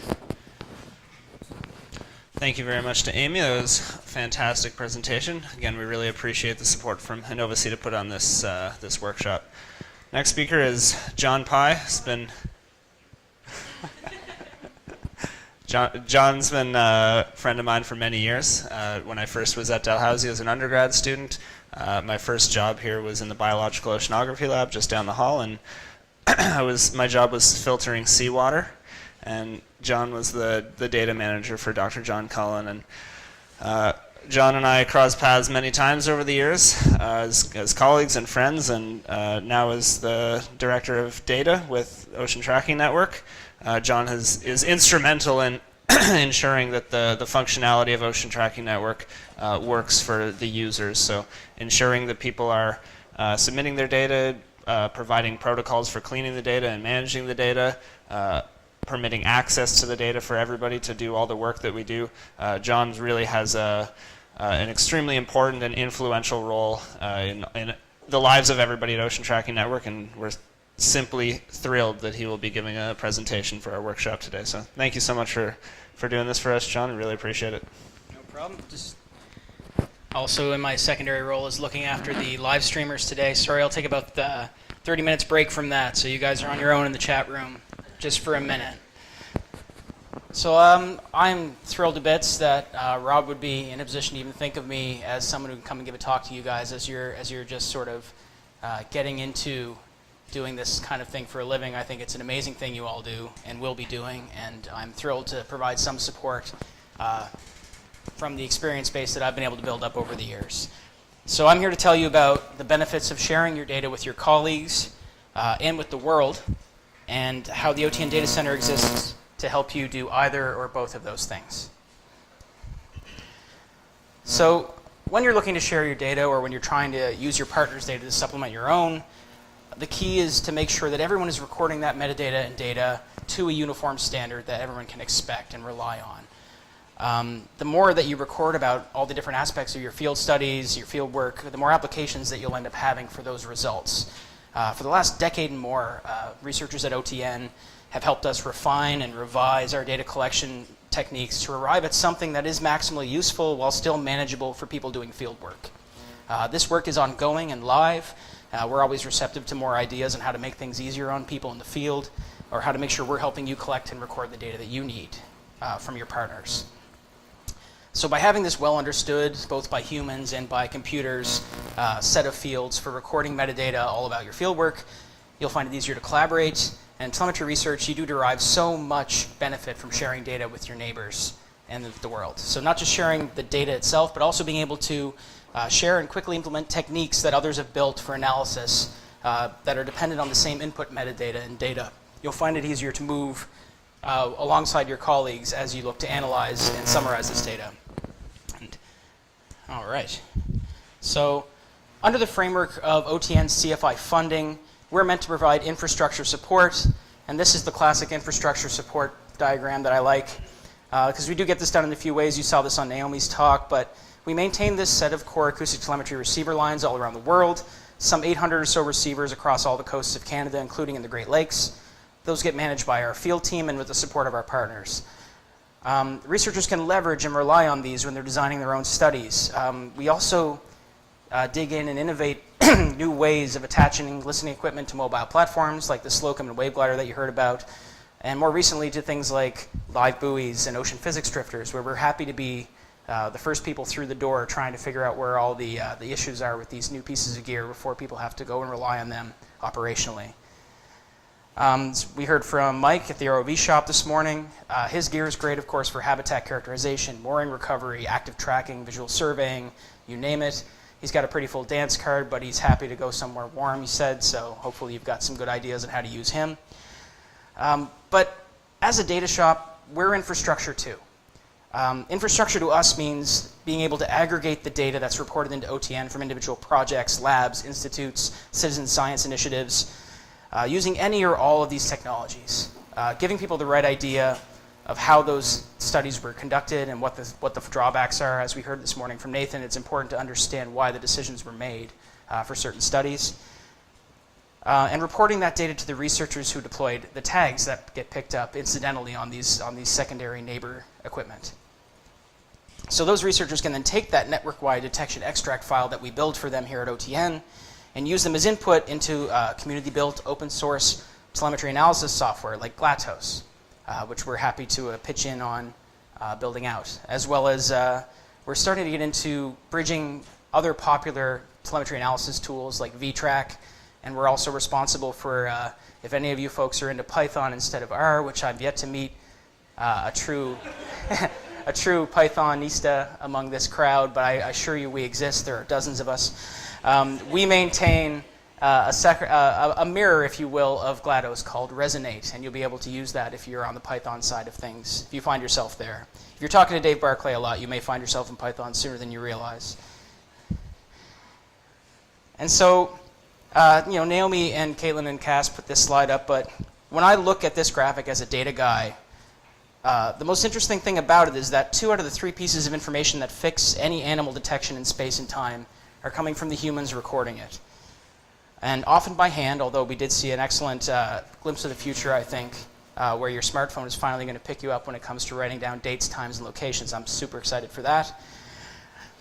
So you've got receiver deployment history, which gives us the location for a detected tag. You've got tagging activity, giving us the animal that was carrying that tag. And then you've got the instrument itself recording the times and the tag codes, matching those 2 bits of information together to give us this animal at this time in this place. So for people looking to aggregate and cross-reference and share this data, people that I hire, the human-derived components of the information being shared around have to be beyond question. So to the data shop here at OTN, that means standardizing input formats. That means putting things through a set of quality control tests to help us catch any small errors or large errors before it gets to a point where another researcher is going to have to rely on it. So for example, we've refined and fixed up our format for our deployment sheets. We call this the short form, the long form. I'm not sure any independent researchers ever seen the long form. It was a hilarious piece of documentation that we had to maintain at OTN proper, and our field team was very thankful when we finally killed it. This is basically ensuring that people out in the field can record the information on their receiver deployments and recoveries in a way that will be useful and easily understood by anybody else who needs to use them. So here are the deployment details, and here's the recovery information. And it might seem trivial, it might seem obvious to give folks sheets to fill out specifically that say location and date time and serial number for the instruments, and who was it that did each part of it, and what data files came out, and who was it deploying, who was it recovering, who was on the boat that day. But without any guidelines in place, if you're on the deck of a boat after a long day, if you're going completely freehand or half freehand, if you were like Nathan and you've printed out things ahead of time to bring with you and you have the wish list of where you want to put your receivers, but you don't necessarily know how it's going to go, you might actually end up with something like this. Or if you're working completely freehand, you might actually end up with something like this, which are at the very least a nightmare for you as an individual researcher the next day when you're trying to digitize this stuff. It's a transposing accident waiting to happen, and it's not fit to head into my data system and go out to another researcher in a pleasant digital format that doesn't tell you all of the input, interesting things that happened ahead of time. So who is it that does this work at the OTN Data Center? In terms of our background and our expertise, we've got a mix of biologists and computer scientists and data management professionals. We're doing the work of receiving and aggregating all this data that is generated by a bunch of very differently designed and executed projects that come into us from all around the world. We run them through quality control procedures to make sure they're accurate and fit to be used as source data for information that gets shared with you guys. And we make the final pictures of the projects, the activity in the data system. We build reports and detection extracts for you guys to take back and analyze. We give you the full accounting of everywhere your animals have gone across all of the compatible listening stations across the OTN database ecosystem.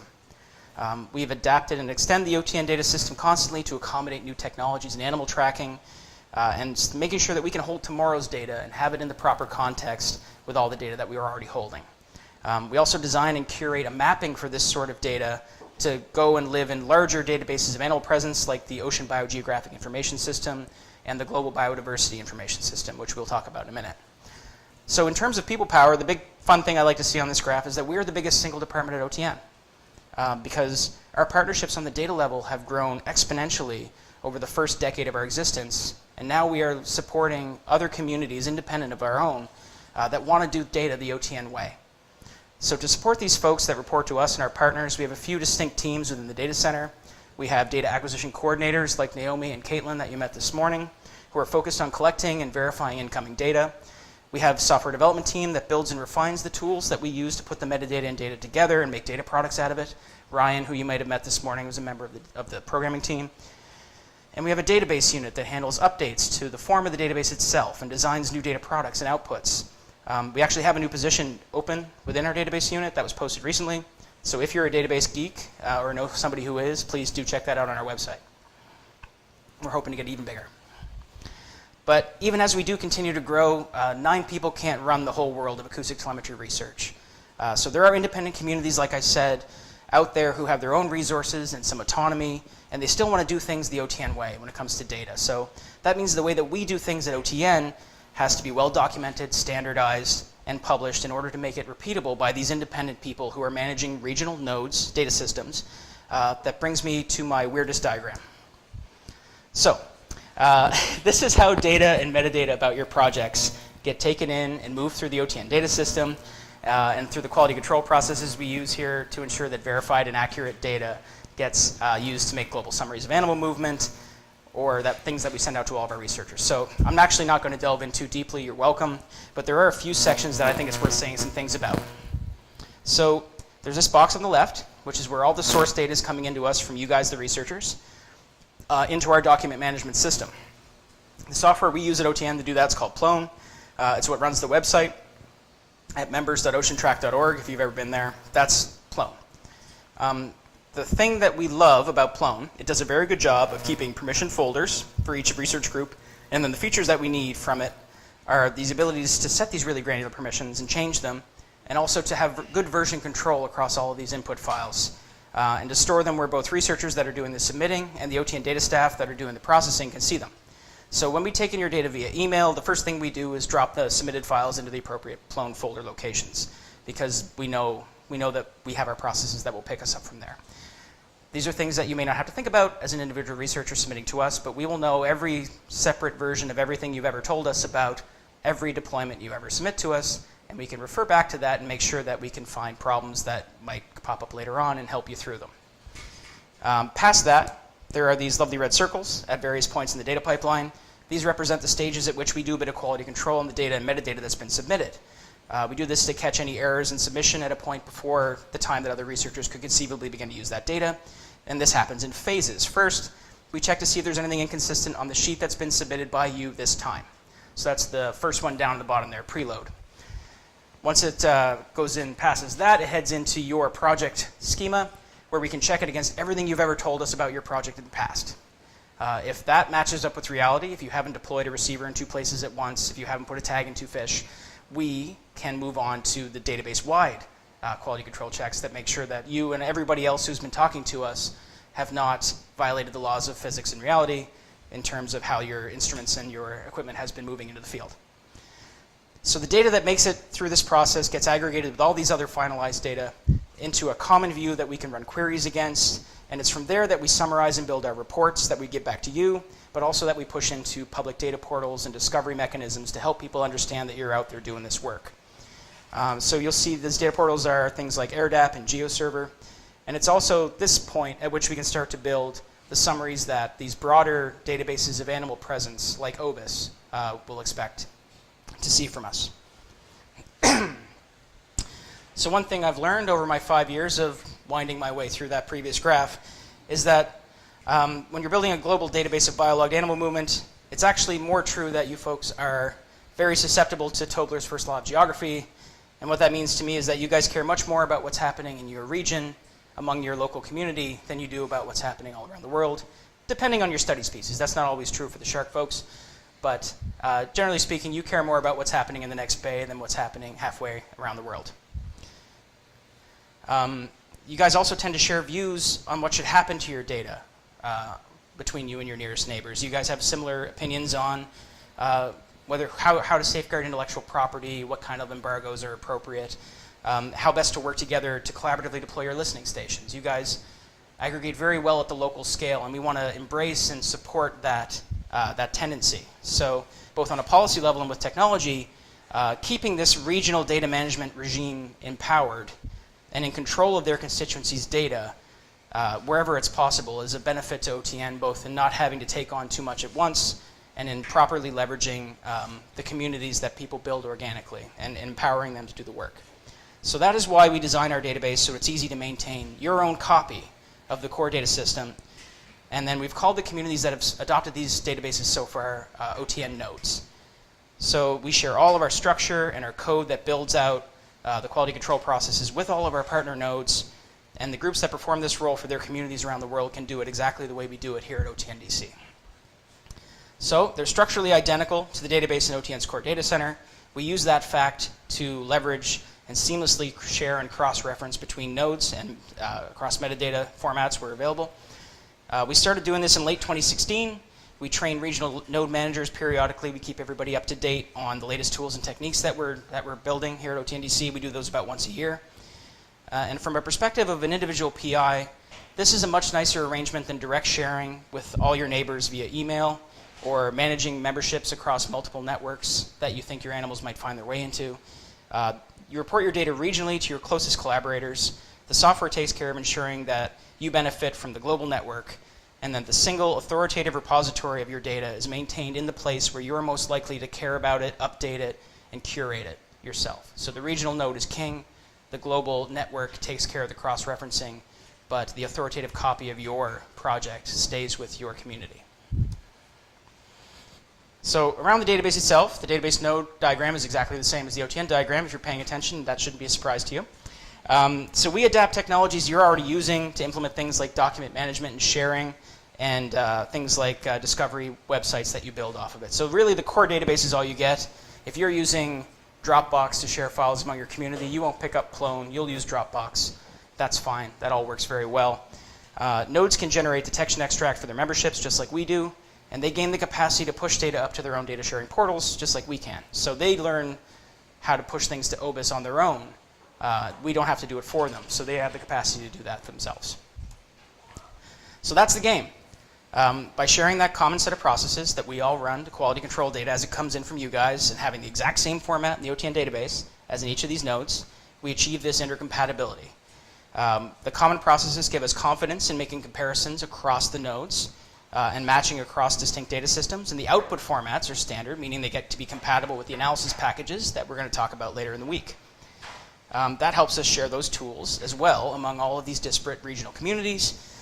And the other nice thing about having so many collaborators in other parts of the world that are using this system is that they teach us. They come up with new use cases, new configurations, problems and technologies that we have to then become fluent in.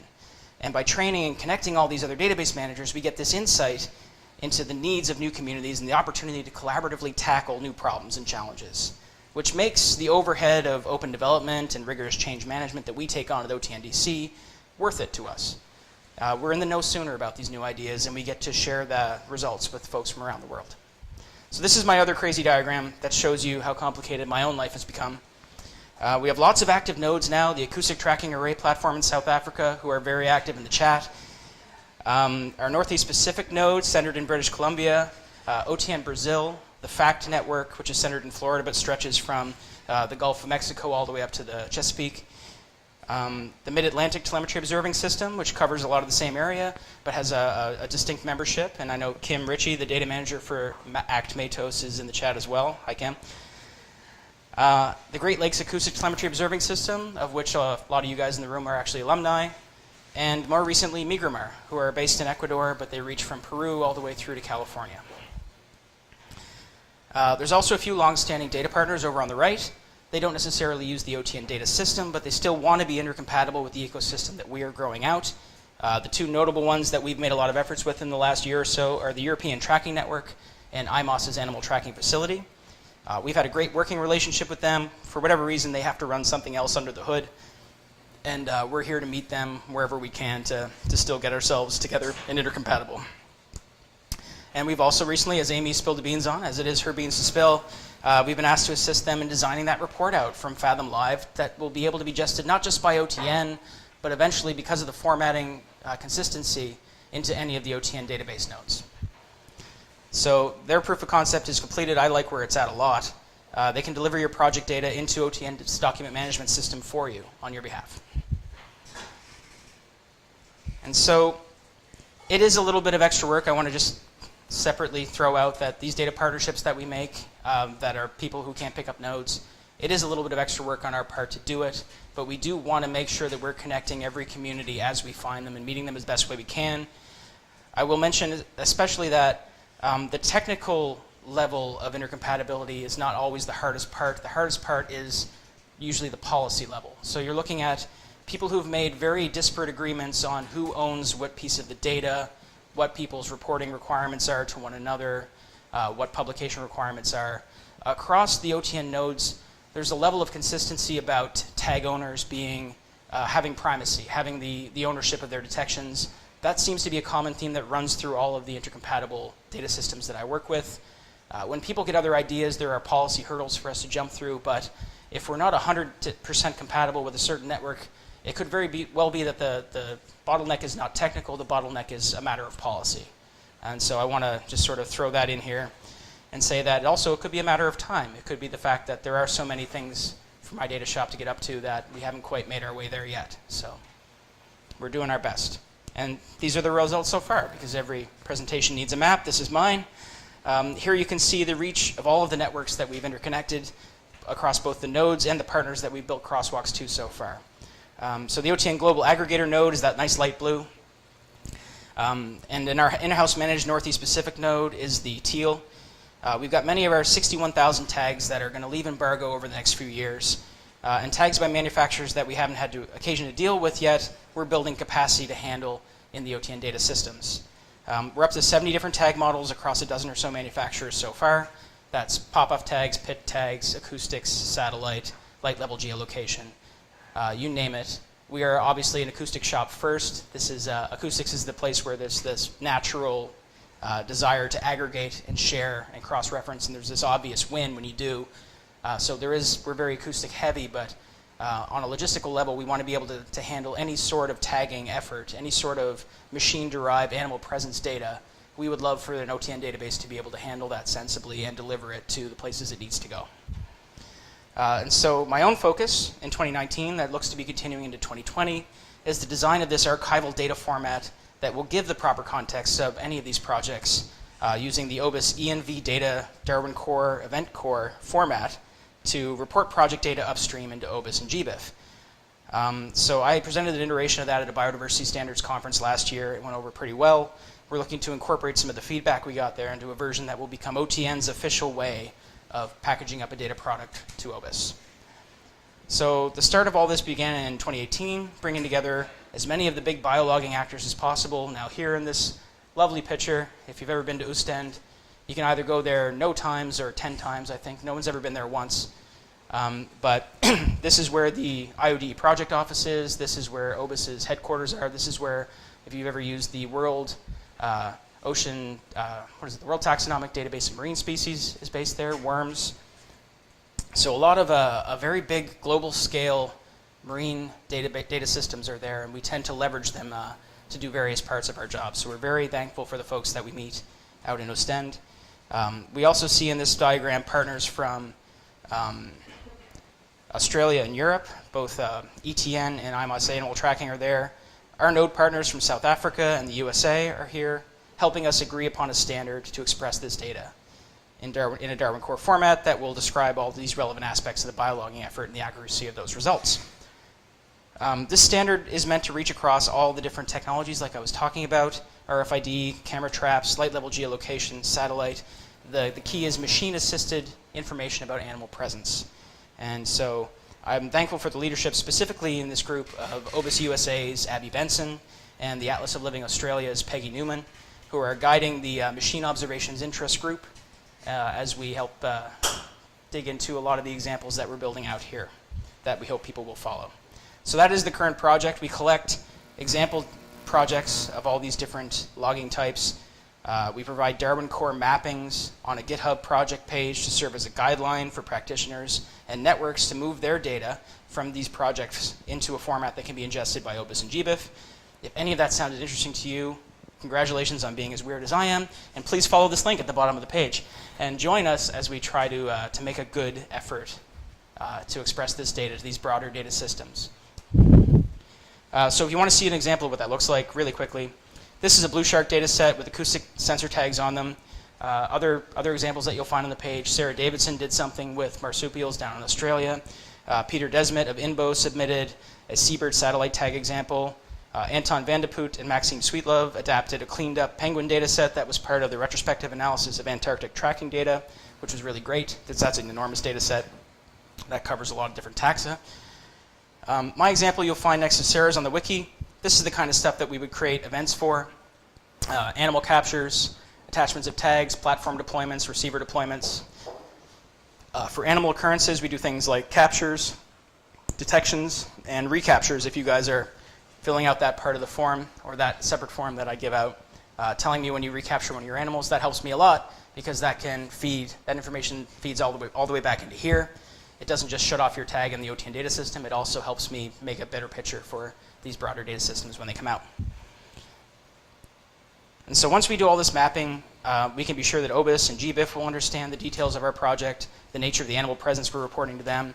And if we can do this for enough different archetypes of animal tracking, we have a set of guidelines that people can adapt and follow to bring their data into the picture. This is just a URL where you can grab my example if you're interested in digging in on it. If you're familiar with Darwin Core Archives and you want to play with my work, that's where you'll find it. I would suggest, though, this is the place to engage the GitHub project before. So hopefully we'll get one or two heads in there that will tell us how to properly do this stuff. So, oh, there it is again. I'm smarter than myself. So the software maintained at OTNDC to keep ourselves doing the data curation work in a uniform way and sharing what we learned to our node partners include this data management software package, which we've uncreatively named IPython Utilities, the analysis and visualization features of packages like GLaTOS and the Pythonic twin Resonate, and the scripts that I use to knock data sets into OBIS ENV format. Another thing that we've recently moved into, we've been trained by the folks from Software and Data Carpentries in the right way to build curriculums for software and data-oriented workshops with the help of starter curriculums that have been given out to us by traditional workshop leaders, people with a lot of experience, like Jake Brownscombe, who's sitting in the back, and Chris Holbrook, who is the core maintainer of GLaTOS. These guys have given us the starter curriculums that we generalize and we provide online to let people pick up and not only learn on their own time, but also adapt and teach to their local communities, to the people who are nearby to them. So check us out on GitHub. We do have a couple of our workshops up there right now. The one that Jake has pulled together, has helped us pull together now, is quite broad-ranging and hopefully very useful generally to get up to speed on data visualization and analysis using R. So please do come visit us on our GitHub page and check that out. So that's it. OTN's Data Shop, the thing I want you to take away is that our Data Shop is here to assist you in quality controlling your data and metadata. We're here to give you a summary of all your animal detections across all the networks that we are compatible with in a standard format. We make sure your data is part of a broader database of animal presence if that's a thing that you're looking to do. And we help you develop software packages that will help you more easily aggregate, summarize, analyze, and visualize your results. So that is the story. Thanks for your time.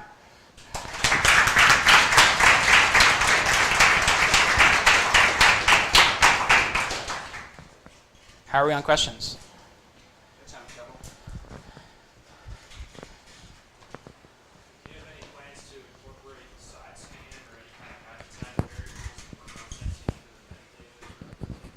So the question is, do we have any plans to incorporate side scan or variables about the environment into the metadata for OTN?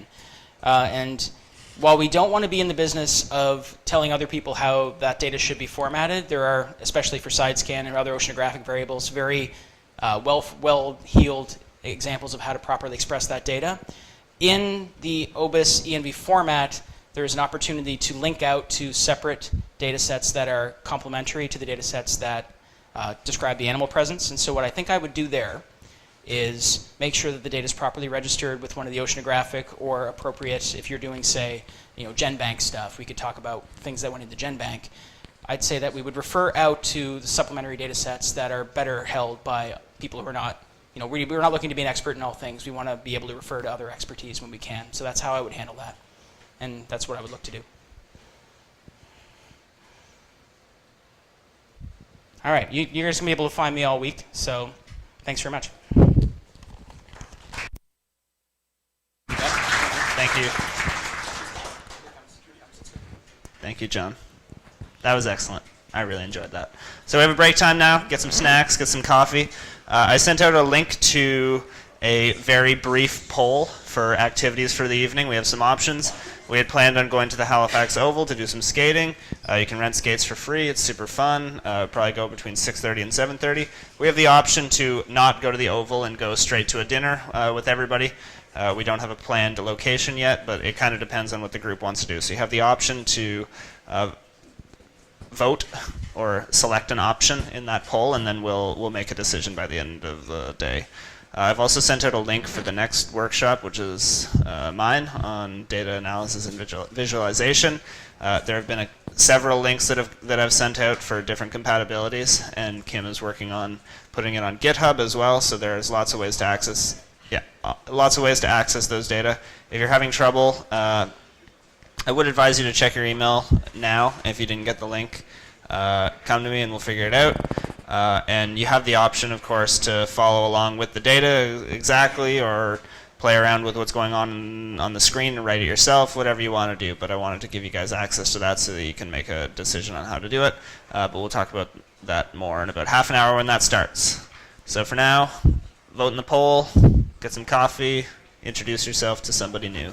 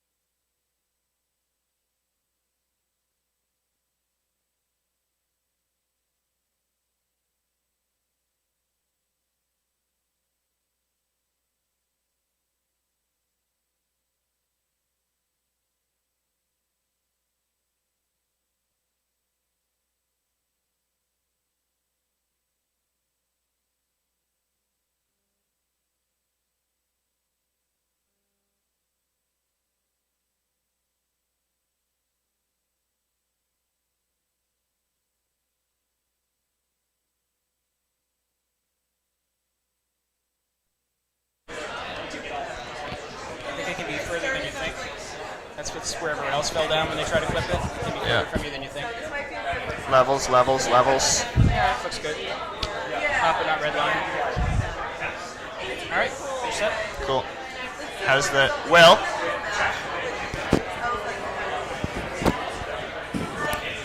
Will, how's the text size? Did you make it bigger? Because that's macro and they gave me big answers. Remind me what it is on a Mac, John? Command? Apple and plus. Apple? Command plus, sorry. Yeah. That's the stuff. I mean, you're going to have to work in it too, so.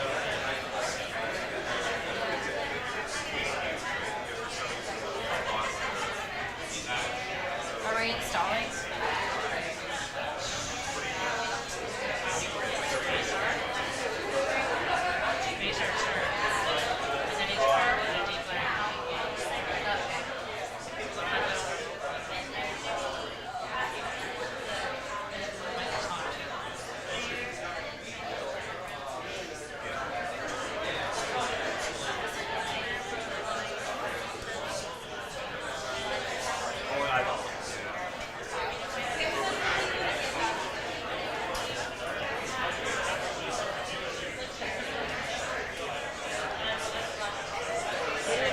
I think the mic's hot, by the way.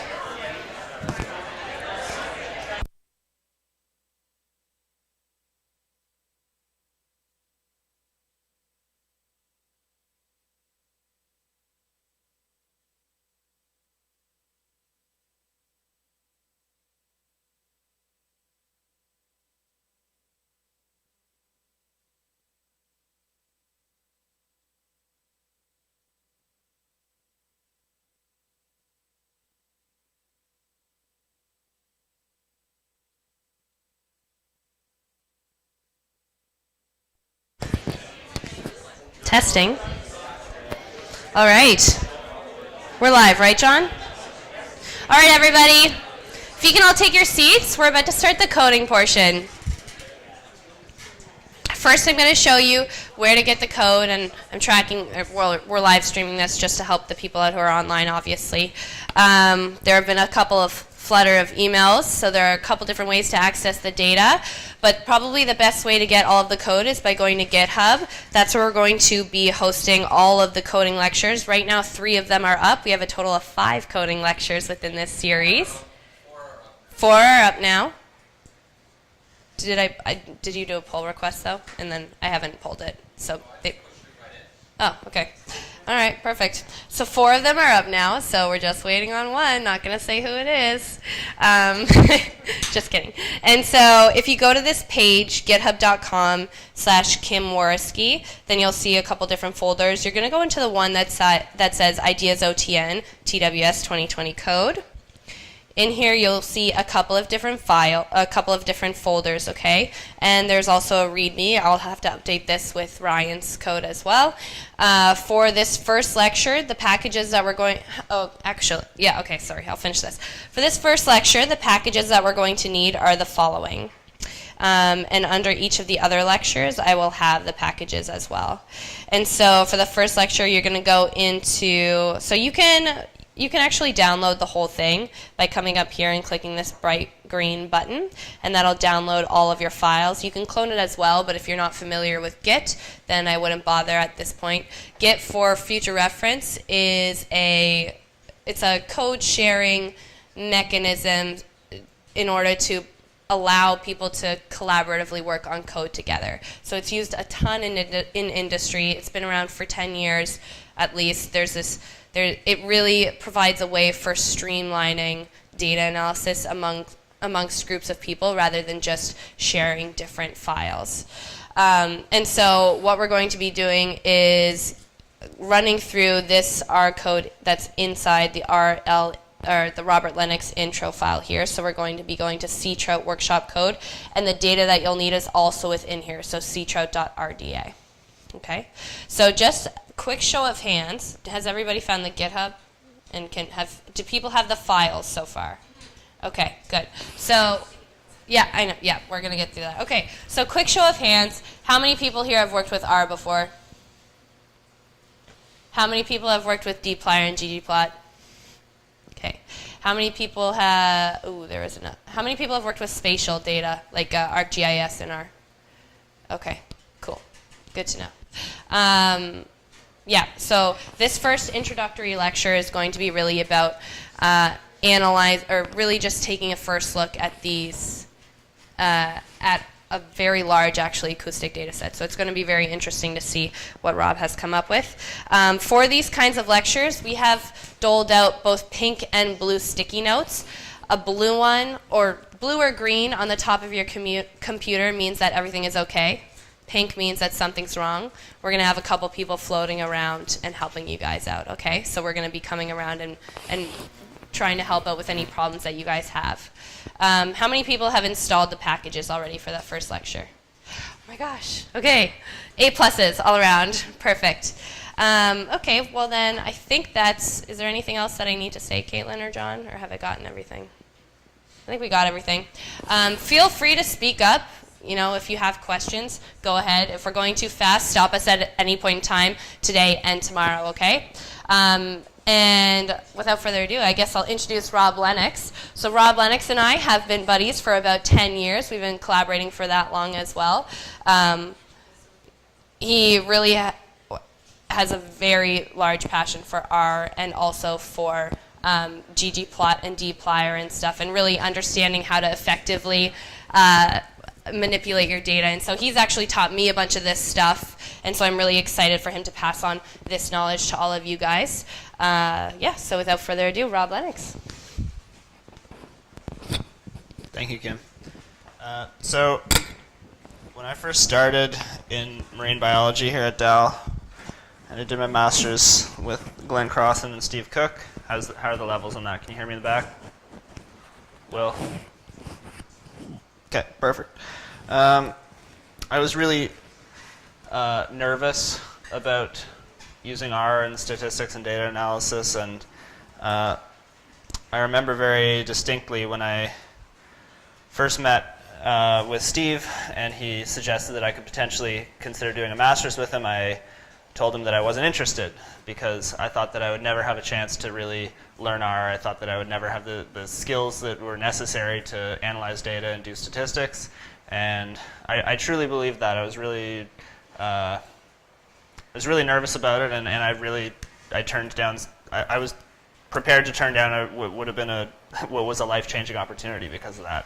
And Steve convinced me that I would be all right and that I would be able to get by with whatever skills I would be able to develop. And I took it upon myself to reach out to people and spend time reading books and reading internet posts on Stack Exchange and things like that to try to develop my skills. And so I taught most of what I know about R to myself and supplemented it with code that I borrowed from other people and lessons that I learned from the internet and books. But ultimately, what I want to say about this is that I think that I didn't come into this with a particular interest or affinity for any of these programs or methods. I came into it only with an enthusiasm for the data and the systems and learning about fish and marine biology and aquatic biology. And I know that a lot of people struggle with some of these things, and it's easy to get down on oneself about the difficulty of some of these methods. But I wanted to put this workshop together particularly because I feel that it's very important to support each other in these endeavors to learn some of these methods and sharing knowledge with other people and trying to expedite the learning process for people for things that took me a really, really, really long time to learn is really important to me. So I put this workshop lecture together with the intention of being able to teach everybody a couple new things. I know a lot of people have some experience with a lot of these methods, but some people don't. I hope that everybody's able to take away a couple new things that you can apply to what you're doing. I tried to run all the code just to make sure that it all worked, and it's a huge file, so some of it's taking a long time. But this is a data set of sea trout, which are migratory brown trout that spawn in rivers, and then they migrate out to sea after a couple of years in the river, and they feed in the fjords in Norway. So these data are collected just north of where I live in a fjord called the Ostafjord in central western Norway, just north of Bergen. And there's also Atlantic salmon smolt data. So within the data file that we have those two species, and we have detection data from throughout the fjord. So if I can get this to stop and start running through it, then I will begin the workshop. But does everybody have the code up and the data loaded in? Okay.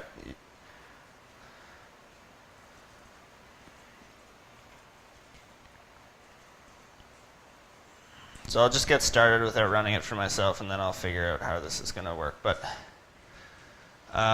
the basics when I start with acoustic telemetry data is looking at the data. So the head function, and you can run that either the base R way wrapped in brackets or with the tidyverse dplyr functions. And for me, I only learned the tidyverse about 1.5 years ago. I used base R for 4.5 years, and all of a sudden I started using these tidyverse functions, and they've really changed a lot of the way that I code, and especially when it comes to telemetry data. The way you can use pipes, which are these percentage sign, greater than sign, percentage sign. These operators really allow you to chain functions together, and if you're reading code with pipes, you can just read the pipe as saying and then, because you can connect different segments of your code together with and then, with the pipe operator saying and then, and layer on multiple operations within one line, or within multiple lines, but within one chunk of code. So for a really simple example is you can wrap brackets around C-throat and use the head function, or you can simply unwrap it, use the pipe operator, and check the head. So the first 6 lines of the C-throat data frame that we have to look at that. Similarly, and I can't run it because again it's frozen because I made a terrible mistake. Similarly, if you want to subset some of your data, so if you want to look at just the 6th column, for example, in the C-throat data frame, you can use the square brackets, the comma, the C function, and then select which column you want by using the numeric index, so column 6. But using the tidyverse, you can use the select function. So the select function is as simple as using the pipe operator after the data frame name, so C-throat, the select function, and the number 6. And oftentimes when you're working with R, select seems to clash with a lot of other packages that are common for analysis. So when you're using this function, a lot of the times it won't work, and it took me a really long time to figure out the reason, but I finally figured out that you just need to specify that it's within the dplyr package. So whenever I use the select function, I always use dplyr : select, because that just ensures that it works and it's taking the select function from the correct package and not clashing. Similarly, we can do that if we want to look at the first 5 rows of the data. We could code it out with the square brackets and use the C function and look at columns or rows 1 to 5. Or we can use the slice function, which is the tidyverse equivalent. So it's just it's merely a single function. Again, you write the data frame name, you use the pipe, and you say take the C-throat data frame and then slice rows 1 to 5, and that'll give you the first 5 rows if you just want to take a look at the data. So we can use these pipe operators to perform simple tasks in R. If you want to know how many species you have, and so we have a species column in the C-throat data frame, and as I said, we know we have both C-throat and Atlantic salmon. But if you wanted to code that out to look at that, you'd have to say you'd have to use the $sign operator to pull out the species column from the C-throat data frame. You'd look at unique. So what are the unique values within that column, within that data frame? You'd have to make it a data frame and then use the function nrow, so number of rows. And that would give you 2 if I could run it, which again I still cannot, but soon I hope I will be able to. You can use the function nrow and it'll give you 2. So has everybody run that, or is everybody following along? So you see that gives you the number 2. It gives you 2 species, C-throat and salmon. But using tidyverse, using these pipes, we can unwrap that. Instead of having to wrap all these brackets around and keep track of the number of brackets that you need to have at the end, you can simply unwrap it with C-throat pipe distinct, which is the tidyverse equivalent of unique, species, and then nrow. So that will also give you 2. So I find it's a matter of preference, and there's an argument to be made that the base functions in R are potentially more clear, and the functions don't necessarily clash with other packages. But many of the functions that are written into dplyr allow you to look at your data and perform really important, oftentimes basic tasks, looking at your data and understanding your data very quickly and efficiently by joining them together with these pipes. Yeah, thank you, Jake. So you don't have to write a percentage sign greater than percentage. Yes. Is this CSV a combination of your metadata and the URL data? Yes. Yeah. So I made like a Frankenstein file just for everybody to use. That is a good question. And if for those that didn't hear it, you can shortcut the pipe by pressing Control-Shift-M at the same time. On a Mac, it's Command-Shift-M. And that way you get that in your fingers pretty quickly, and you start hitting that fairly rapidly, and you can chain things together and do pretty good operations quite quickly. So the same thing when you're working with date times in R. It can be quite challenging to use for me anyway, to use the POSIX CT function that converts dates and times into date time objects in R. So I use the lubridate package, which is a package that's written by the same author as the tidyverse. And lubridate provides a series of functions that really efficiently handle date time objects. And you can even modify datetime objects that for some reason come into your data frame in different formats. So it's happened to me more than once, believe it or not, where I've had some CSVs where the format is day, month, year, and others where it's year, month, day. And when they're put together, you can't simply use a function like as POSIX CT, but you can use parse_date_time, which is a function within lubridate that I haven't given an example of here.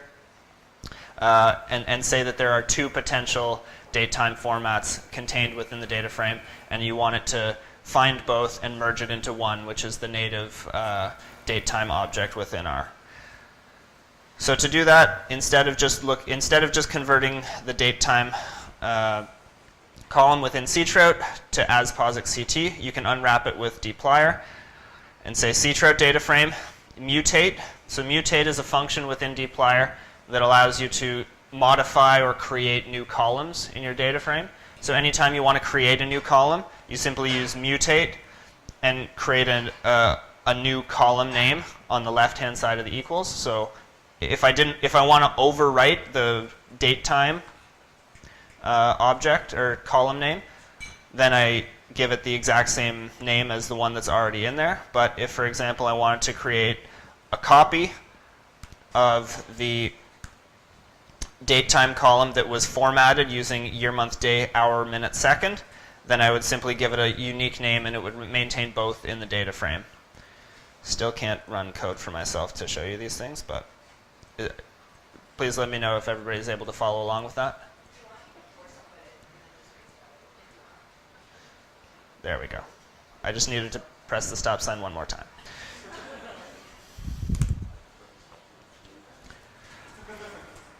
So yeah, we can format dates and times very efficiently using the dplyr package in combination with the lubridate package. Hands up who's used the lubridate package before. So pretty much everybody knows this, but a lot of people it is new to. And filtering. Filtering is probably my favorite thing to do in the tidyverse. I found filtering extremely difficult with base R, and I never really fully memorized the code. So an example of how to filter, if you want to just look at the trout detections from the ctrout data frame that we have here, using base R, you'd take the data frame name with a square bracket and which, data frame $ column name equals quote trout, and then you need the comma to indicate that you're referring specifically to columns, and that'll give you only the rows in the data frame that correspond to having trout in the species column. It's way easier to do it using dplyr. You simply unwrap it using the pipe, and you say ctrout, and then filter species equals trout. You can easily add on to this if this doesn't make a lot of sense given that there's only 2 species here. God, this is really going inefficiently. There's only 2 species here, but if there were more, you could easily say, I want species equals trout or species equals salmon. So within dplyr, you can easily add on new information using the and, which is just the ampersand, or the or, which is just this vertical line that I don't know the name of, which simply says I want this or that from that column. In addition, you can do this with dates and times. So if we want to filter, so let's look at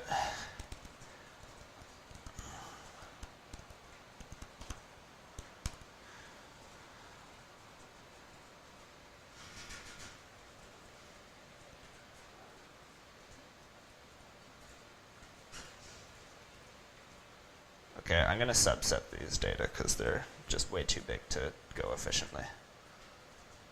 That character from OR is confusingly called a pipe. Let's all agree to call it the OR operator. Yeah, that's a good point. So from here out, we will refer to it as the OR operator. So here I'm using filter, or slice, sorry,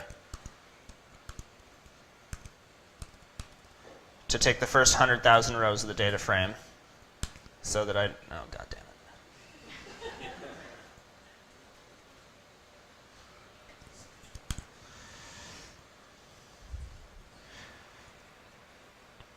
So I'm just going to take the first 100,000 rows instead of like 14 million or whatever it is.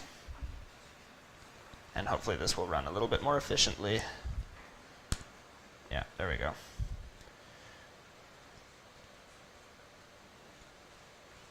Okay, so I'm with you now. So we're just going to quickly look at the first few rows of our data frame, sea trout.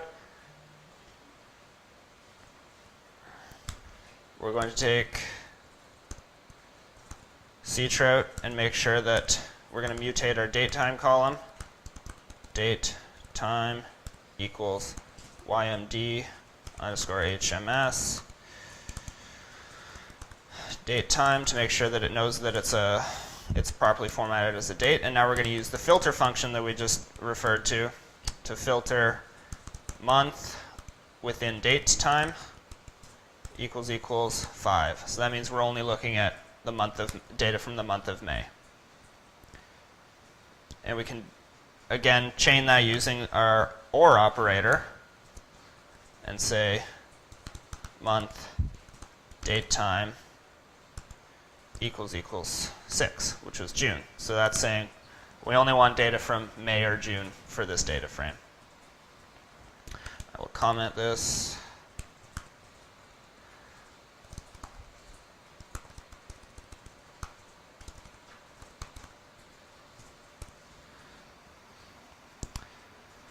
And of course, everybody is familiar with the base R plotting. It's a simple command from using plot and then the $ operators to select the columns that you want. So longitude and latitude for our sea trout data.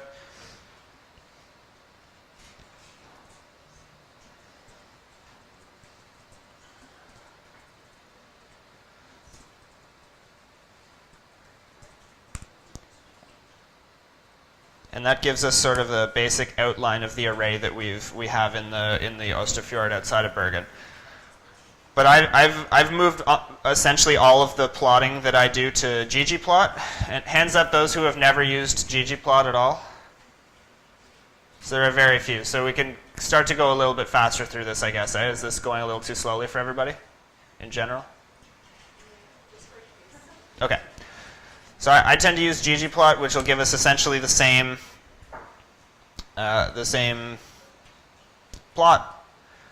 But just briefly, for those who haven't used ggplot, because there are some, ggplot is all based on aesthetics, and you can identify your aesthetics within the function. So you have the ggplot function, you have the aesthetics call, and then you have your x and your y. You can add in additional pieces of information, color or fill, or you can have a z variable that can indicate depth or a color gradient. And data summaries. So this is also an extremely important one. For many years, I used dplyr to get data summaries. For example, if I want to look at the mean longitude that a sea trout was at by fish ID, I'd use the dplyr function. And I'd get the, oh, it's a lot of NAs, it's not great. But instead, it's really easy to use this group by function. So group by basically allows you to measure any variable that you want or summarize any variable that you want based on levels of a factor in some part of your data frame. So in this data frame, we have both individual codes and species codes. So we may want to know the mean length, for example, of the trout and the salmon. So we'd group by species if we wanted to do that. But here if we want to query with the mean longitude, so the mean position, for example, of the trout of the individuals is, then we group by individual, which is a factor, and we summarize the mean longitude by naming it mean and using the function mean. And this gives us a nice tidy data frame where we get the individual's ID and the mean longitude that it's found at throughout the data frame. So this being a toy data set or a bit of a dummy data set, some of these are not exactly of high priority or interest to actually know. They're merely examples, but you can imagine the functionality of combining group by with summarize in dplyr. And many of you probably already use it, of course, but it's something that I use probably more frequently than any other combination of dplyr codes. So we can start to build bigger plots. So I just talked about group by, and if we want to look at the sea trout database and look at how the fish, the individuals are distributed in the fjord throughout the year, we can group by month. So we're using the month function from Lubridate and calling it M. So we're saying group it by month, group it by individual, and group it by species, and give me the mean longitude with all that data. So if we run just that subset,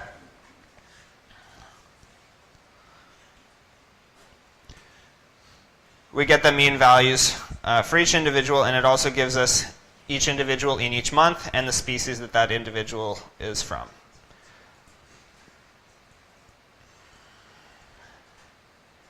We can plot that with points and look at the distribution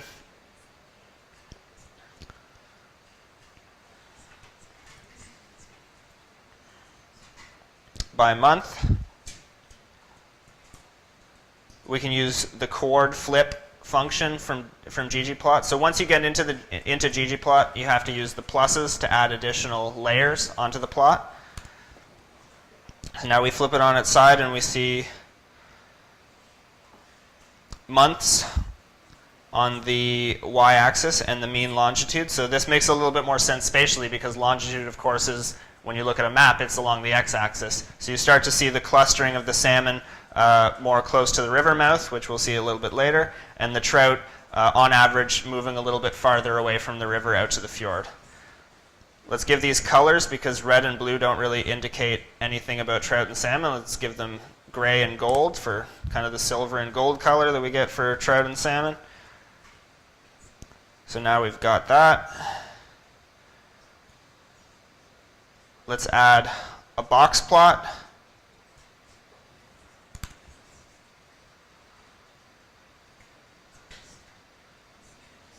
So that gives us a sort of a data summary of all the so each point is an individual in each month, and the box plot gives us a summary of the distribution of individuals. And then we can also add a violin if we want. Oh god, oh no.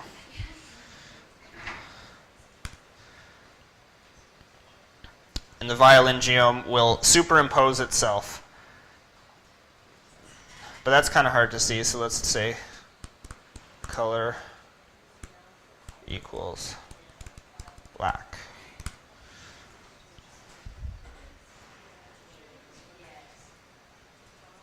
So that's an example of how we can start to see the distribution of the species. And we notice here when we look at this that the salmon appear to only be around in May. So recall that the data frame that I'm using has been subsetted for the first 100,000 values because of difficulties.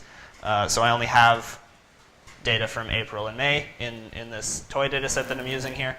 And of course, if I recall correctly, the salmon were tagged in May, so it makes sense that they weren't there in April.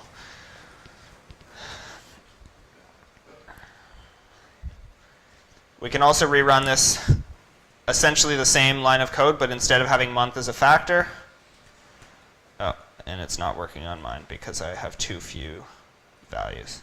So we'll skip that. But if it's working on yours, if you didn't subset your data to the first 100,000, you can start to see density bands to look at the distributions of the two species across months. Did anybody get that to run with their full data set? No? Okay. Yeah. Hands up if it's extremely problematic.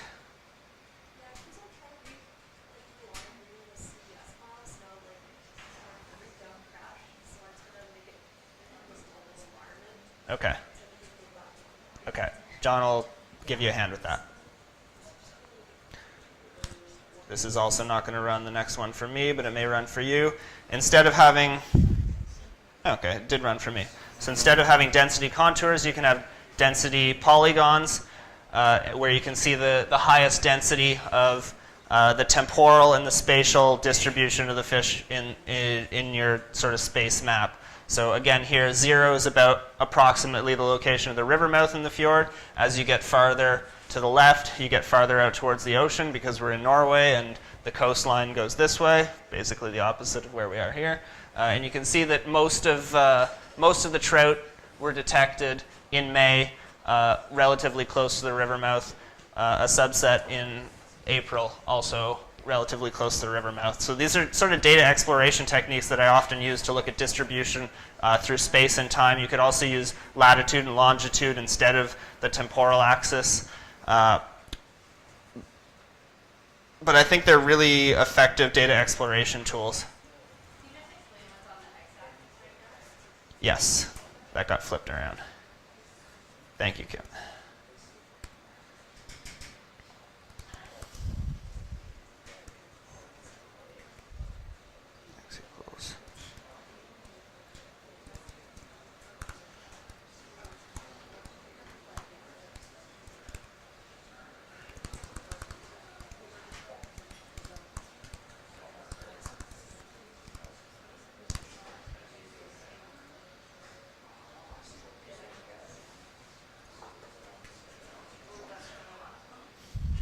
Yeah, so I've modified this to show that this is the mean month along the y-axis, so 4 being April, 5 being May, and then this is the longitude value in UTM 30, so it's a meters-based projection.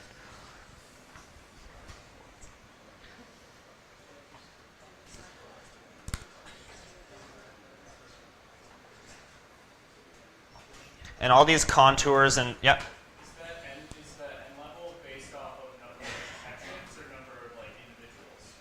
It's based on number of detections. Is there a way to reduce it to individuals? Yeah, absolutely. You would simply do a group by and a summarize by species before you put it through that. Okay. Yeah. So I also did an example where we get a density contour for each individual. It probably did not work very well. Given again the subsetting that I did to the data to make it run properly. Yeah, but these tools again can, and I'll show later how you can impose a map underneath this, so you can see actually how it overlies on the shape of the fjord and the river as well. But we can start to see trends in individuals. Some are using a lot more space in April and May. Some are not detected, of course. Some have very small areas of use. And these overview tools, I think, give a really nice ability to understand how the fish are moving in space and time. So again, we have, or here, we have latitude and longitude. It's no longer space and time; it's just space. So this could be superimposed on a map quite easily, which we will do.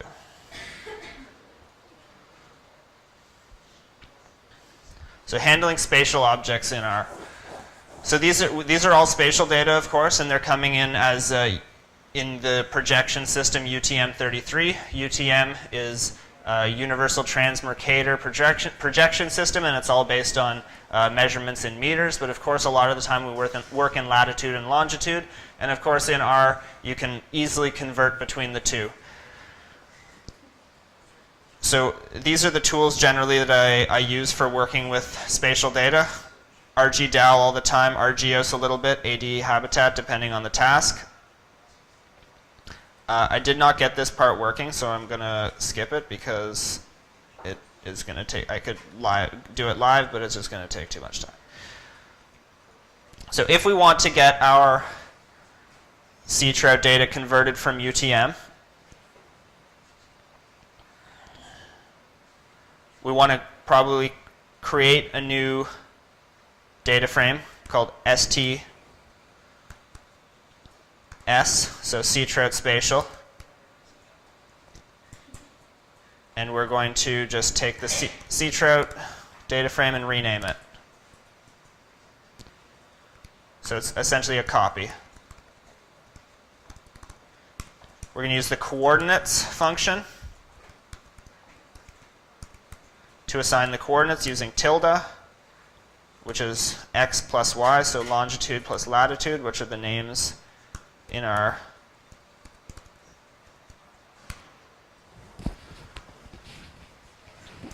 data frame.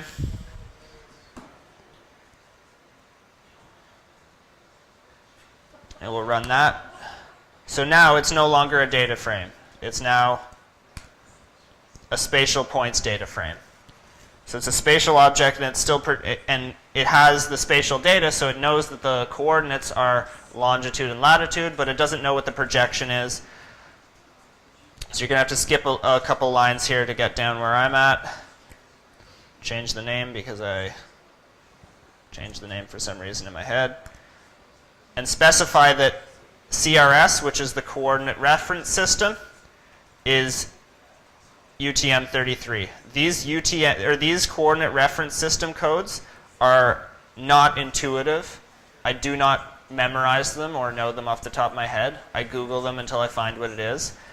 Generally, you just need to find the UTM zone that your site is in, and it should correspond, but that can be a bit of a trick. So where I work here in the middle of Norway, we often use the UTM-33 coordinate reference system, but sometimes people are using GPSs that are using UTM-32, and they don't tell me, so usually I have to load in the data, play around with it, figure out what coordinate reference system they're using, and then assign it. Sometimes, of course, it's latitude, longitude, and so on. But this is the coordinate reference system call to indicate that this spatial points data frame that we've converted. So again, if we go back, we converted this data frame, sea trout, to a new one, STS.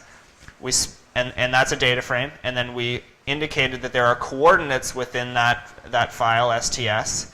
Those coordinates are called longitude and latitude. And this line of code changed the data frame into a spatial points data frame.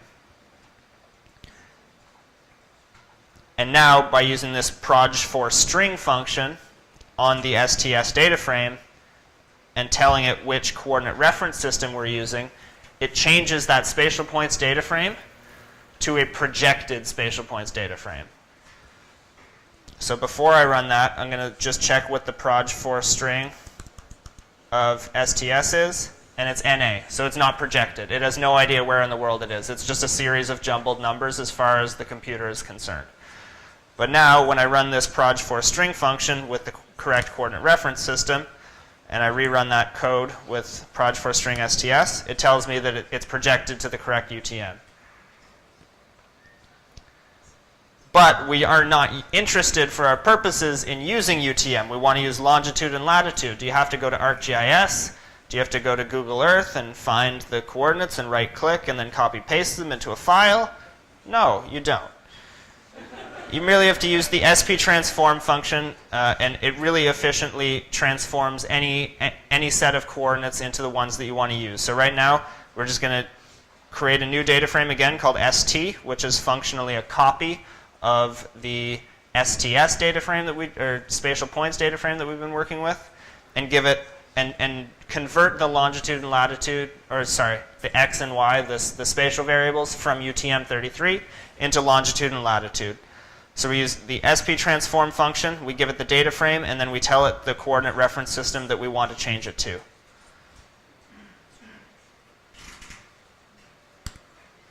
Oh, God.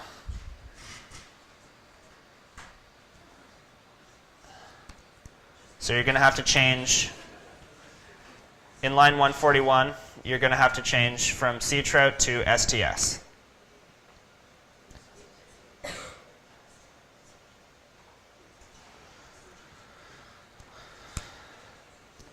So now,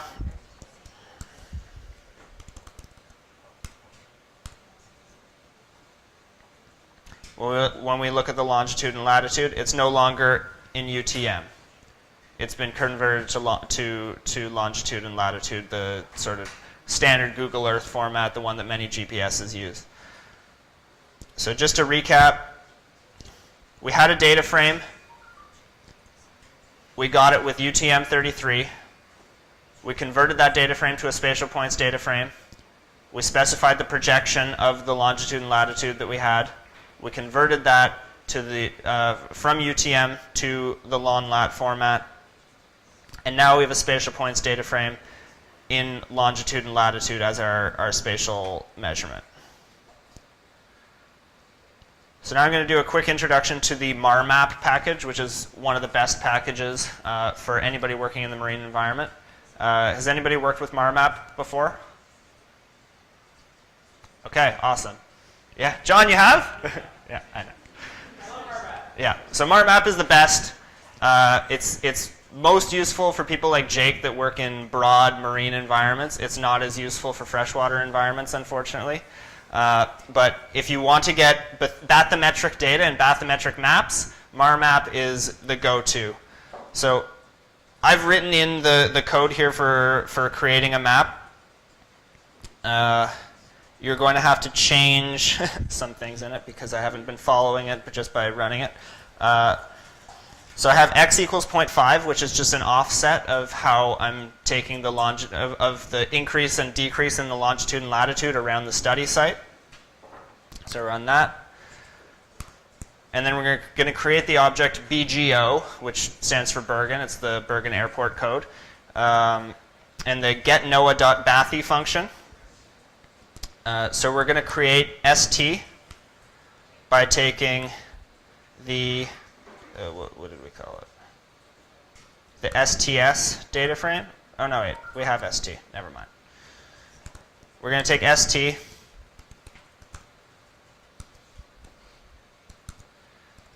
as Tibble ST.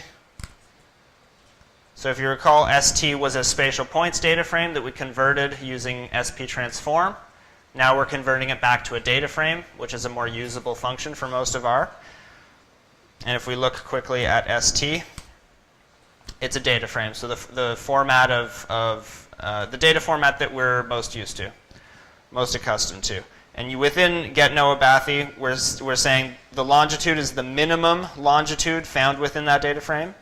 The maximum longitude is the maximum longitude found within that data frame. Same with the latitude, and then I've added the offset by increasing and decreasing by a latitude and longitude of 0.5. Latitude should have values between negative 90 and plus 90. Why is this not working?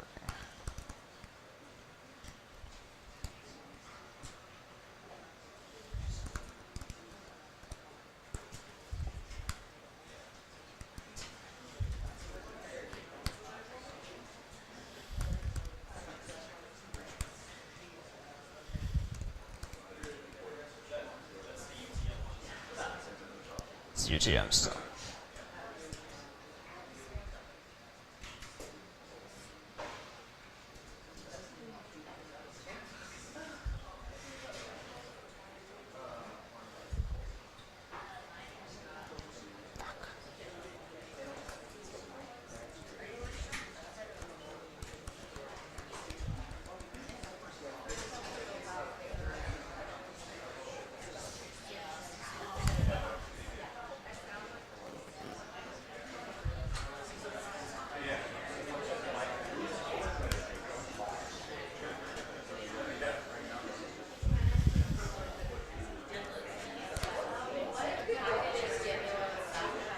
marmap. M-A-R-M-A-P.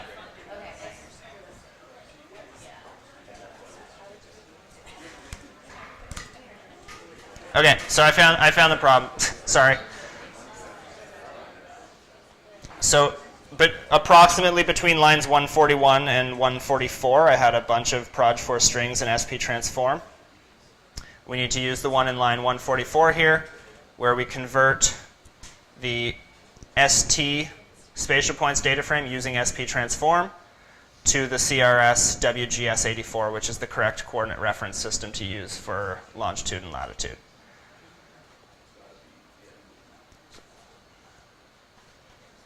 So you should come out, and then you just need to convert it back to the data frame. Don't need this. Using ST pipe as Tibble ST, and then it should run with the BGO function. Yeah.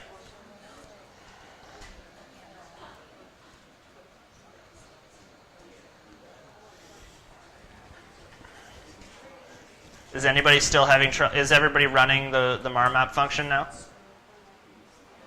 Yeah? You got it? Perfect. Hands up if you do not have the marmap function working. Okay.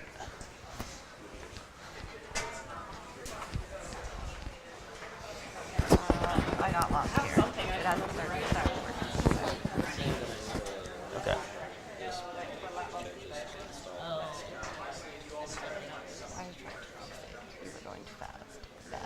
No, that's on me. I apologize. No, it's So- I'm new, so the only thing saving me right now is ArcGIS. You just reinstalled the CTRS? Okay, you should be perfect.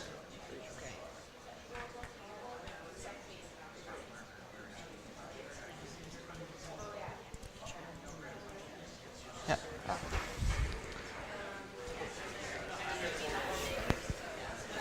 How's it going? It's good. I can download it's just erroring. So I'm just following along, but I think everything's getting it. Did you get the email? Yeah, I started doing it through. I've got all the code and everything. Did you get the GitHub? It's just like it won't let me put tidyverse in. Won't let me install it. Just me though. It's a nightmare. Yeah. I You did got- have an issue with tidyverse too. Okay. And I had to I just updated. Okay. You guys are mostly okay though? Yeah, I'm following. Okay. Do you want to use my computer, Will? How did you let go of Basar plotting and make the switch to ggplot? Because I've been resisting for a really long time. So what made you make that switch? I made it instantly. But like, why did you decide one Because day? it's like I know. it's way more Just because it has been customizable. around for so long too. I know. I found I could customize everything really easily with ggplot, and I could add layers and I could manipulate. And I know that's fine. I'm talking sufficiently quietly, I think. Yeah, Okay. I just found the functionality was unparalleled with Base. Yeah, I'm like ready to make the switch. I was just wondering if you Yeah. had any. I would do it. I could not recommend it more highly. Okay, everybody mostly good now?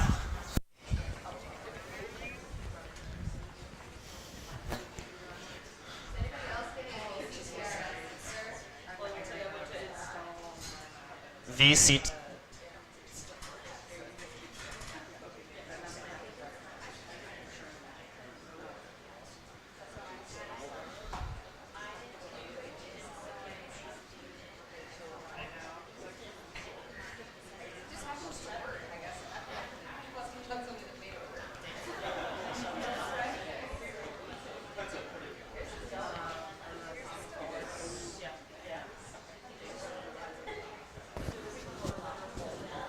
Is it just one person with an error remaining?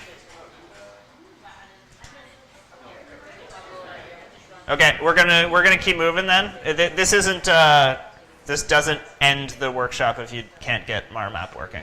It's merely one example.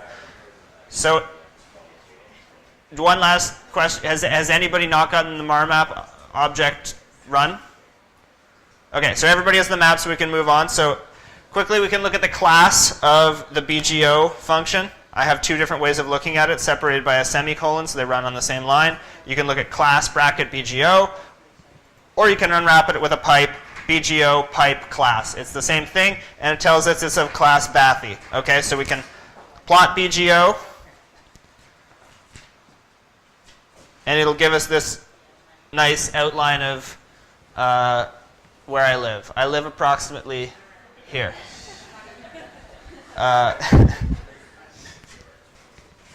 Yeah, right in the fjords. We can plot this using color, using base R, or we can use the auto plot function, which plots it in ggplot, or not. Unclear why not working. But the secret to plotting any spatial objects in R using ggplot, which in my opinion, is the best way to plot in R, is to use this function fortify. So any spatial polygons data frame, spatial points data frame, if you get a shape file from a colleague, you want to use this fortify function so that you can turn it into a data frame and plot it the way you want it.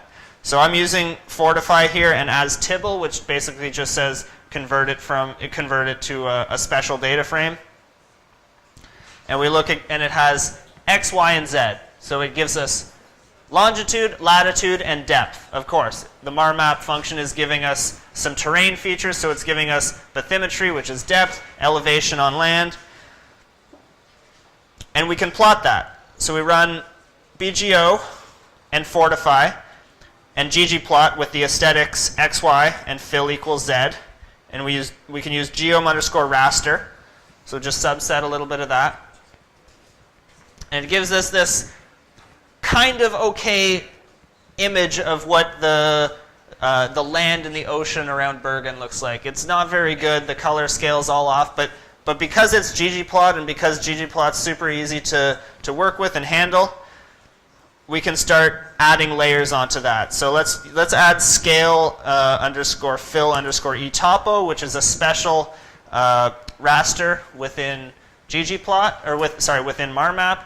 And now we get a nice terrain map here by specifying the colors a little bit better. So we can see that there's sort of a shallow coastline around Bergen. There's some low-lying areas, and then we get up into the mountains just behind Bergen. And this is the Ostafjord, so this is the area where our receivers are. And then this little valley, you can see it's a little bit lower lying through the mountains. This valley is where the Vaso River lies. So this is the home river for the sea trout and the salmon. This is obviously fairly grainy. Again, really, marmap is not really made for really high resolution, close-in plotting. It's really good if you're looking at areas like all of southern Florida or the Bahamas or Palau. But I thought it would be a good example because there's a lot of people that do have those kind of data where they're looking at large pelagics and they can get these bathymetric data and make really good maps that way. It's also, if you don't have a shape file for a large area, I do have shape files for this area, but I thought it would be easier than sharing it with everybody and everybody downloading it. I thought it would just be a good example to show this. So if we run the whole code, I've added in some extra custom features here. So on top of the geom raster and the scale fill topo, I've added labels, so X, Y, and fill. I usually now put the labels on the top instead of on the side. So I put theme legend position equals top, and I spread it out so that the legend is more readable on the top by legend key width unit 5 centimeters. So that just makes it longer instead of all squished together. So if we take that out, you can see that it doesn't look as good. So it actually took me a while to find that specific way of elongating the legend, and now you can use that because. So you can see when it's all squished together, you can't actually see. So using that extra bit of code is quite helpful, I think. Let's give everyone a breath to catch up, and I gotta go fix something on the live stream. Okay, great. Yeah. Does the fortify function coerce everything into the same projection system as well, or just that? It maintains it in whatever projection system you've already specified. So you can't like slam a bunch of different data frames in there if they have different projection systems. You could by joining them. Yeah. Fortify merely takes a spatial data frame and turns it, it takes a spatial data frame and turns it into a data frame. That's really all it does. So you can't really, because a spatial polygons data frame, for example, that doesn't interface properly with most functions because it's contained within this special format. By unraveling it with Fortify and getting all the exact coordinates, you can actually manipulate it more easily. So no, it keeps it. So if you have like, what are you thinking, for example? Like I just saw X, Y, and Z. Was that all that was in there? Yeah. So for a lot of them, for example, if you have like a map of Canada, where you have different islands and things like that, it'll have a group, and that's key when you're working with any sort of polygon, because, and it's a very classic problem if you're using ggplot to plot a map or a spatial polygon, where all the lines cross and look really weird. All you need to do is add, so you have your X, your Y, and you just add in a ggplot call, you need to add comma, group equals group, and then it'll make it all look proper after you've fortified it. I can show you an example later if you want. But yeah, it should keep it all going. Does anybody need a longer break or more help or have other questions? Okay. John, everything fixed? We're good to go. Okay, cool. Yeah, it is a beautiful plot. So we can start to build on this. So if we want to see where our receivers are within this fjord, we can simply add on additional items. So I've essentially copied the code that we've already ran just to run this, and added at the end of it. So you can see the last thing we have here is theme legend.position equals top, and I've added a plus, and I've added a call for a geom_point. So this is a little bit tricky, and it's something I only kind of relatively recently learned how to do, to layer on additional things that are outside of the original ggplot data frame. So I'm taking data from the sea trout, the ST data frame, and adding them on as points. So geom point, the data is from the ST data frame. I'm converting that to a data frame because I think it was a spatial points data frame. So convert it to a data frame, take the distinct longitude and latitude. That's to make sure that we're not just plotting the same point over and over and over and speed it up a little bit. So we just want all the longitudes and latitudes, and then adding the aesthetics, longitude, latitude, and this is the key. This is the key to making this work. Inherit aesthetics equals false. And this is why it took me so long to learn how to do this, because in your original ggplot call, any aesthetics that don't really appear in the secondary call will cause it to fail. But if you say inherit those aesthetics as false, then you're fine. So, yes. So if you're adding on points to a map, for example, the original, oh god damn it, bplot. The original map ggplot object is based on latitude, longitude, and depth, and that, especially that Z depth, when you're adding a geom point, and it's going to want to find that depth as well, and it's not going to be in there, so it's going to fail. So you have to say, forget about what I was talking about in the initial ggplot call. Don't inherit those aesthetics. I'm going to specify my own unique aesthetics for this. It's a really weird thing to Google, which is why I had a really hard time figuring out how to do it, and eventually I found it by happenstance in someone else's code. But here we can see that we've now superimposed on this map the location in red of all the receivers that we have around the fjord and up into the river. And that's amazing, and that's the reason that we had to use that SP transform function to convert from UTM. Because we have this marmap object that's using latitude and longitude, it's not using UTM. If we were trying to superimpose the position of these receivers using UTM, they'd be way off. So we have to convert and say those UTM are equivalent to these latitudes and longitudes so that we can plot them on top of each other. Does that, anybody have any other questions about that? Moderately interesting new skill, potentially? So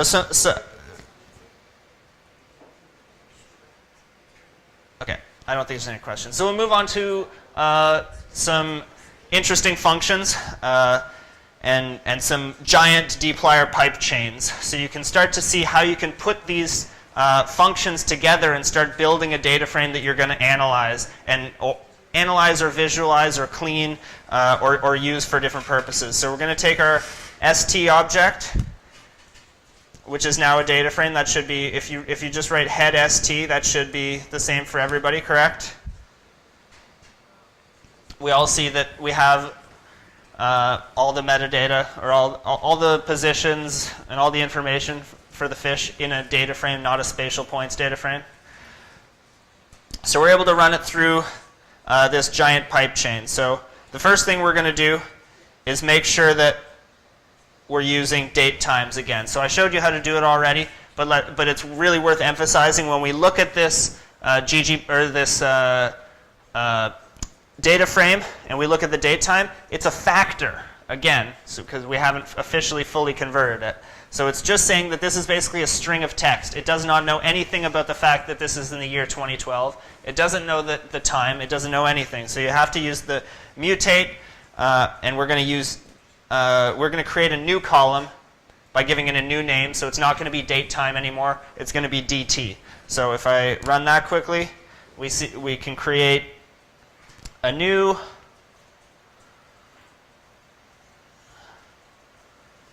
data frame. Yeah, this is too high. Or a new column within our data frame that is the properly formatted date time.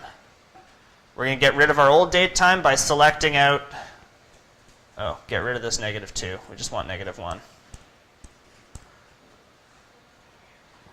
We're going to select out by using the negative sign with dplyr select, date time, and this first column that's just a series of numbers.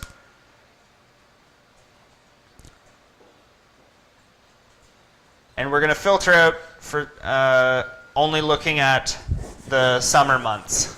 So for mine, because I've subsetted it, I only have April and May, so it's not as interesting. But if you so sea trout, for example, they spend approximately May to October, May to August, September out in the ocean, and then they'll come back to spawn in fresh water sometime between late August and early October. So if for example, with sea trout, we were only interested in their summer residence in the fjord, we would do something like this, where we subset it by month. I'm going to take this out because it's not as interesting just by hashtagging it. I'm going to arrange by date and time. So again, we've already mutated the date time column to create this DT object. Arrange just sorts it chronologically, so earliest to latest. If we wanted to reverse it, we would go arrange DESC date time. So I'm going to pipe, but I don't want to do that. But that's how you can arrange in reverse. And then I'm going to use the group by function to group by tag.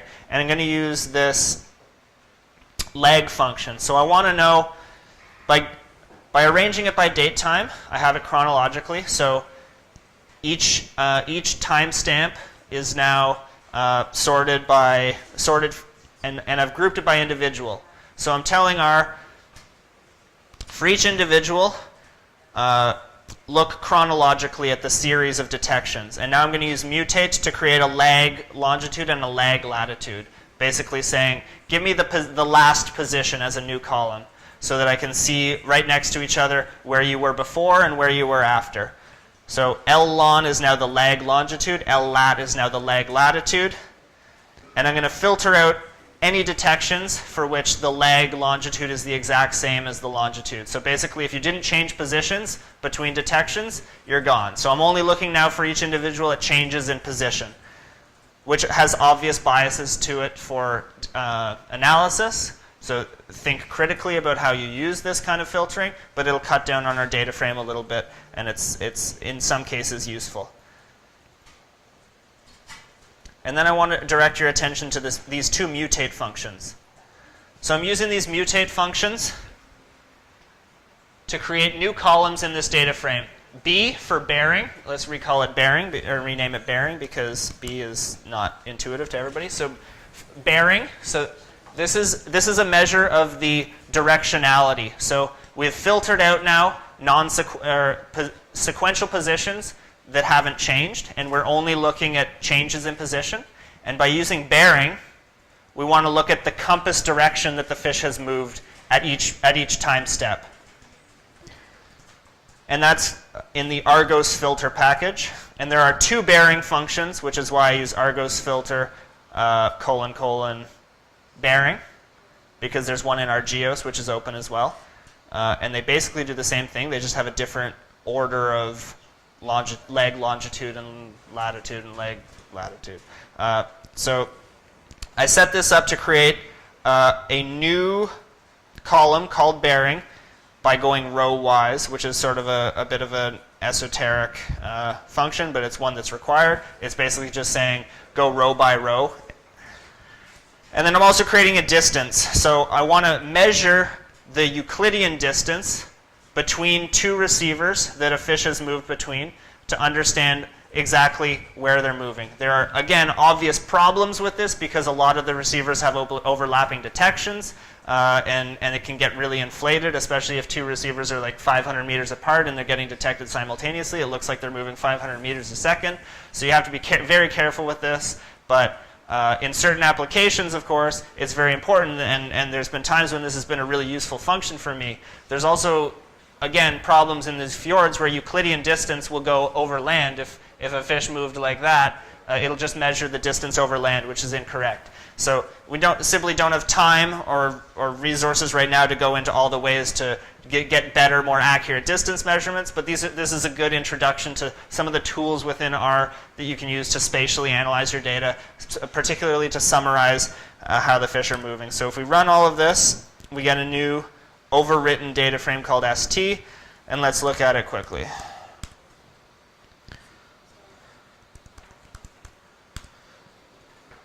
So now within ST, not only do we have receiver and tag ID and species and length and longitude and latitude and our date time that's formatted like a date time, but we also have the leg longitude, the leg latitude, the bearing of movement, and the distance that they moved. Again, with biases because I haven't filtered all this to filter out overlapping detections and things like that. Hands up if you're totally lost right now. I know we have the stickers and everything, but I do want to check in. You're having trouble all the way up? I do need help in order to run this. The date time? Yeah, for a few people, it's the same. Okay. So this runs, but as soon as I click this, Okay, can I look at your ST function? Just double click on ST. double click? Yeah. Control Enter quickly. Okay, go to the top here.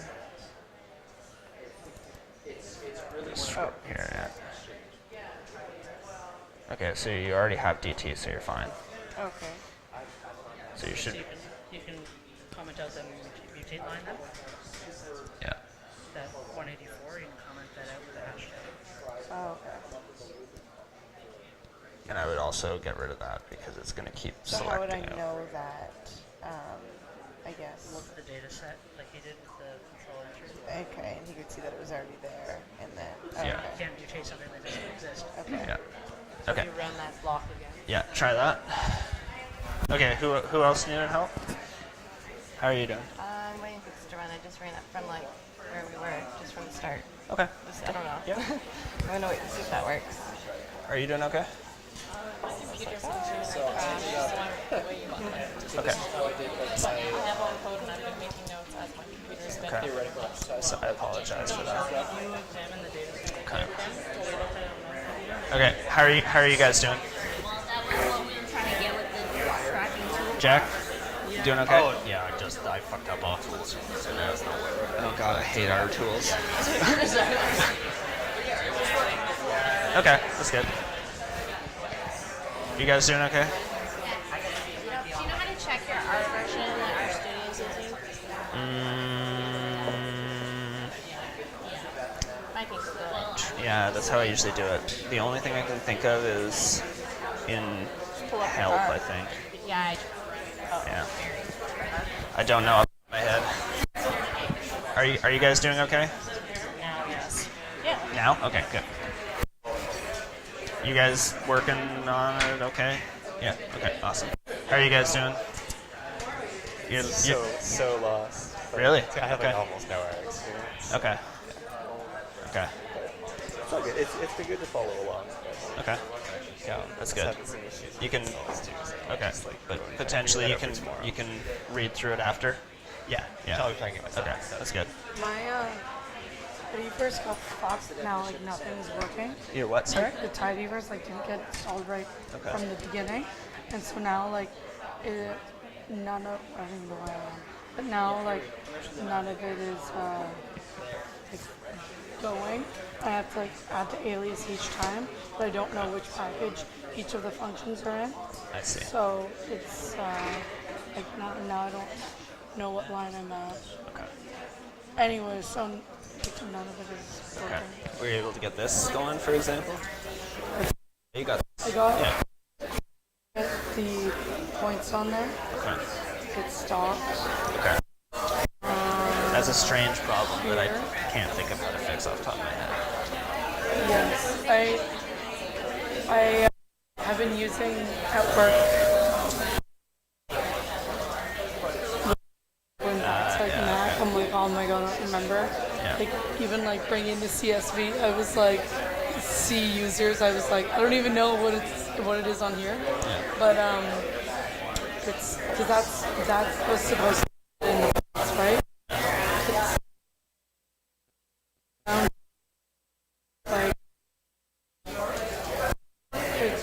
Okay. I don't have a quick fix for that, unfortunately. That's a very strange error. Okay. But we can look at it after, potentially. Okay, so it seems as though most people are ready to move along, and we'll do that because I think we're making good time, but it's not unlimited. So we're going to look quickly at some of our process data now. So now that we've used those mutate functions to look at the bearings and look at the distances between receivers, we can look at a couple of plots of that. So looking at our data frame and grouping it by tag ID, we can mutate again and look at the cumulative distance with the cube_sum function of distance and create a ggplot with the cumulative distance and look at how they're moving around for each species. So we can start to compare the movement of the salmon and the sea trout by looking at the distances of their movements. Should have ran this before. So this geom step function is one of the native ggplot functions that you can use to look at sort of survival style curves, where they there we go. And we can see, has anybody else already run it? Oh god.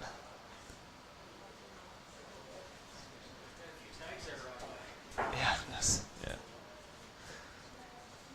Some of these things seem to work quite well on my computer. Let's not do that. Uh-oh.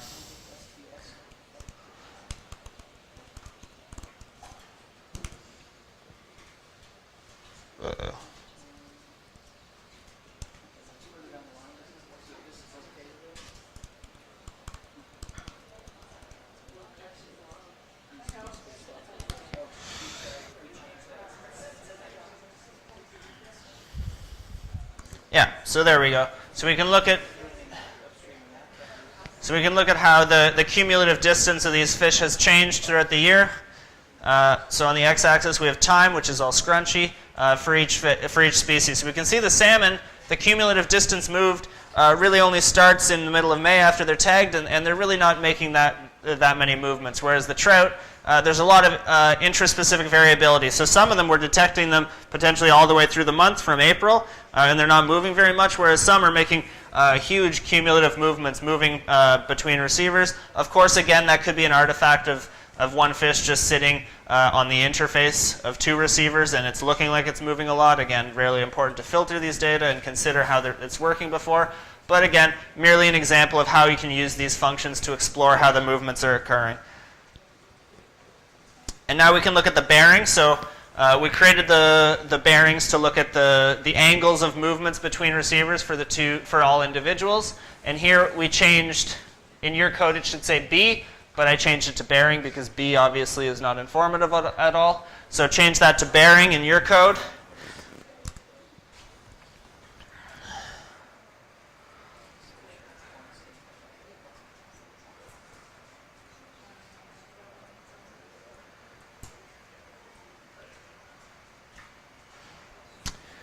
And we could have our hypothesis from these data, for example, that salmon, which are migratory, so these are smolts that are leaving the river.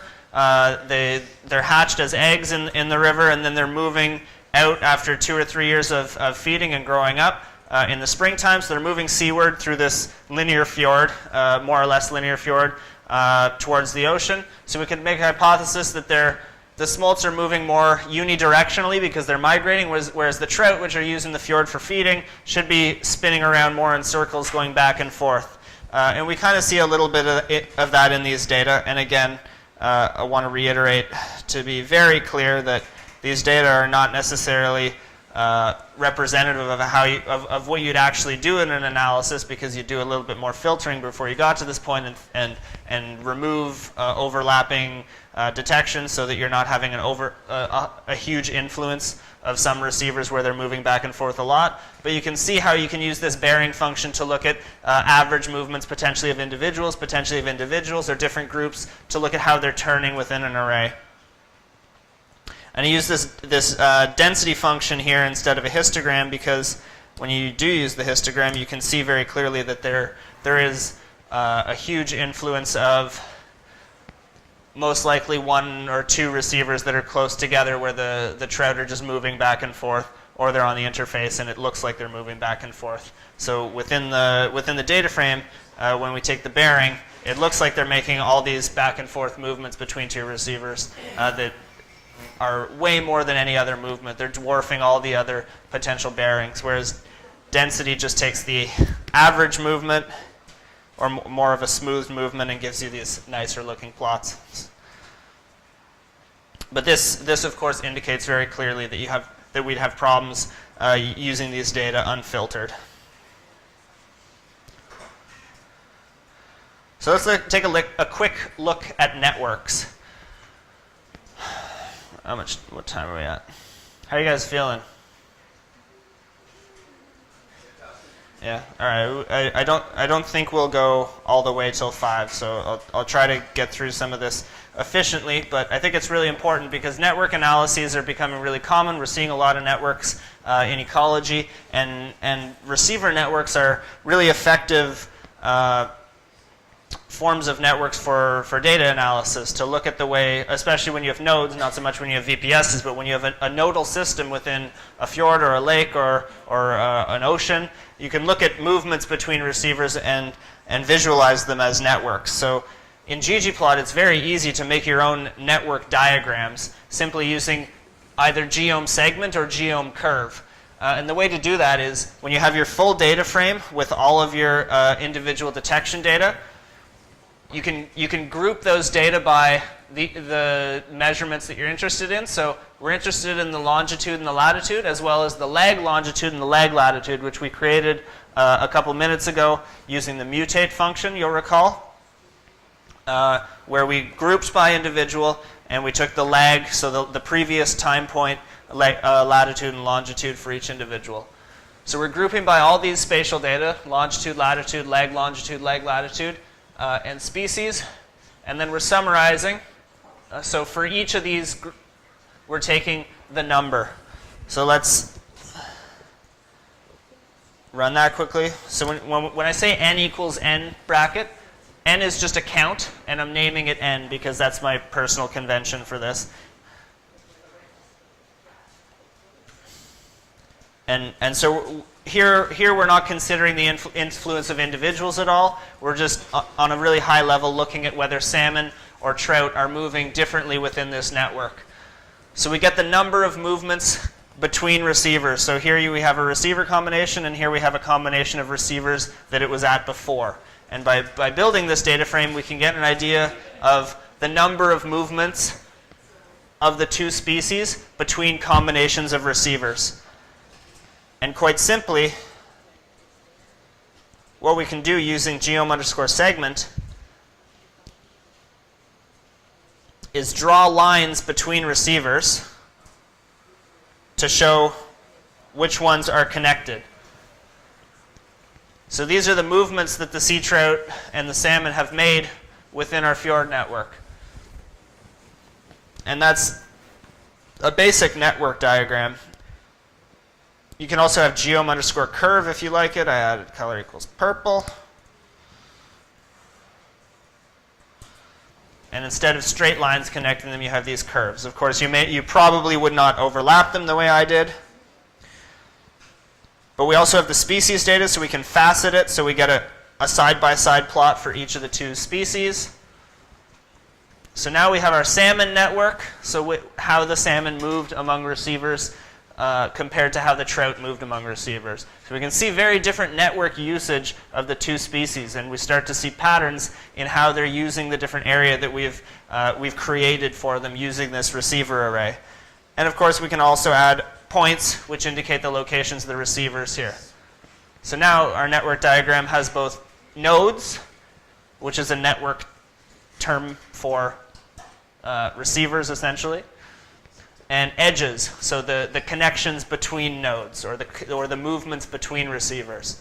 So just doubling back through this, we're taking our sea trout database, or our data frame. The information that we have from our data frame is the position only and the individual in the species. And using that, we take the lag of the position. So for each individual, where were you before? And where you were before indicates the movement that you've made between two receivers. So by grouping that and taking the position and the position before for the two species and summarizing by the number, we get the number of movements between receivers.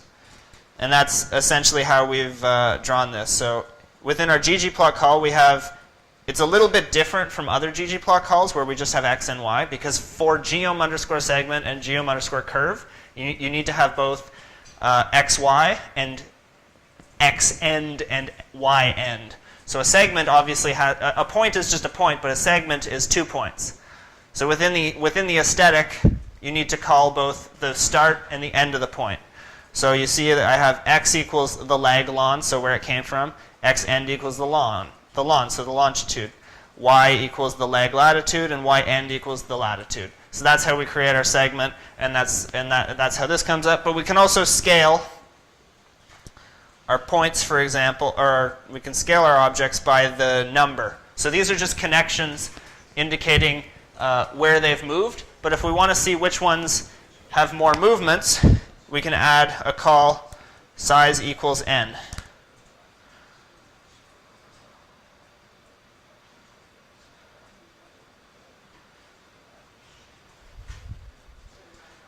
So now we begin to see that it's scaling both the lines and the points using the size equals n, and it's indicating to us where more of the movements are. So for both trout and salmon, it seems that the bulk of the network usage seems to be near the river mouth, which is not too surprising, especially for my data, which I've subsetted to only include the first 100,000 lines, which are only April and May, which is the time when both the sea trout and the salmon are exiting the river and entering the fjord. So of course they're going to be using that area more frequently. And the salmon are progressively dying and not making it out of the fjord. So it makes sense that we'd have very few detections out here because they're probably perishing somewhere in here for the most part, and a few of them are making it out here.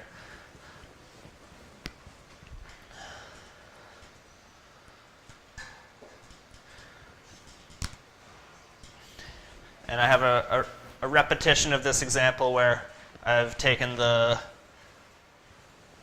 logarithm of the number of detections for each. And yes, we can add this to our MarMap object to look more spatially. So we can take bplot, which was the object that we saved as a MarMap object, and we can add segments. So this again is somewhere where it's going to be Did I add it? Yeah, this is another example of where it's important to use the inherit aesthetic equals false. So we have bplot, which is just the saved marmap object, and we're adding a geom segment by saying take the ctrout data frame, group it just like we did before, so species, longitude, latitude, leg, latitude, summarize the number of connections between all these points, plot the segments. We have the size again, so scale the size based on the number of detections, and scale the alpha, which is the transparency. And then very, very important, inherit aesthetics equals false. And facet it by species. And hope that it works. So yeah, so you can see that we've now superimposed this basic network diagram, and we can see that there are very clear patterns in the fjord usage by the trout, and it's very obvious that the salmon are really confined to this early part of their migration. So these data are starting to show us something about the differences in their marine habitat and survival, just based on a few simple functions. So how do we actually implement a network analysis? These are just basic network diagrams indicating movement paths and frequencies of movements. And again, I'd stress that these are not plug-and-play codes necessarily. You can't simply put in whatever data frame you have, run it, and you'll get an interesting result. You really need to think quite critically about which individuals are included, whether or not you're interested simply in grouping all individuals together. Probably you're more interested in grouping Probably you're more interested in grouping individuals together than just all of the species, because this is obviously obfuscating a lot of data about individuals and just grouping a ton. So this is way overly influenced by some individuals that were survivors and movers. And if we were to plot this all by individuals instead of by species, you'd see that those plots become quite different.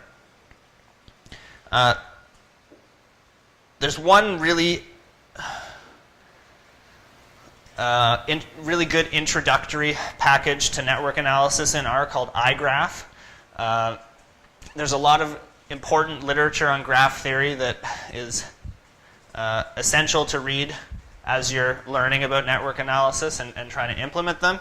But the basis is the structure of a network having edges and nodes. So you can create a network analysis with many different things, many different types of edges and nodes. You can have connections, not simply spatial connections like we have between receivers or among receivers, but you could have connections among individuals potentially. So the nodes could be individuals. If you're looking at, for example, you could be comparing different areas of the fjord and say, okay, if individuals are detected at the same time in the same place, then that's a connection via an edge, and the individuals are the nodes.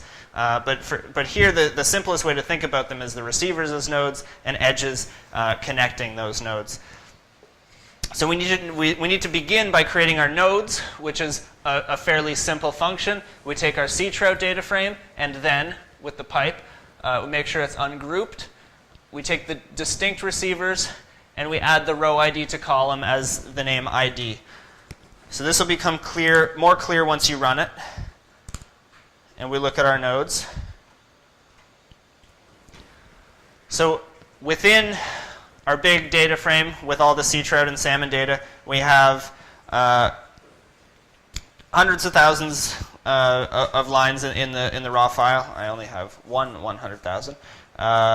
And there's lots of different receivers, but all we're interested in for the purposes of identifying the nodes is where are the receivers. So we just take the distinct receiver and give it a number from 1 to the maximum number. Yes, John? If you were doing this across multiple receiver deployments, you could use a station or some kind of nomenclature that was more connected to geography? Absolutely, yeah. So that's a really essential point by John, and I appreciate it very much, because receivers change, especially if you're hot swapping receivers or taking out receivers and bringing them back to warehouse. So a lot of people use station ID for this instead of receiver name, and that's something really important to keep in mind. But now we have our node list with all of our receivers and an ID number for each of our receivers. And then we're going to create our routes, so the paths through the nodes. So again, we're going to take our C-Trout database, or data frame. We're going to arrange it by time. We're going to group it by the tag ID, the receiver. We're going to use this lag function again in a different way, where we're going to take the last receiver, not the last lat lon, but essentially the same thing, so the lag of the receiver. And we're going to summarize, very similar to what we did before, the weight. Very similar to what we did in making the figure. So instead of calling it n, I've called it weight here. So weight equals n. So I'm asking it to give me, for each combination of tag ID, receiver, and previous receiver, how many individuals moved between those. And then I want to filter out any receiver location that was the same as the last receiver location, basically to say I'm not interested if it stayed at the same spot for this particular network. And the weight gives us the number of movements in between for each individual. I'm left joining it, which basically, if you're more familiar with Excel, it's similar to VLOOKUP, where I'm saying, okay, find the common value in these two data frames and smash the data together. So what I want from the nodes data frame, if you recall, if we go back here,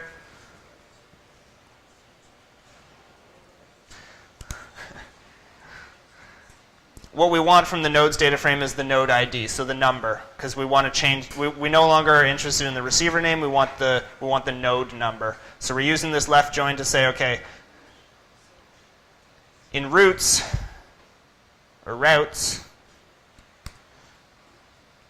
we have receivers, but we want the node number. So we're left joining it to nodes, and then we're doing the same thing here with the lag. So we want, instead of having the lag receiver name, we want the lag receiver node number. So we run all this, and we get a nice data frame with our tag ID, our receiver, our lag receiver. So each individual, how many times did it move between a combination of receivers? So this individual moved between these two receivers one time. And these two receivers' names, or nodes numbers, are 5 and 1. Their names are here, but we want the node numbers. And then at the end, we'll just rename, because IDX and IDY is confusing, so we'll change it to to and from. So now we have our routes and we have our nodes. So we basically have our edges and our nodes, or vertices. And we have our data frame with, the ID, the receiver, the lag receiver, the species that corresponds to the ID, the weight, so the number of movements in between, and the node numbers for each, from and to. And that's all you need to create a nice network using the table graph function, which I think is in iGraph. No, tidygraph. I hope I had that in my dependencies list.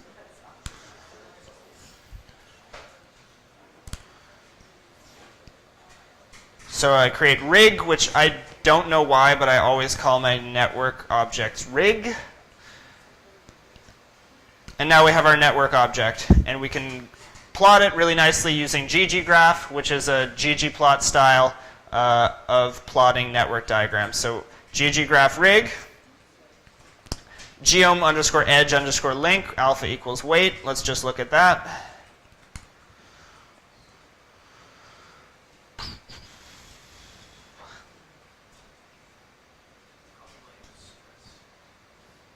What's that? That's a good question. And so now everybody's network will probably look a little bit different because of the way networks are set up. They're not spatially oriented. It's just kind of starting in a random spot and starting to draw lines. But here you see a functionally similar network diagram to the one that we drew. It's just not spatially oriented in any way. So it doesn't have any information about latitude, longitude. It's just connecting nodes with edges.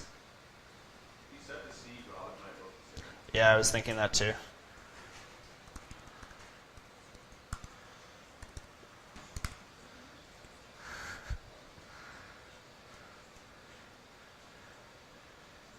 And we can. Setting a random starting point for the random mixing. Yeah. It's kind of good practice to do that for lots of different models because you get a repeatable. Yeah. response.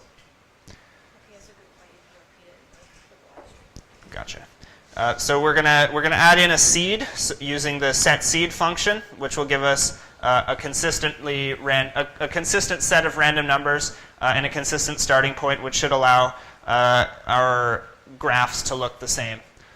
Doing on time. So as we work through this this network function with gggraph, we first added the edges. Now we can add a node underscore point. So now we see the receivers, the nodes.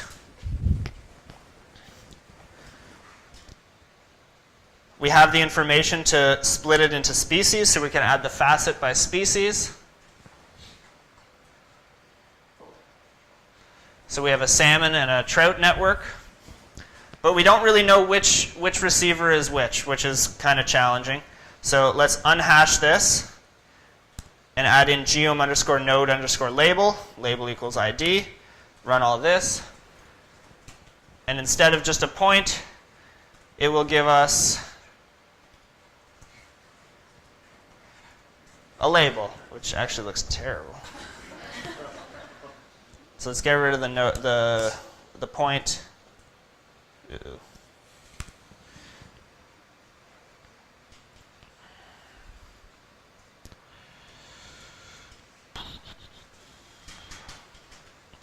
It's not letting me zoom it for some reason, which I don't really know. Yeah, there we go. Perfect. So that's a little bit of a different network, and it's giving us a lot of information here. So it's telling us that salmon never visited receiver number 30. The central nodes in the network seem to be 1, 2, 3, 4, and 5, which I'm assuming are the ones that are closest to the river mouth, which corresponds with our observations from the geographical map. And that's very interesting. But networks are great visual tools, but there's also statistical and quantitative information that we can derive from networks.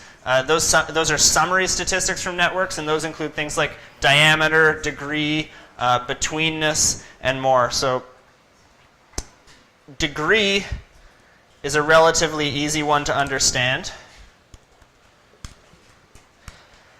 And we can look at that within the iGraph package. So the degree of a vertex, which is a node, is the most basic structural property, the number of its adjacent edges. So essentially, within a network, how many other receivers is one receiver connected to by movements between receivers? So receivers that are more central within a network will be connected to more receivers because fish are moving out to a lot of different receivers from that receiver.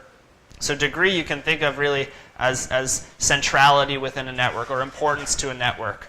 And here we can look at the degree of our network using just the degree function. And this is giving us, for each of our receivers, a measure of the degree.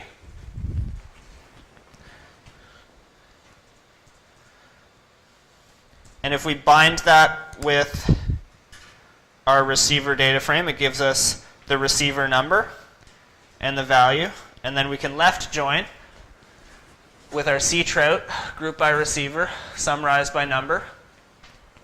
And this little piece of code will give us just the total number of times that a receiver is appearing or making a detection. So let's check if the degree measure in our network analysis is correlated to the number of detections that receiver had. So we're left joining to that, renaming, and just a simple ggplot. And it looks like there is a relationship.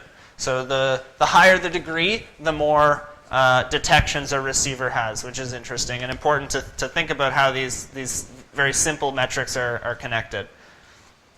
I just want to quickly show a little bit of a more complicated approach where instead of looking just by species, let's think about the networks by individual. So I'm just wrapping this in a function called f1. It's the same exact code as above, except within here I'm adding diameter. So that's a new network summary where for each network, I want to ask what is the length of the longest geodesic, which is the longest path through the network, kind of indicative of the size of the network. So networks for an individual that have a larger diameter will indicate that it's been using a wider array of receivers within the network. So this function is essentially saying, okay, make a network, or we already have the nodes, so we just need the roots. So create the roots, create the network, and give me the diameter of the network. And using this split function, we can split our ctrout data frame by tag ID and say it's now a list. Oh, this is going to go forever. It's now a list of detections for each individual, and we can run this function that we've just made for each individual, and then it'll give us the diameter of the network for each individual using the map function from per. And again, I've used the colons to indicate that I want map from per, not from the any of the geographic packages that I have open that have a map function. So very simply, by splitting by tag ID and mapping this function and turning it into a tibble and then twisting it around a little bit. I don't know why that was necessary, but I got it to work that way.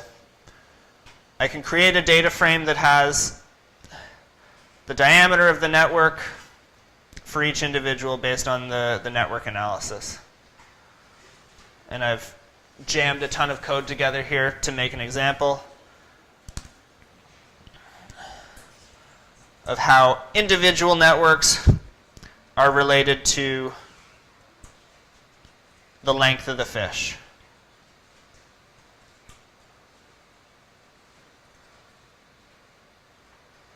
So you can have a hypothesis that larger individuals are using a broader range within the network, but of course we have two different species. So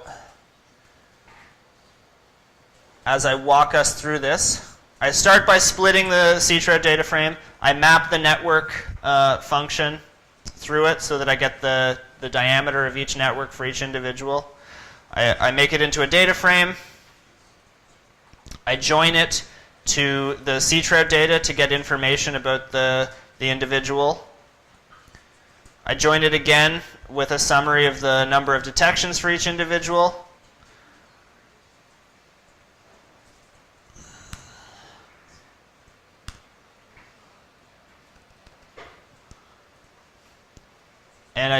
And with that I have a very long chain of code to give me this data frame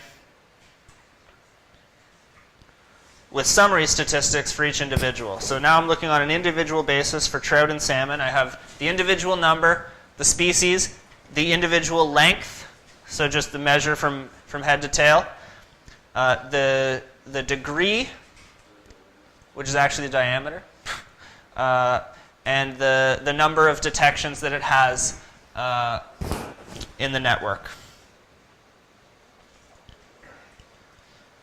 So if I want to ask, for example, is length correlated with diameter of the network, I can make this plot.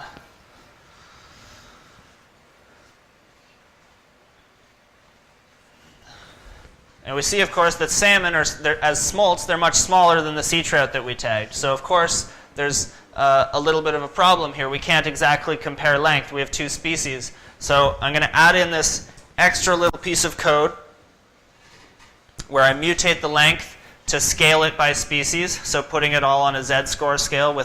So for each species, the mean becomes 0 and standard deviation becomes 1, so that they're comparable. And when I plot it, it looks like that. So we see that the diameter, which it says degree here, but it's diameter, the diameter does not seem to be very, very well correlated overall or per species with the length of the fish. So larger fish don't seem to be having larger or different network use. And we can add in plus geom underscore smooth. We can add in a regression line to see how that's working. Maybe my eyes deceive me. Do you do any randomization stuff, Rob? For the networks? No, not really. Yeah. I don't actually really work with them very much.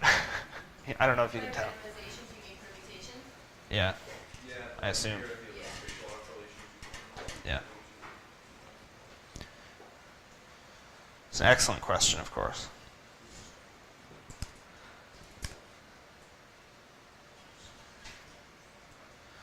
Johan Murrier has done a lot of really cool work with that, obviously, as you know, Jake. But I've talked to him a little bit about it. That's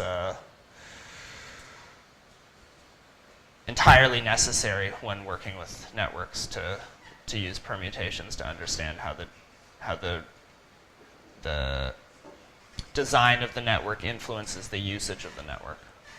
Yeah, because obviously that's an interesting question and an important consideration. It's a bit of a tangent, but Can you repeat the question, actually? Sure. Yeah, of course. Thank you for reminding me. So the question was whether or not I use permutations to simulate and randomize different networks, which is a method of sort of testing via simulation how the design of the network influences the results that you get of the network. Because, of course, the receiver placements are very biased because we tend to put receivers intentionally in places where we expect to get detections and not in places where we do not expect detections. So the usage of a network is highly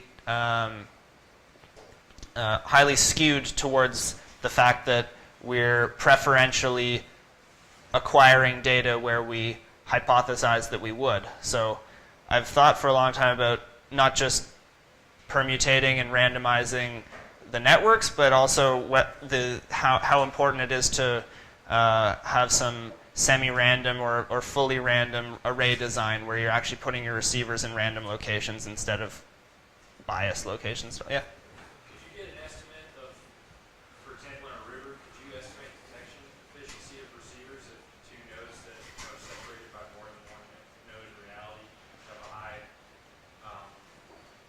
number of edges? Thank you, John. Appreciate it. Could you estimate detection efficiency of an array in a river by investigating the number of connections between, or comparing the number of connections between distant and nearby receivers? Is that the question, more or less? Right, if you had like A, B, C in a line, Yeah. you had a lot of connections between A and C, but not nearly as many between A and B, that would mean that B isn't getting connected. Yeah. So if you had receivers in a line A, B, and C, and you had a lot of connections between A and C, but not as many between A and B or C and B, it would indicate that there's poor detection efficiency of B. I think that's an excellent question, and I think that the answer is definitely yes. I just don't know how. To me, conceptually, it doesn't sound like a network is necessarily the best tool for it, but it would certainly be. It would certainly show you that B is something's not working very well with B. Yeah. Well, it sounds like you could fairly easily get this probability of missing that detection, right? Because you would know how many times that fish had passed by just based on the interval. And then you would know how many times you missed it too. So you could just by the number of times that you missed it by the total number of times that we think within this interval. I think. You could pull it straight out of the network to just count the number of edge connections between A and C and A and B, and the proportion would be the number. Yeah, but you wouldn't necessarily have to fit the network to do it. Yeah, you could just use group by and summarize. Yeah. Hugo Claudio from the chat wants you to know that he's working on a package that starts to dig into the efficiencies involved with that, and he wants us to check it out. Cool. Hugo Flavio, we met him in ICT last year. So he's been a trooper all day on here. His time zone I don't want to contemplate right now. So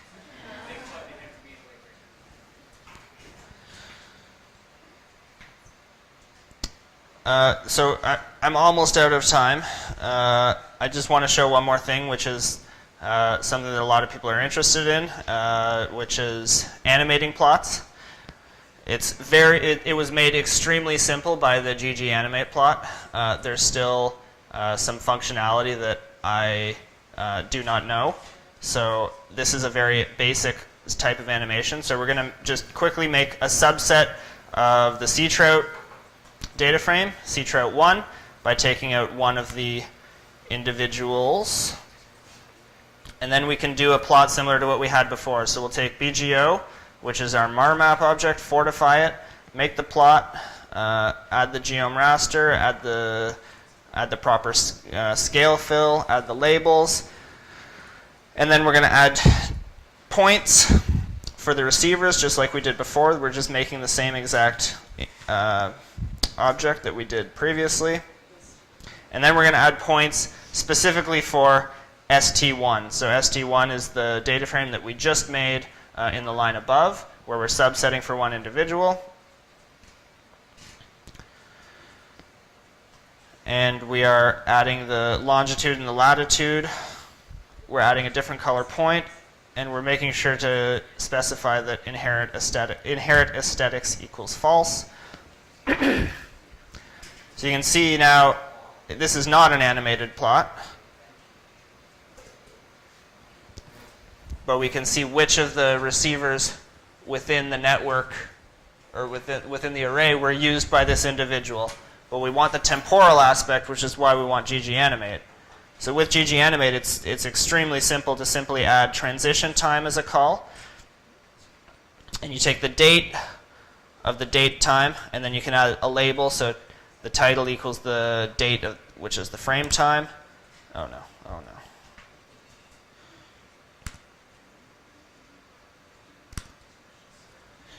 And then GG Animate will compile it all using the GIFSKI package, and you'll see it in Viewer. So many of you will already be familiar with the GG Animate package and some of the limitations. The movements of the points will go over land. It won't follow the contours of the area in this one. I imagine a little bit more digging into it by myself. We could probably figure out how to make it follow contours. I just have not done that yet. Okay. So and that'll be this will be the end of the workshop for today. So we have a couple of minutes left. If anybody has any questions or comments or wants to have a bit more of a discussion about some of the things I presented.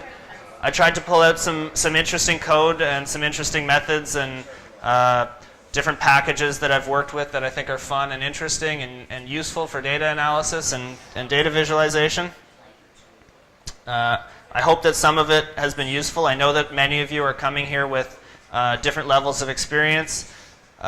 It was not possible or wise to try to create an introductory workshop for everybody, because everybody has different levels of experience. So I tried to add in different wrinkles and different new things, as well as try to cover some of the basics. I hope that everybody pulled out something interesting, even if it's a small function that you can take home and continue to play with and develop and add into your toolbox. And this is my relatively rudimentary animation that I will continue to learn how to use.